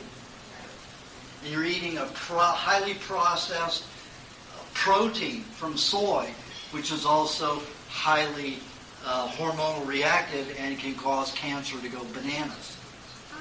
Okay? So we've got a company called Rosie Chickens in LA, which feeds their chickens 75% soy, and they call it organic. Oh, no. And I called them and I said, you can't do this because chickens can't eat this. Only cows can eat raw soy and not have a problem, but humans and chickens have to be processed. He said, that's right, but it's organic soy. So I said, wait a minute. It's got to be solvent treated and reacted and purified with an inorganic substance that's no longer organic. Yeah, but we're allowed to call it that. I said, you have no moral conscience then. And that's basically, it's a marketing thing. They're going to hold on to it. So organic does not necessarily mean anything when it comes to chicken. So where does that leave us when it comes to eating chicken? You have to call around and find out. Now I've got lots of Amish and Joe right there. We have a special, we bring our feed in soy-free, custom blend. Right. Okay. So, I mean, we've got sources now, and we'll bring them in. Joe brings it into this area. The eggs and the milk and all the products. So, you've got all of my networks, no matter where you are in the world now, I've got people to supply you food. Okay? The good food. But if you have to go, and I'm traveling sometimes, there won't be a health food store. And I've even gone to a place, I've even gone to In-N-Out Burger because they don't freeze their hamburger. And I've eaten there. I went up there and said, okay, I want just a hamburger patty. We can't serve it without the bun. Give me the freaking bun then. So I'd say, throw away the bun and eat the hamburger, But I didn't want to waste the bun, So I didn't want another bun produced because of me, but I couldn't talk them into giving me the hamburger alone. I do what I have to do. I always make the best choice I have, but I have to eat. Okay, yes. This talk about being careful consuming raw, unhomogenized, unpasteurized milk. Our health food store has a label that says for animal consumption only. And I know they're just You're an animal. But yeah, that's right. But so I've had people say to me, "Are you out of your mind?" And there's all kinds of garbage in there when you croak, blah blah blah. What's your? It's a myth. Okay. And I have it in the back of the recipe book. I have all about milk and wood, and it's a pasteurized milk that has created all the epidemics. One incident involved 196,000 people. You think if it involved that many people, unpasteurized milk would have been outlawed. But it hasn't. Other 19,000, 34,000 people. Raw milk has never been attributed to any epidemic. None. And yet the myth is that it does. That it creates epidemics. Yeah, it's Shelf life. there's no shelf life. Raw milk never goes bad, it just turns into cheese. Raw cream never goes bad, it just turns into cream cheese. It goes to So sour you cream, can't cream. consume it even At though- any time. I've consumed milk up to 2 years old. Oh my God. There is no harm in it. None. Yeah. Yes. I believe I heard you say the digestion system has to be acidic. And you said the doctor cut your vagus nerve, depriving you of hydrochloric. So In the how- stomach, but not in the rest of the intestines. Oh, He cut all the vagus nerves to the stomach, but not to all the intestines. So you- I don't have the hydrochloric acid here. So I'm a person who has to grind my meat or chew it thoroughly. Nobody else has to chew their food unless you've had a vagotomy. No hunter tribe chews their meat. They'll take these big, huge bites off, 3 times crush it so they can swallow it. But the hydrochloric acid dissolves it. Nothing here, only tylenol enzyme in the mouth. No digestion happens here with meat. It's all here. I can't do that because I don't have the hydrochloric acid here. So I have to break it into small amounts so when it gets into the small intestines, the acid that hits it works on it right away. Yes? I have a family member who's been suffering terribly from depression, anxiety, nervousness, anger fits, and other. He's getting very desperate. He's been in the place to see a doctor. He's thinking about getting some medication for depression. Now, if I can persuade him to start eating some of these foods, is the medication that he might take, would that be like... It'll keep you counterproductive to it. It'll be counterproductive. Yeah. But usually if you can get them to eat the high meat or the fecal matter, which is probably unrealistic. It's mainly, having take lots of raw cream, and as much as raw meat as you can. 90% of the psychological problems are a protein deficiency. You can eat lots of cooked meat and have all the protein in the world, but once it's into a heterocyclic amine form, the poison, the toxic substance, it reacts just the opposite of what it does when it's wrong. One of the things you were talking about, which was like getting up after 4.5 to 5 hours and having that drink, I'm going to suggest this to him because he gets up and he's nauseous. He gets very nauseous and cold. He has to get in the bathtub to get warm. So this might help. Definitely. Yes. Yes. So what about soy milk? Soy milk is the worst thing in the world. It's still, this is just a... Same thing. Yeah, thank you. From rice. Yeah. It's one of the worst things in the world because they have to use solvents to extract it and treat it. It's a high precursor toward hormones that have the tendency to lead to cancer or increase cancer. Yes. Because how do you know your blood is acidic or acid? Like I say in the book, if you have dark skin, you have a tendency toward acidity. If you're very light skinned, pale, alkaline. I'm going to go down the line. Okay, yes. I heard what you said about the diet and the sequence and so on. So I've been doing milk, raw eggs, and honey in the morning, and that lasts me till lunch easily. I find it works very well. Then one day I didn't have the milk, and I tried the vegetable juice thing in the morning, and it was very hard to digest. I found it very uncomfortable in the stomach. And is that because I'm just used to the other, or? No, you probably waited way too long. Really? And then when you had it, all the acids, all the poisons in the blood dumped into the stomach. So the body had to deal with that dumping of the poisons into the stomach with that juice and wasn't digesting. So I say 5 hours, wake up if possible, that juice will go right through you easily. So be helpful and get you ready to digest. But the longer you wait, the more acidic you're going to be and the less focused and energy you will have. You'll notice that if you follow that plan, it'll be very different. I'm not talking, sure, milk will satiate you, will satisfy you, but it's not going to help you rebuild and regenerate cells. You're not going to get younger by drinking the milk. It will help you and get you strong, but it's not going to make you younger and stronger, as far as regenerating more cells. It will clean you up and rebuild cells that are already alive.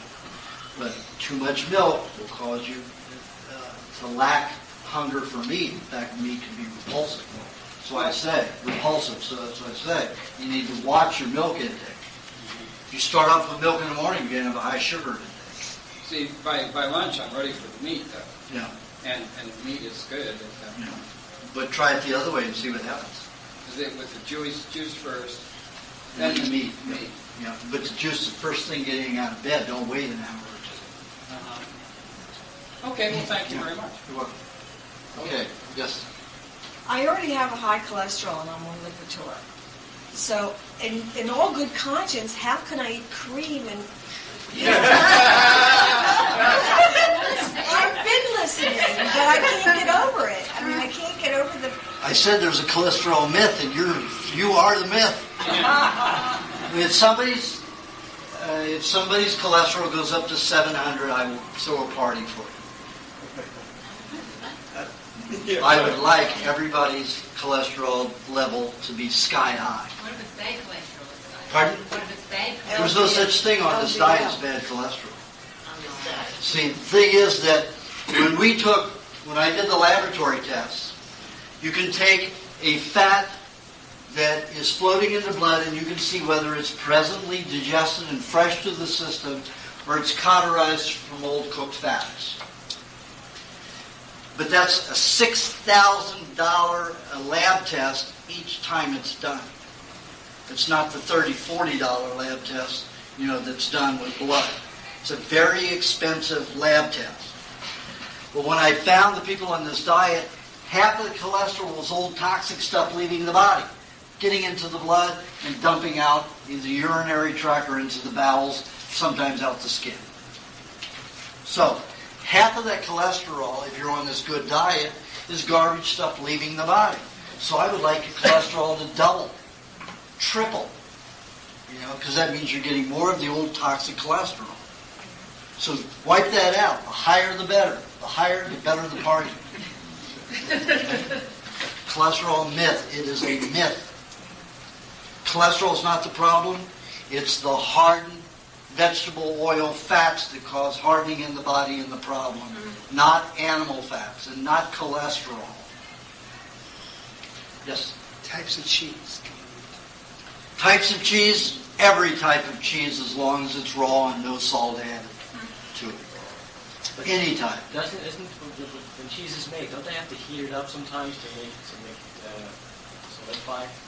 No, they don't. They just do it to make it quicker. So And to have, let's say, they don't like molds to grow on the cheese unless they're intended to show up. So sometimes they will heat it to retard those bacteria so they won't have mold on the cheese. But mold on your cheese is the whole point of cheese. The molds are breaking down the cheese. I'll take my butter and take about a third of it out and swirl it out and let it sit for 3 months. I've got all this green mold growing in it, blue-green mold growing in it. I've got blue cheese. I love blue cheese. I take a little bit of that and blend it with some raw cream and butter, or just butter and it's a delicious sauce. Roquefort dressing. It's delicious. Yes, absolutely. So there is no bad mold on a cheese unless it's pasteurized. Just remember that your molds and bacteria that feed on a cooked food are also mutants and disease. So they will have more toxic byproducts. That's why people who get food poisoning get it on pasteurized dairy, not raw. They get it on cooked meats that have been sitting around because the bacteria that feeds on them gets diseased and the byproducts are very potent. But the only people who get really sick are the people who are treated for it. Otherwise, they just have diarrhea and vomit. That would be it. But when the medical profession gets a hold of you and gives you antibiotics and other treatments, you are in danger of anaphylaxis, death, kidney damage, all kinds of problems. Yes? What do you feel about homeopathy? I put that in my book. It's just like chemistry of the pharmaceutical industry. It's just that they use smaller amounts, diluted more in the pharmaceutical industry. Still a chemical. Yes. If the raw meat that you eat is frozen, how much? 75% of the protein is lost. The ability to regenerate cells. All the enzymes are destroyed. So it's as bad as cooking? No. Cooking causes toxic byproducts. The freezing just reduces the nutrient level by 75%. So besides berries, is there anything else that you could? You can freeze dairy if you're going to make ice cream, but you don't want it solid. You want to get to a point with a few hours of freezing. After that, it has to be eaten in 24 hours. But the longer it's frozen, the less nutrients it will have. So cream is the only thing that you say possibly eat. Well, like I say, if you're making ice cream with eggs and cream and honey or fruit, once in a while do it. Creates a great lung detoxification for some people. So it's okay. But it's not the best. So you shouldn't eat frozen, pre-frozen? I'm saying that it's not good to eat frozen anything, except for fruits. Yes. Yes. Oh, wait a minute, I already answered the question of you. I'll come back to this side. Okay. Yes. What about things like root canals, which supposedly accumulate toxins? Okay, let's take this into account. Okay, a lot of dentists and a lot of practitioners are talking about decay under the tooth after a root canal. The body's trying to reject the tooth. There's no nerve to it now. You've got a root canal. There's about probably that much space, you can barely see it, of still root that they haven't been able to clean. Okay? And the body decides to clean that out and disengage the tissue from that tooth. There's going to be an abscess. On this diet, I've never found that the case. The body has enough nutrients to handle any kind of a decay and a degeneration of tissue anywhere and keep up with the toxic byproducts.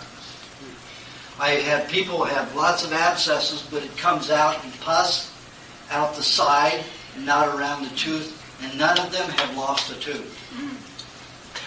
Even people with severe damage, they do not have the fillings taken care of.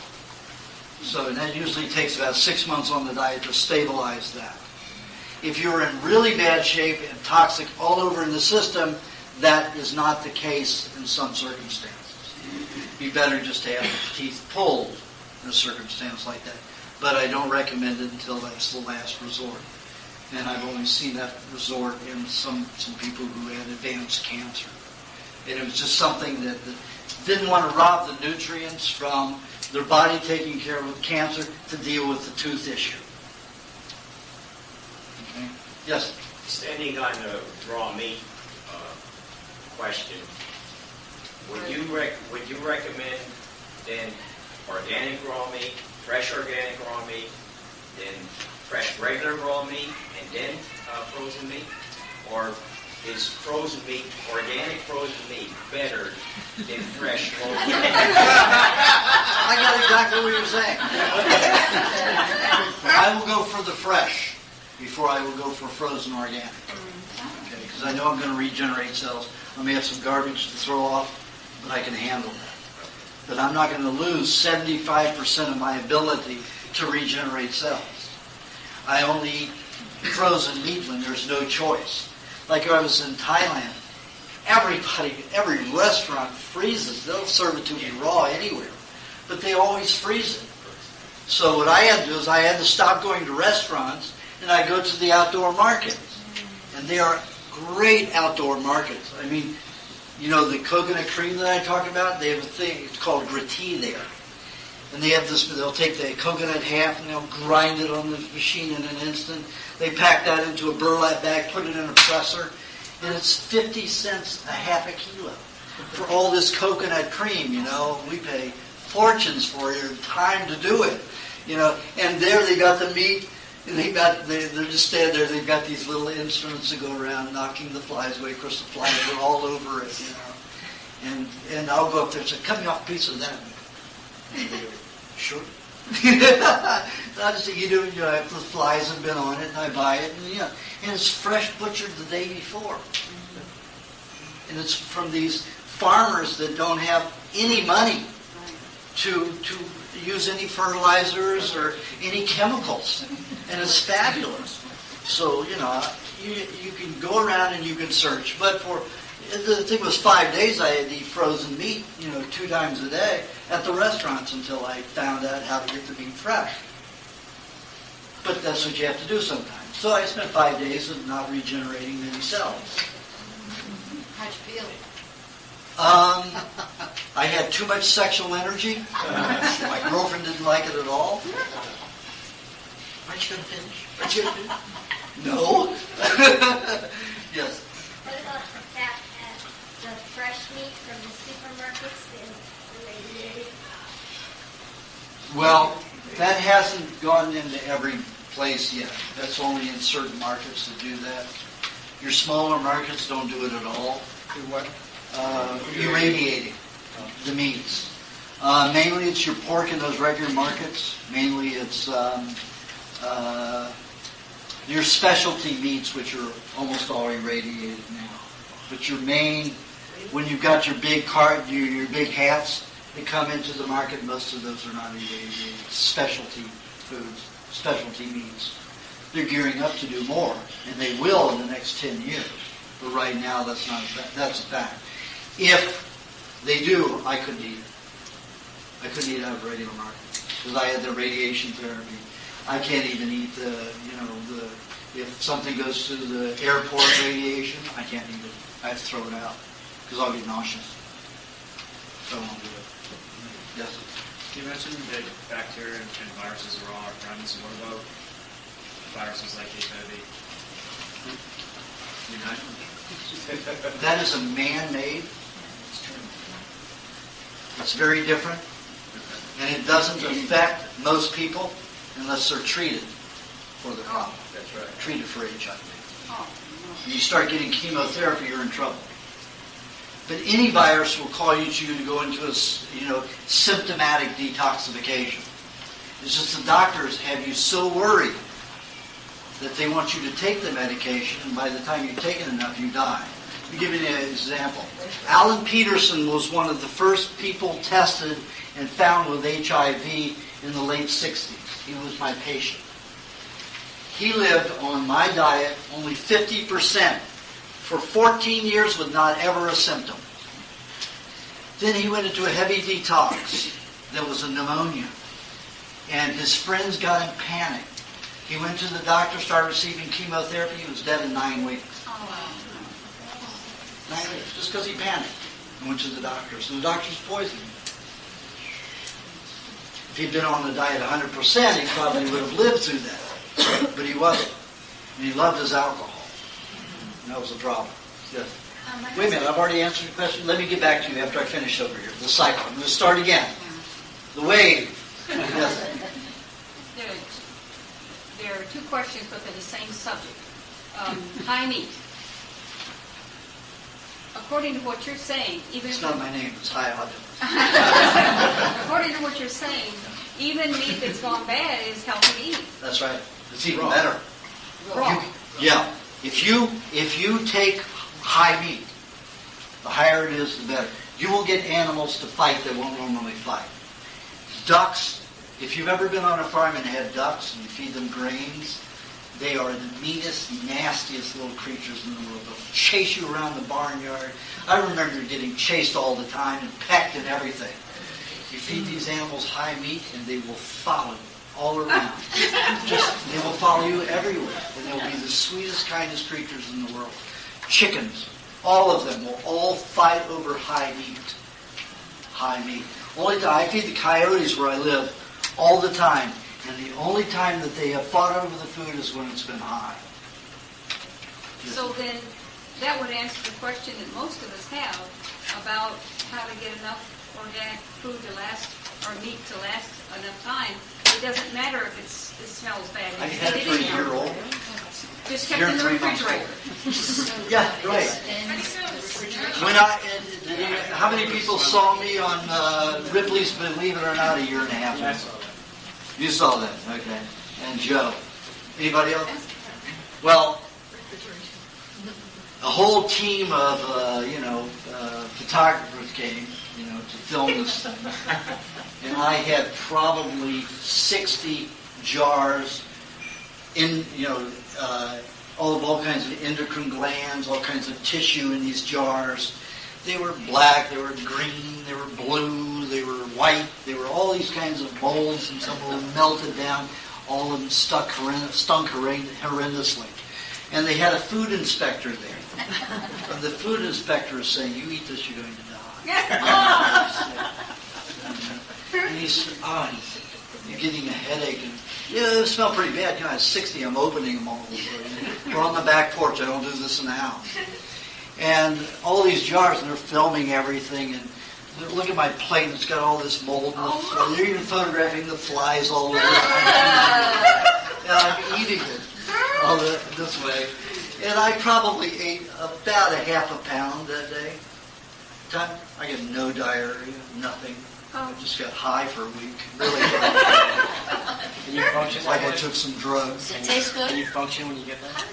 Well, the smell is terrible. The taste is like braised in brandy lamb. It's very soft. No, what I mean is the effect that you have Slightly. from eating it. When you eat that much, there's enough alcohol to create that kind of an alcoholish high. So for about 2 hours, I had a little bit of an over-alcohol high. But you can function eating high meat. Absolutely. Yeah, definitely. But normally you don't eat that much. You Are there take high a golf vegetables? ball size amount. How do you get over the smell? We'll get into that in a minute. How do you get over the smell? Funny, once you've had it several times, you start smelling these things. At first it doesn't. And I suggest you use a swimmer's nose clip. But this is great. We can get rid of our refrigerators now. No, you still want the refrigerator. It'll go too fast. It'll melt too fast if you want. I tell you, I watched that with my family. And I was eating some of the raw stuff. When they saw that, I said, hey, that's the guy, that's the guy. They saw what you were doing on there, and they were like, oh, man. And, I got to be, so they're saying, oh, my God, this guy's going to die from it. So it's funny, that went worldwide. It's this German company called me from Germany. Said, we want to do that for here. Can we come to your place and do it? I said, yeah. I said, but get ready for your, the last cameraman puked all over the place. You better get your cameraman ready. Get one with a strong stomach. He didn't have a strong stomach either. Both of them puked. Because they had to get right down in there. They used to, the winds that it was too much because they had to get close to it. All the, the director and everybody else were standing away. Yes. Okay. I understand that wild Alaskan salmon from non-polluted waters is a good food. It's really only available to the general public frozen. Does that have the same negative effect as frozen meat? So it doesn't pay either. No, it does, because in fish you have a high concentration of minerals that you can't get from other foods. And it doesn't completely cause it to become a free radical, because it isn't polluted, it isn't cauterized. So it does supply some good nutrients for the nervous system. So if you have to eat frozen fish once in a while, that's okay. But you wouldn't see it as a steady diet? No way. No. The Eskimos live a shorter life. Eskimos, who eat the highest amount of fat and meat of any other tribe in the world, because they have to deal with that extreme temperature, to heat the body. They live as long as we do, because of that tremendous stress and all the frozen foods they eat. I mean, if they're, it's January, and they've got a hole cut out in the water, and they pull a fish out, it's already an icicle. It's a popsicle by the time they get to it. And you can hear it. You can see it. It breaks like a popsicle, chewing into it when they eat it. So all of that, a lot of their food, 6-7 months of the year, is frozen. So that's a lot of nutrient loss. So their average lifespan is from 80 to 105 years old. And if they had it fresh, they wouldn't have that problem. Yes? On your green drink, parsley and celery, but can't we vary it somewhat and put in some kale and collards? Didn't I say it's no? I said no more than 5%. 5%, that's it? Of each one. Yes. I have a question about the bowels. What I've read, we eat our food and everything, and if you're really doing it correctly, you should have a bowel movement, let's say, 20 to 30 minutes after you have a meal. Is that hogwash, or what do you think about that? Complete hogwash. Okay. On this diet, you shouldn't have much, discharge, much waste product. You're going to absorb most everything when you first get on the diet. Some people have a lot of toxicity that need to release, and they'll go into diarrhea sometimes. But it's really not related to the diet. It's just a cleansing of the toxicity of their systems.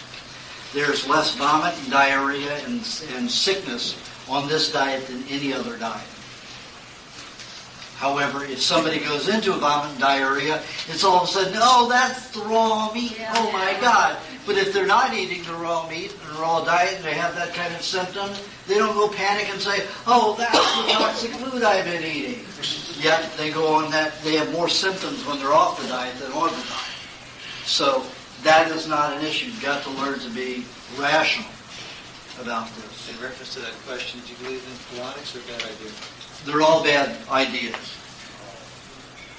If your E. coli is washed out of the intestines, you lose your most important digestive ability for proteins and amino acids and fats and B vitamins. It's the final stage of digestion. You flush them out, they're gone. People who have very small turds, that's an indication you have a very low E. coli level. 60 to 80% of fecal matter should be E. coli and E. coli byproducts. So if they're small, you don't have much E. coli, eat shit. Or take your, I have a buffalo rancher who cuts the bowel into sections, ties it off like a sausage, and will send it to me or to one of my clients, and she sells it to other people. So we have a tight little quiet network where we do that. So then you cut off like 2 ounces at a time and eat the 2 ounces with the bowel itself, and that will help you regenerate. I mean, the difference is if I got somebody with Crohn's. Does everybody know what Crohn's disease is? Crohn's is a disease that can get so bad in the intestines that all the poisons leak into the joints. Then joints will swell up and become massive. And the toxicity is so bad, it's horrendous and extremely painful, and usually these people die or live a very tortured life. It usually means that a person's very allergic to any cooked starch, any kind of grain product. You should stay away from it like the plague. Well, usually that takes maybe 6 years on the diet for somebody to completely calm to where they're not having symptoms. If they're eating 2 ounces of that fecal matter a week, it'll disappear in about 6 months. Big difference. Huge difference. I'll eat shit if it's going to do that for me. Tell me. You know how painful it is if you have advanced stages of it. Yeah. You can't function. It's impossible. And if you ate that for each week, if you ate some, you'd be completely functional. I'll go into there. Yeah, that's what I mean. That's why I said the book's going to be very comedically titled, but truthfully, eat shit and live. Yes, Joe.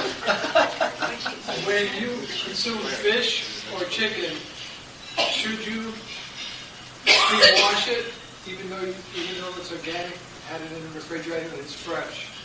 I will only wash it if it's been sitting in plastic. Otherwise, I do not. I want all that bacteria, all of it. And what I do is when I get my food, I go to Whole Foods, who supplies New Zealand all grades beef. In California, they supply it. All the way to New Mexico, I know that the Whole Foods supplies it. Here, I don't know on the East Coast. But I have them put it in a plastic bag, a produce bag. And then when I get home, I cut it up. You mostly get sirloin or top round or bottom round. Cut it up and I put it in glass jars, quart glass jars. For the whole week, and I shop 1 day a week. Whether it's fish or chicken, I stuff it into these jars. Keeps very nicely. I went hunting with a friend of mine, his client. We bagged a deer. I skinned it and butchered it in 3 hours. And I stuffed that meat into jars. I put some of those jars in the refrigerator, opened them up a year later, and there's still a little airspace in them. They were as fresh as when I put them in. Wow.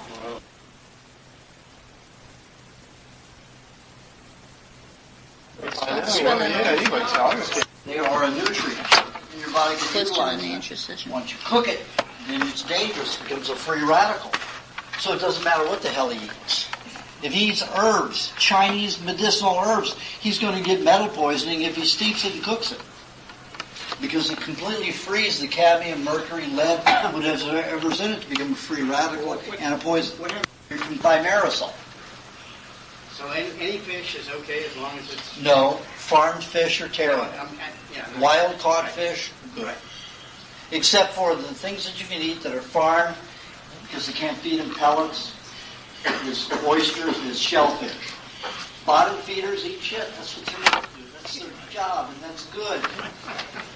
It's okay. But what they do with the shellfish is when they farm them, all they're doing is putting a fence around that part of the ocean and saying this belongs to this company. They can't feed them anything other than what they naturally eat. Sometimes they'll cut off the growths and help plant them and spread them around, but that's the only unnatural thing that they do in farming. They don't feed it garbage like the fish they put in these big ponds and feed them cooked, pressed, toxic garbage. The waste products from processing. Yes. Now, raw meat, if you go out to a restaurant and you say very, very rare, just like... I don't say that. I say you mean cold steak and cold plate. Can you say very, very rare, or does it have to be all raw? That's up to you. I mean, but is it as good if you just sear the outside a little? Let me sear your body. Just a little. Just a little. 3 seconds on each side. And you mean this is good?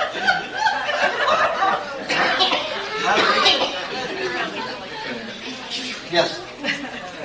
Is oatmeal any good? What? Oatmeal.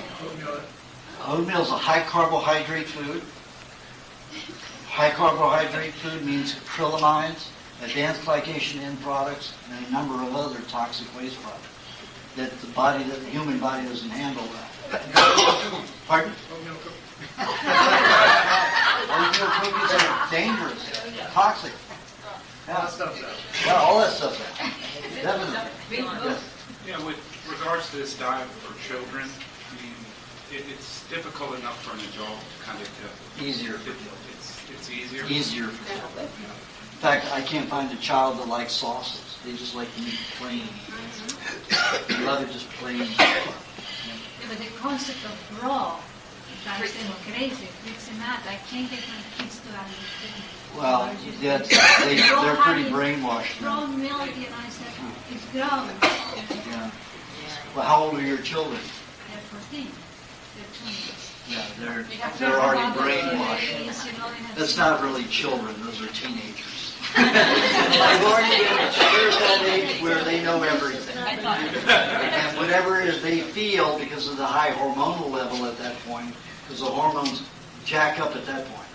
So whatever they're believing at that time is true is absolutely true, unless you have great power over them. But that takes a strong hand or a very incredible heart. Well, I would have to handle the data that they've been receiving, you know, where they know that bacteria is bad and all, you know, different programs in TV that showing how terrible it is. So I have to actually follow statement, take away the data and put it where you It takes time with a teenager. Right, that's all. But a child, it usually doesn't take. Yeah, but you're giving this like a clean slate. You're giving the data you want. So they don't have anything to think with in comparison. Yeah, teenagers don't take into new concepts too easily. Too toxic. Yes? If you have allergies or food sensitivities to cow's milk, eggs, butter, etc., It's usually only cooked. Yeah, is it the same if it's raw? I've never found anybody allergic to raw eggs. I found that 2% of the people who are allergic to pasteurized milk have tendencies to have the symptoms of allergies toward raw milk. But that's only because the raw casein is binding with the toxic old cauterized casein in my lab test. So they still have the symptoms of the allergy to the dairy. But if they consume half a cup of milk every day for 3 months, it'll be gone. So then there's no allergy to raw milk or eggs. Okay. Or any raw food. Yes? I don't want to say it's not pants, but you talk about the animals and you talk about the tribal cultures, but I don't know any tribal cultures or animals that have juicers. So They have what? Juicers. Well, they do. You see a dog or cat go out and chew the grass and spit out the pulp. They're juicing here. But you're also looking at these animals not as toxic as humans are, so they don't need that juice. But even the grills will chew on leaves and then spit out the pulp, throw away the pulp. So they're using their mouths as a juice. We don't have time to sit around and chew the juice. Gorillas can sit around and pick and eat. So it's just a time. We don't have time. We have to This work is and we more have to of a take time care of kids. process then? Pardon? This is more of a saving time process because, I mean, I can't see, what the benefit of celery juice as opposed to the celery itself. I don't get that. Didn't I say that if you eat the pulp, it goes through and alkalinizes the entire intestine? And if it turns it alkaline, it'll damage the bacteria in your intestines to digest the meat, the eggs, and the dairy. You won't digest properly. Yeah. Okay? If you have the juice, it's gone and into the blood by the time it leaves the duodenum, so it doesn't ever affect the alkalinity, acidity level in the intestine. I know, but then we've been eating raw vegetables for centuries, haven't we? I mean, I'm serious. I don't. If you're eating cooked meats, whole raw vegetables is an acid. If you're eating raw meat, it's not an acid. It's a detriment. Okay? Yes? You brought up about the shellfish earlier. What causes the poisoning that occurs periodically on the There's no poisoning in oysters. That's another myth. Well, I had oysters not that long ago, and I got very violently ill. Well, that's not violently ill. Throwing up just means that you went through a detoxification. Oh, okay, I accept that. Yeah. But it still was something that reacted to me. Well, it's probably a metal detoxification from your gallbladder or your liver. The metals that are in, the high metals that are in an oyster or a clam can often attract metals out of one of your organs or one of your glands. And that'll cause a vomiting or a diarrhea. But you should be glad you got rid of them. I'll give you an example. I see some people who are lathe operators. Have you ever seen a lathe, operator? They use oil on these lathes as they're cutting metal. And the whole atmosphere is thick with oil and all this metal going everywhere. So they have all this metal from head to toe. They do not relax well. They cannot be in good relationships. They're highly sexual. You can have a good sexual relationship with one of these people, but you don't want to have an intimate relationship, a good loving relationship with them because they can't calm down. And I've known 5 of them in that kind of a situation, highly toxic. Also people that grew up under an airport, the same kind of metal poisoning, full in their bodies, eyes just gray with this metal poisoning, irises. So I got an idea, I would use the berries and the creams, the coconut cream and all that. But I got an idea. I said, wait a minute. If I get somebody to have oysters or clams every day with each red meat meal, have 2 to 3 clams or oysters with their red meat, so a cup of red meat and 2 to 3 oysters with each meat meal 6 days a week, I bet that I can help the body clean out the metals quicker. Because usually over that kind of metal poisoning could take about 26 years, 30 years to clean out completely. So I had this one girl who grew up under an airport who was just riddled with it all over, and she grew up in near London airport in Europe and Britain. So just full of it. So she ate 3 oysters with each meat meal twice a day. So she had 6 a day, 3 dozen a week. In 1 year, she cleaned out what I've seen other people take 6 years to clean. She did in 1 year using the oysters. And she went through several times of heavy vomiting and diarrhea. And that was highly metallic, she said. It stunk like metal. Yeah, for diarrhea and vomiting. And, before when I used to spend a lot of money in laboratory tests, I had that measured many times. There was always heavy metals or some kind of poison in the vomit and diarrhea, and that's why you have vomit and diarrhea. Vomit is the best way out of the system for any toxins. If you vomit, you can get rid of more poisons in a day of vomiting than you can in 3 months of slow detoxification. Wow. The second best is diarrhea. However, you're going to lose a lot of nutrients and be weaker if you have diarrhea, but it's still a quick way out for some very toxic poisons. And some of them are too toxic to come up through the throat because they'll burn and rip the throat apart. So they have to go out through diarrhea in the bowels. So you should be happy about all of that. I spent over $1 million on all my research, and I'm not doing any more. Anybody wants to do it, they can do it from here on out. Let me finish over here. Now, I'm quite allergic to tomatoes, but it's raw, cooked, or in ketchup, doesn't make a difference. I get arthritic fingers really bad every time. I say, oh, just 1 or 2 mouthfuls of tomato can't hurt me. And I'll pay for the price for arthritic fingers for the next week. That usually means that you have a hormone toxicity.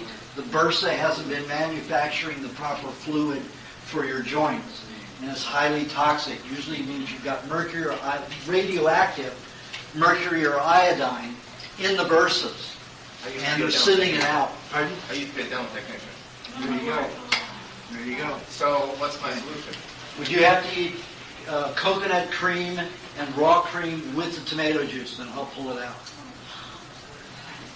That's all. I just suffer through the stiffness. You won't have it if you have coconut cream and raw cream, cow's cream with the juice. Very little of that. Well, you'll experience while it detoxifies. Yes?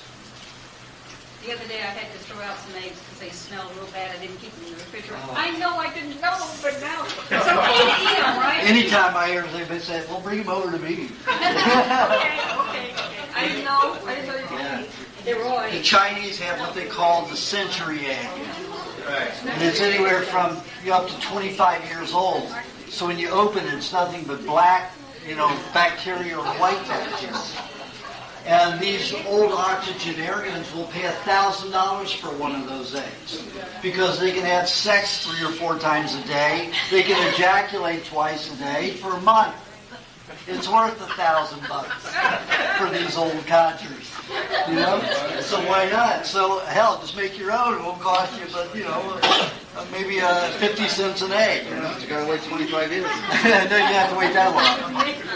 That's just to have it, all that powder mold, that powdered kind of bacteria. Please.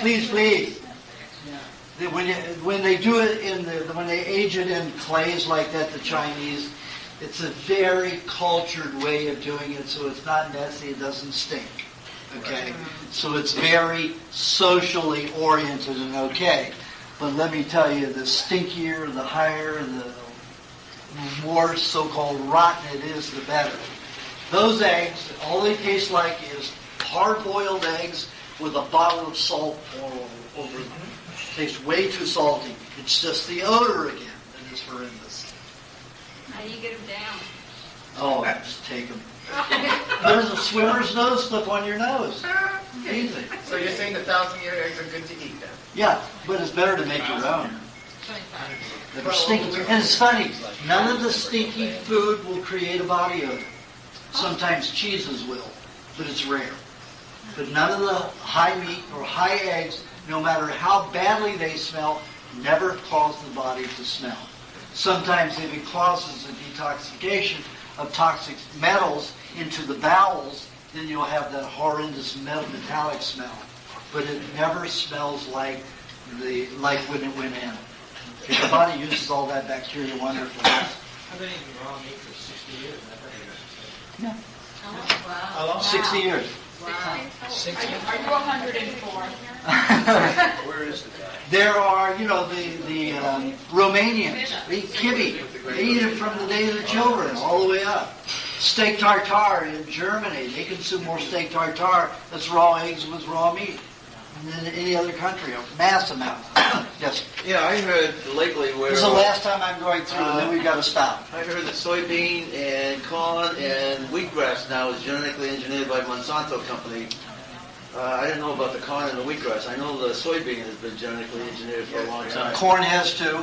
Corn and Grasses have, but not necessarily wheatgrass. So it's Agent Orange, and it's just poison that they're giving us. Yep. And well, you're only going to get that stuff if you go to a regular market. yeah, but why do the health food stores sell so much soy? They got it wall-to-wall soy. Because they're sold that it's good. They've got the biggest marketing industry on soy. But the information is out there that proves that it's bad stuff. Very bad stuff. Yes? Have you heard of the Russian technique for detoxing the head and mouth? Taking oil, 2 tablespoons of oil, swish it for 12 minutes, and then spit it out. It will help draw it out your gums. Like I said, it does connect your gums. He said that there's a Russian method of detoxing metals from your brain and your head.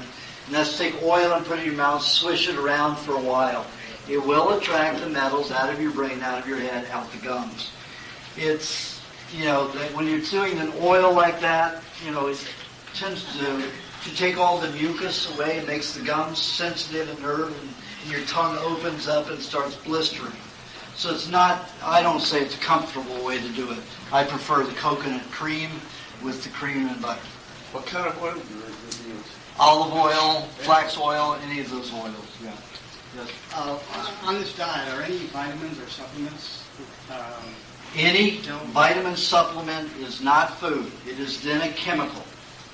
Once you dry it, once you use either heat or a solvent to separate any kind of item, it is no longer raw. Would you soak your, let's say, apples or bananas or anything in kerosene before you ate them and say it was good food? Well, it penetrates the cell walls and goes into that food, into those cells. So those nutrients are no longer nutrients anymore. They are chemically irritated and they are chemicals. So under this diet, one can give up all those. Your vegetable juices, your vitamin, enzymes, and mineral supplementation. That's why I want you to have them 3-4 times a day. Right. And they're all alive and active. You'll be able to utilize every one of them.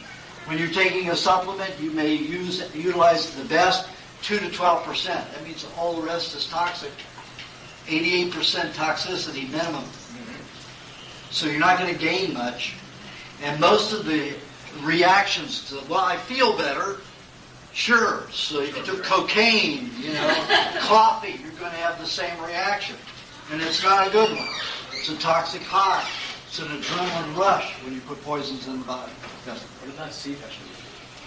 Sea vegetables are absolutely indigestible for a human. You don't have any enzymes near the digestion of a fish to be able to disassemble that complex cellulose molecule. Even if it's in a unicellular form, you don't have it. It takes a fish. Yes. We were talking about root canals. What about those people who have lots of root canal, old root canals? And what's the I have 7 and I don't have a problem. Yes. My family member has emphysema. He still smokes his Lucky Strikes like I guess he used to smoke. And he Weren't they good? Let me tell you, I would still smoke. I loved smoking. I would still smoke today if it were healthy. But he If a frog had wings, he wouldn't bump his ass on you.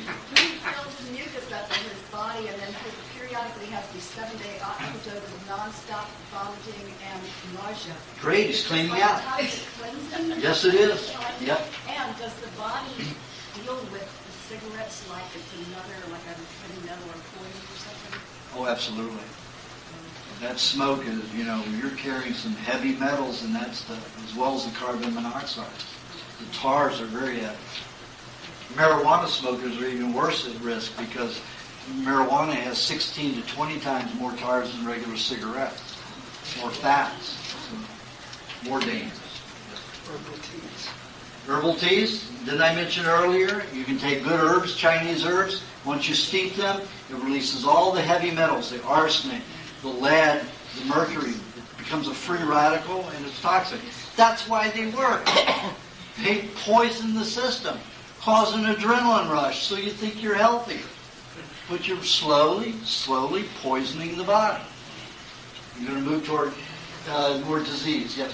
If you we're not going to do the entire diet that you laid out, but there's certain pieces of it you'd recommend are more important to pick It up? depends upon the individual. I couldn't make a general statement about that. All right. Yes. Genetically engineered corn fed to cows with produced milk, if that's raw milk, is that still okay, or is that a problem? It's less likely to cause you damage, but it's still a risk.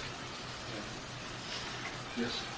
How good about wheat germ oil? Wheat germ oil is all solvent extracted.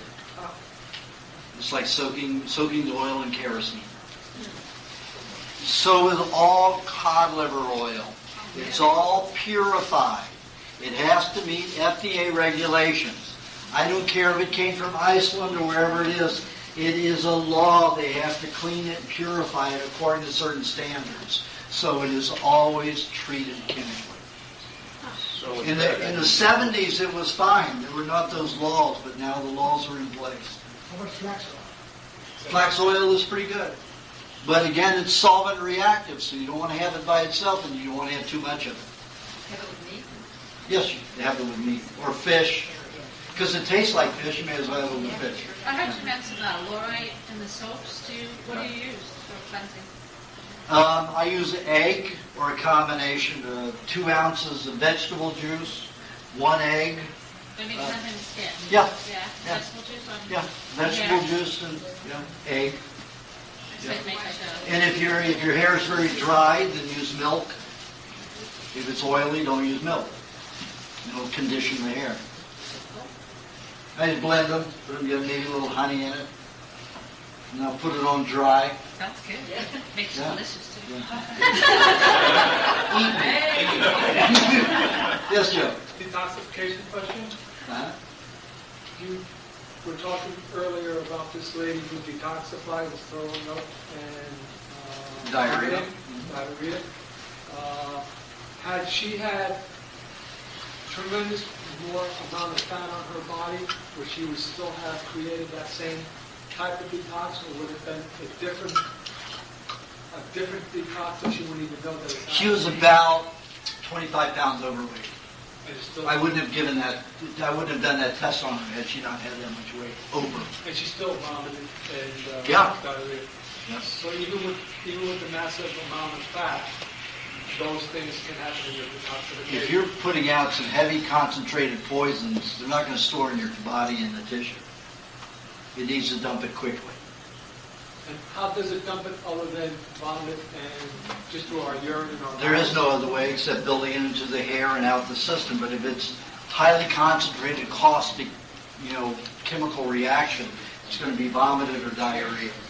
If you get a sore and it's coming out the skin and you get an abrasion, you know that that's a heavy toxic substance coming out through your skin. And sometimes that's the way it has to go because it's just too radical to take out to the throat or the bowels because it could cause ulcers and peritonitis. I've seen some massive sores. Cancer is one. When you have basal cell cancer and it's rotting your breast away, all those poisons are coming out here. Just remember, the cancer is better than a benign tumor. If somebody says, I've got a tumor, I say, malignant or benign? They'll say, malignant. I'll say, oh, good. They say, are you crazy? I say, no, if you have a benign tumor, it may take 20 years, 30 years to get rid of a benign tumor. Cancer cells have a serum in it, which is a solvent. Cancer cells are surrounded by 50 dead cells. So if the cancer cell dies, it will dissolve all the surrounding cells. Dead cells that make up the tumor. So you can get rid of it in weeks, months. It won't take 20, 30 years like a benign will, because your body has to go in with the lymph system, disassemble the benign tumor, little by cell, work it down. Depends on how well you eat and how healthy you are to break it down. But a tumor is active carcinogenic tumor can dissolve like that and be gone. You can have to handle the waste products, or else you'll just dissolve your whole body away as it comes out. And that's usually what happens. Nobody has enough fat to deal with it. It burns the entire flesh of it. And I've seen enough of that. Yes? Would you recommend taking human growth hormones? There is no such thing. That is such a marketing bullshit thing, Human growth hormones. You know where to get those human growth hormones? From vegetables, from grasses. And they get this growth hormone in a grass like wheatgrass and call it human growth hormones. I beg your pardon? It's not human growth hormone. Human growth hormones are only formed in the human body. And they can only do it with high amounts of raw meat. Yes? So as far as eating shit. Yes. What? Topic. I didn't say it. It was a mistake. It's just slipped out. So, I mean, how does... Spit it out. What are you trying to say? If you want to try that, Where do you start? Where do you get it? I would go kick a bull's ass.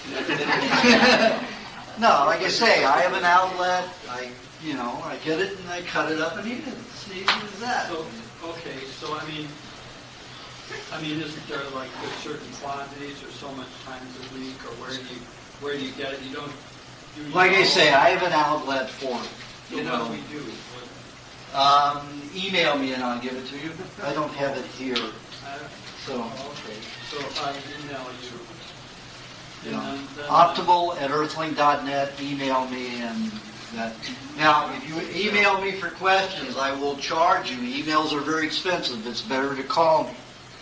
So, I charge $120 an hour, $2 a minute with a 10-minute minimum, and it goes in 5-minute increments, which is half the price of the psychics off of TVs. So, it's happening. Anyway, I will answer questions from 7 to 9 Pacific time any morning that I'm in town. If I don't answer, that means I'm not in town, and I'll get back to you. If it's an emergency, tell me it's an emergency. Always leave your number 2 times. If you're on the cell phone or I'm on the cell phone and it cuts out with that number, I'm not going to call you back because I won't know the number. So say it twice and say it slowly. You know, people will say the whole message slowly and then it gets to the numbers. And if I have to go back and listen to it 5 times to get the number, you won't get called back because I won't do it. I don't have the time. So leave a slow message, especially when it comes to the phone number. And if I'm not in town, you leave your symptoms on the message because I'm not going to play phone tag with you. So I can leave the answers if I call you and don't catch you in. Okay? And what's your phone number? 310-589-0589. What makes your poop better than the poop in the woods? Poop in the woods has been oxidized and the bacteria deteriorates with oxidization. That's why I like to keep it in a glass jar and it's still inside the bowel. Smoking, steaming. Yeah. How long will it keep in the jar? A year or 2. Don't put it in the refrigerator. Keep it outside in a box. You don't want it smelling up your house because it will. So will high meat if you don't open it every day. It'll gas out and smell up your refrigerator. But the fecal matter, do not put in refrigeration. Put it in a box outside. And it will even gas out, so it might be a good idea to open it if you keep it in the garage so it doesn't freeze. They won't smell it. No? No. Yes. Is sushi part of the raw food diet? Yes. Well, sashimi is, not the rice. No. We have a friend. This is it. Oh, one more over here. We have a friend who had very bad arthritis for a number of years, and she took a chemotherapy agent called methotrexate, which is a folic acid inhibitor. And now all the nerves are dying in her body. She creates MS. Well, it's a type of MS.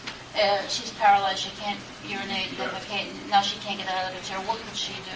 Go back and sue the doctors first. It's very difficult to reverse that.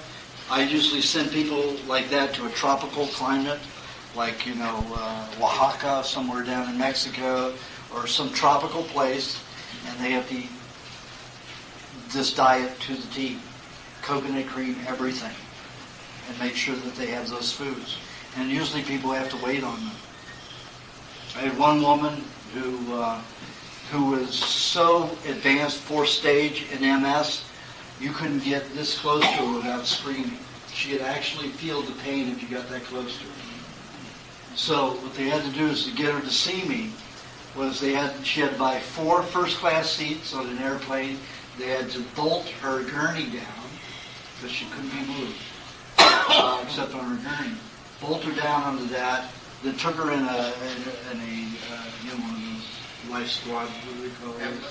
Yeah, but what do they call them? The Life Squad, paramedic bands. Brought him up to my house. I sent her down to Mexico, and it's 4 years later, and she's walking, functioning normally. She's not pain-free, but she's functioning normally. And before, she had to be waited on for everything. She could prepare her own food now. She couldn't do anything before. So in only 4 years. And they said, irreversible, she's definitely going to die painfully within about 6 months.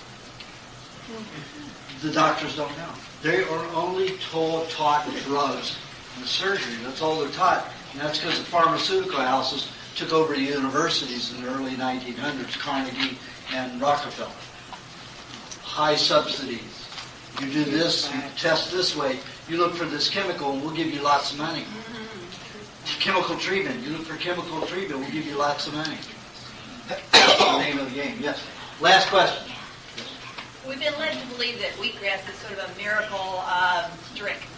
Now, I have an impression just from reading a little sentence in your book here that you don't think so. What, or am I misreading you? What do you think about No, I think wheatgrass juice is the worst vegetable you can eat. Wheatgrass is the worst? Yep. Wheatgrass juice is the worst because it turns the blood acid and turns the intestines alkaline. Exactly the opposite of all the other vegetables. Wow. And all these people that claim to be getting better by going to the Optimum Health Institute and drinking all these juices and wheatgrass juice and doing coffee enemas and all this, let me tell you, most of them walk out of there basket cases. Near death. And I get sent a lot of them, and I have to help them recover from that. Not good. If you're, 100 pounds overweight, 3 weeks there could be fine. But if you're, only 30, 40, 100 pounds underweight or less, you should not ever go to that place. That's not a healing method. That's a decomposing method. It's going to deteriorate your body. High fruits, high sugars, high carrot. All that sugar is just going to melt away the system. Okay, now and at Optimum too, everything is fixed with a blender or a Cuisinart. They don't have a fixed food there at all. It's junk.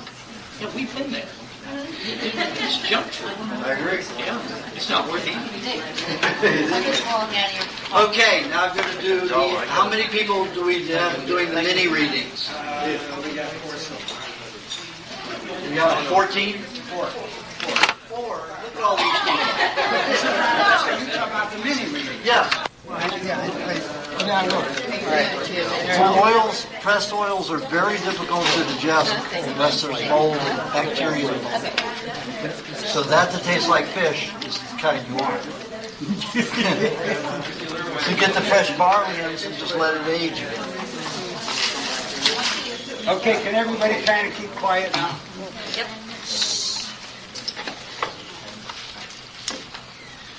All right, your name, please. Okay, what I need you to do is when you come here, I need you to let your hands rest in my hand and go limp. Okay? Your name? Ida Whitfield. Ida. Okay, Ida. All right, you have lots of metal poisonings throughout the body. Your lower glands on the left side seem to be good and stable, even your pancreas. The right side looks like about 60% protein deficiency, except in the left side, right side of the pancreas. That's stable. Thyroid's good. Parathyroid's excellent. All the lymph glands around the tonsils are good, but it looks like there's some scar tissue in the tonsils. Did you have your tonsils removed? Yes. Yeah. So the lymph glands are good, but you have lots of scarring at the tonsils. Left side of the thyroid is good. The parathyroids are great. The lymph system, the thymus is heavily scarred on both sides. It looks like you almost have a tumor in the thymus. The liver is okay. Kidneys are okay. A little edema there. You have heavy metals everywhere, though, especially in the brain, chest, shoulders, small intestines.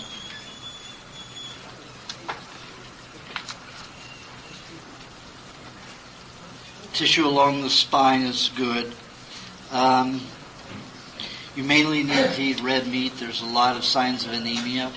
However, with all that glandular activity, and you do have a lot, most people your age do not have that kind of glandular activity. So it's very good. So I suggest that you either eat egg or white meat every time you eat red meat. Okay? How old are you? 69. I recommend about 12 weight ounces of meat a day minimum, up to a pound. Coconut cream is going to be very vital in getting rid of those metals. So the berries, mainly. You have iodine along. Did you take an iodine supplement or a vitamin supplement with iodine in it? Well, I don't know. I take some vitamins at Q10 and what's the other? Congestive heart failure. I had that 2 years ago, but I didn't know then what to do, what I know now. So you had heart failure? Yeah, congestive heart failure, yes, 2 years ago. And I think they gave me too much coumadin, and so I had to be there the second time in 1 year. And the blood started coming through the mouth.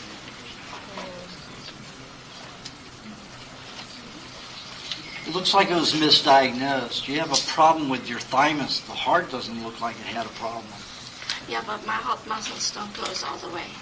They showed this to me. But that's from the toxicity in your thymus. But one It's time... poisoning your heart. It's right here, and it's just poisoning the heart. Yeah, so what happened to this, so that I all of a sudden couldn't breathe anymore. And I had to sit up a certain hour in the morning, and that's when they diagnosed congestive heart failure.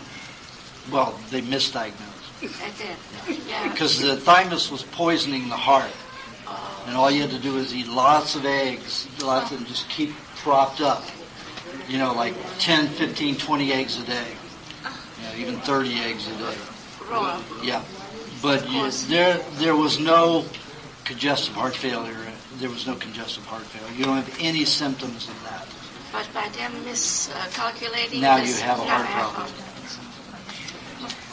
But it's still not that bad. No. Your problem is in your thymus. And I can't tell what. It almost looks like you have cancer there. That's not a bad thing. You just need to reverse it. Okay. So with raw meat and the coconut cream is most important. Yeah. And the eggs. Yes. And the juice, I'm going to recommend 65% celery, 20% parsley, 5% cilantro, and the rest cucumber. And I suggest that you have a tablespoon of coconut cream before each juice, and a tablespoon of cow's cream in the juice right before you drink it, or a half a tablespoon of butter before you drink it. You have the coconut cream, then the butter, and then the juice. Okay? Thank you so much. Thank you. You're welcome. I cannot thank you enough. Oh. Thank you so much. Do I give Yeah, Harry wants to keep a copy. Do you have another recorder? No, that's for you. What machine does it go in? It's George. Okay. That over there is George. Give the tape to him. Yeah, let me just... Here. Stop, eject. There we go.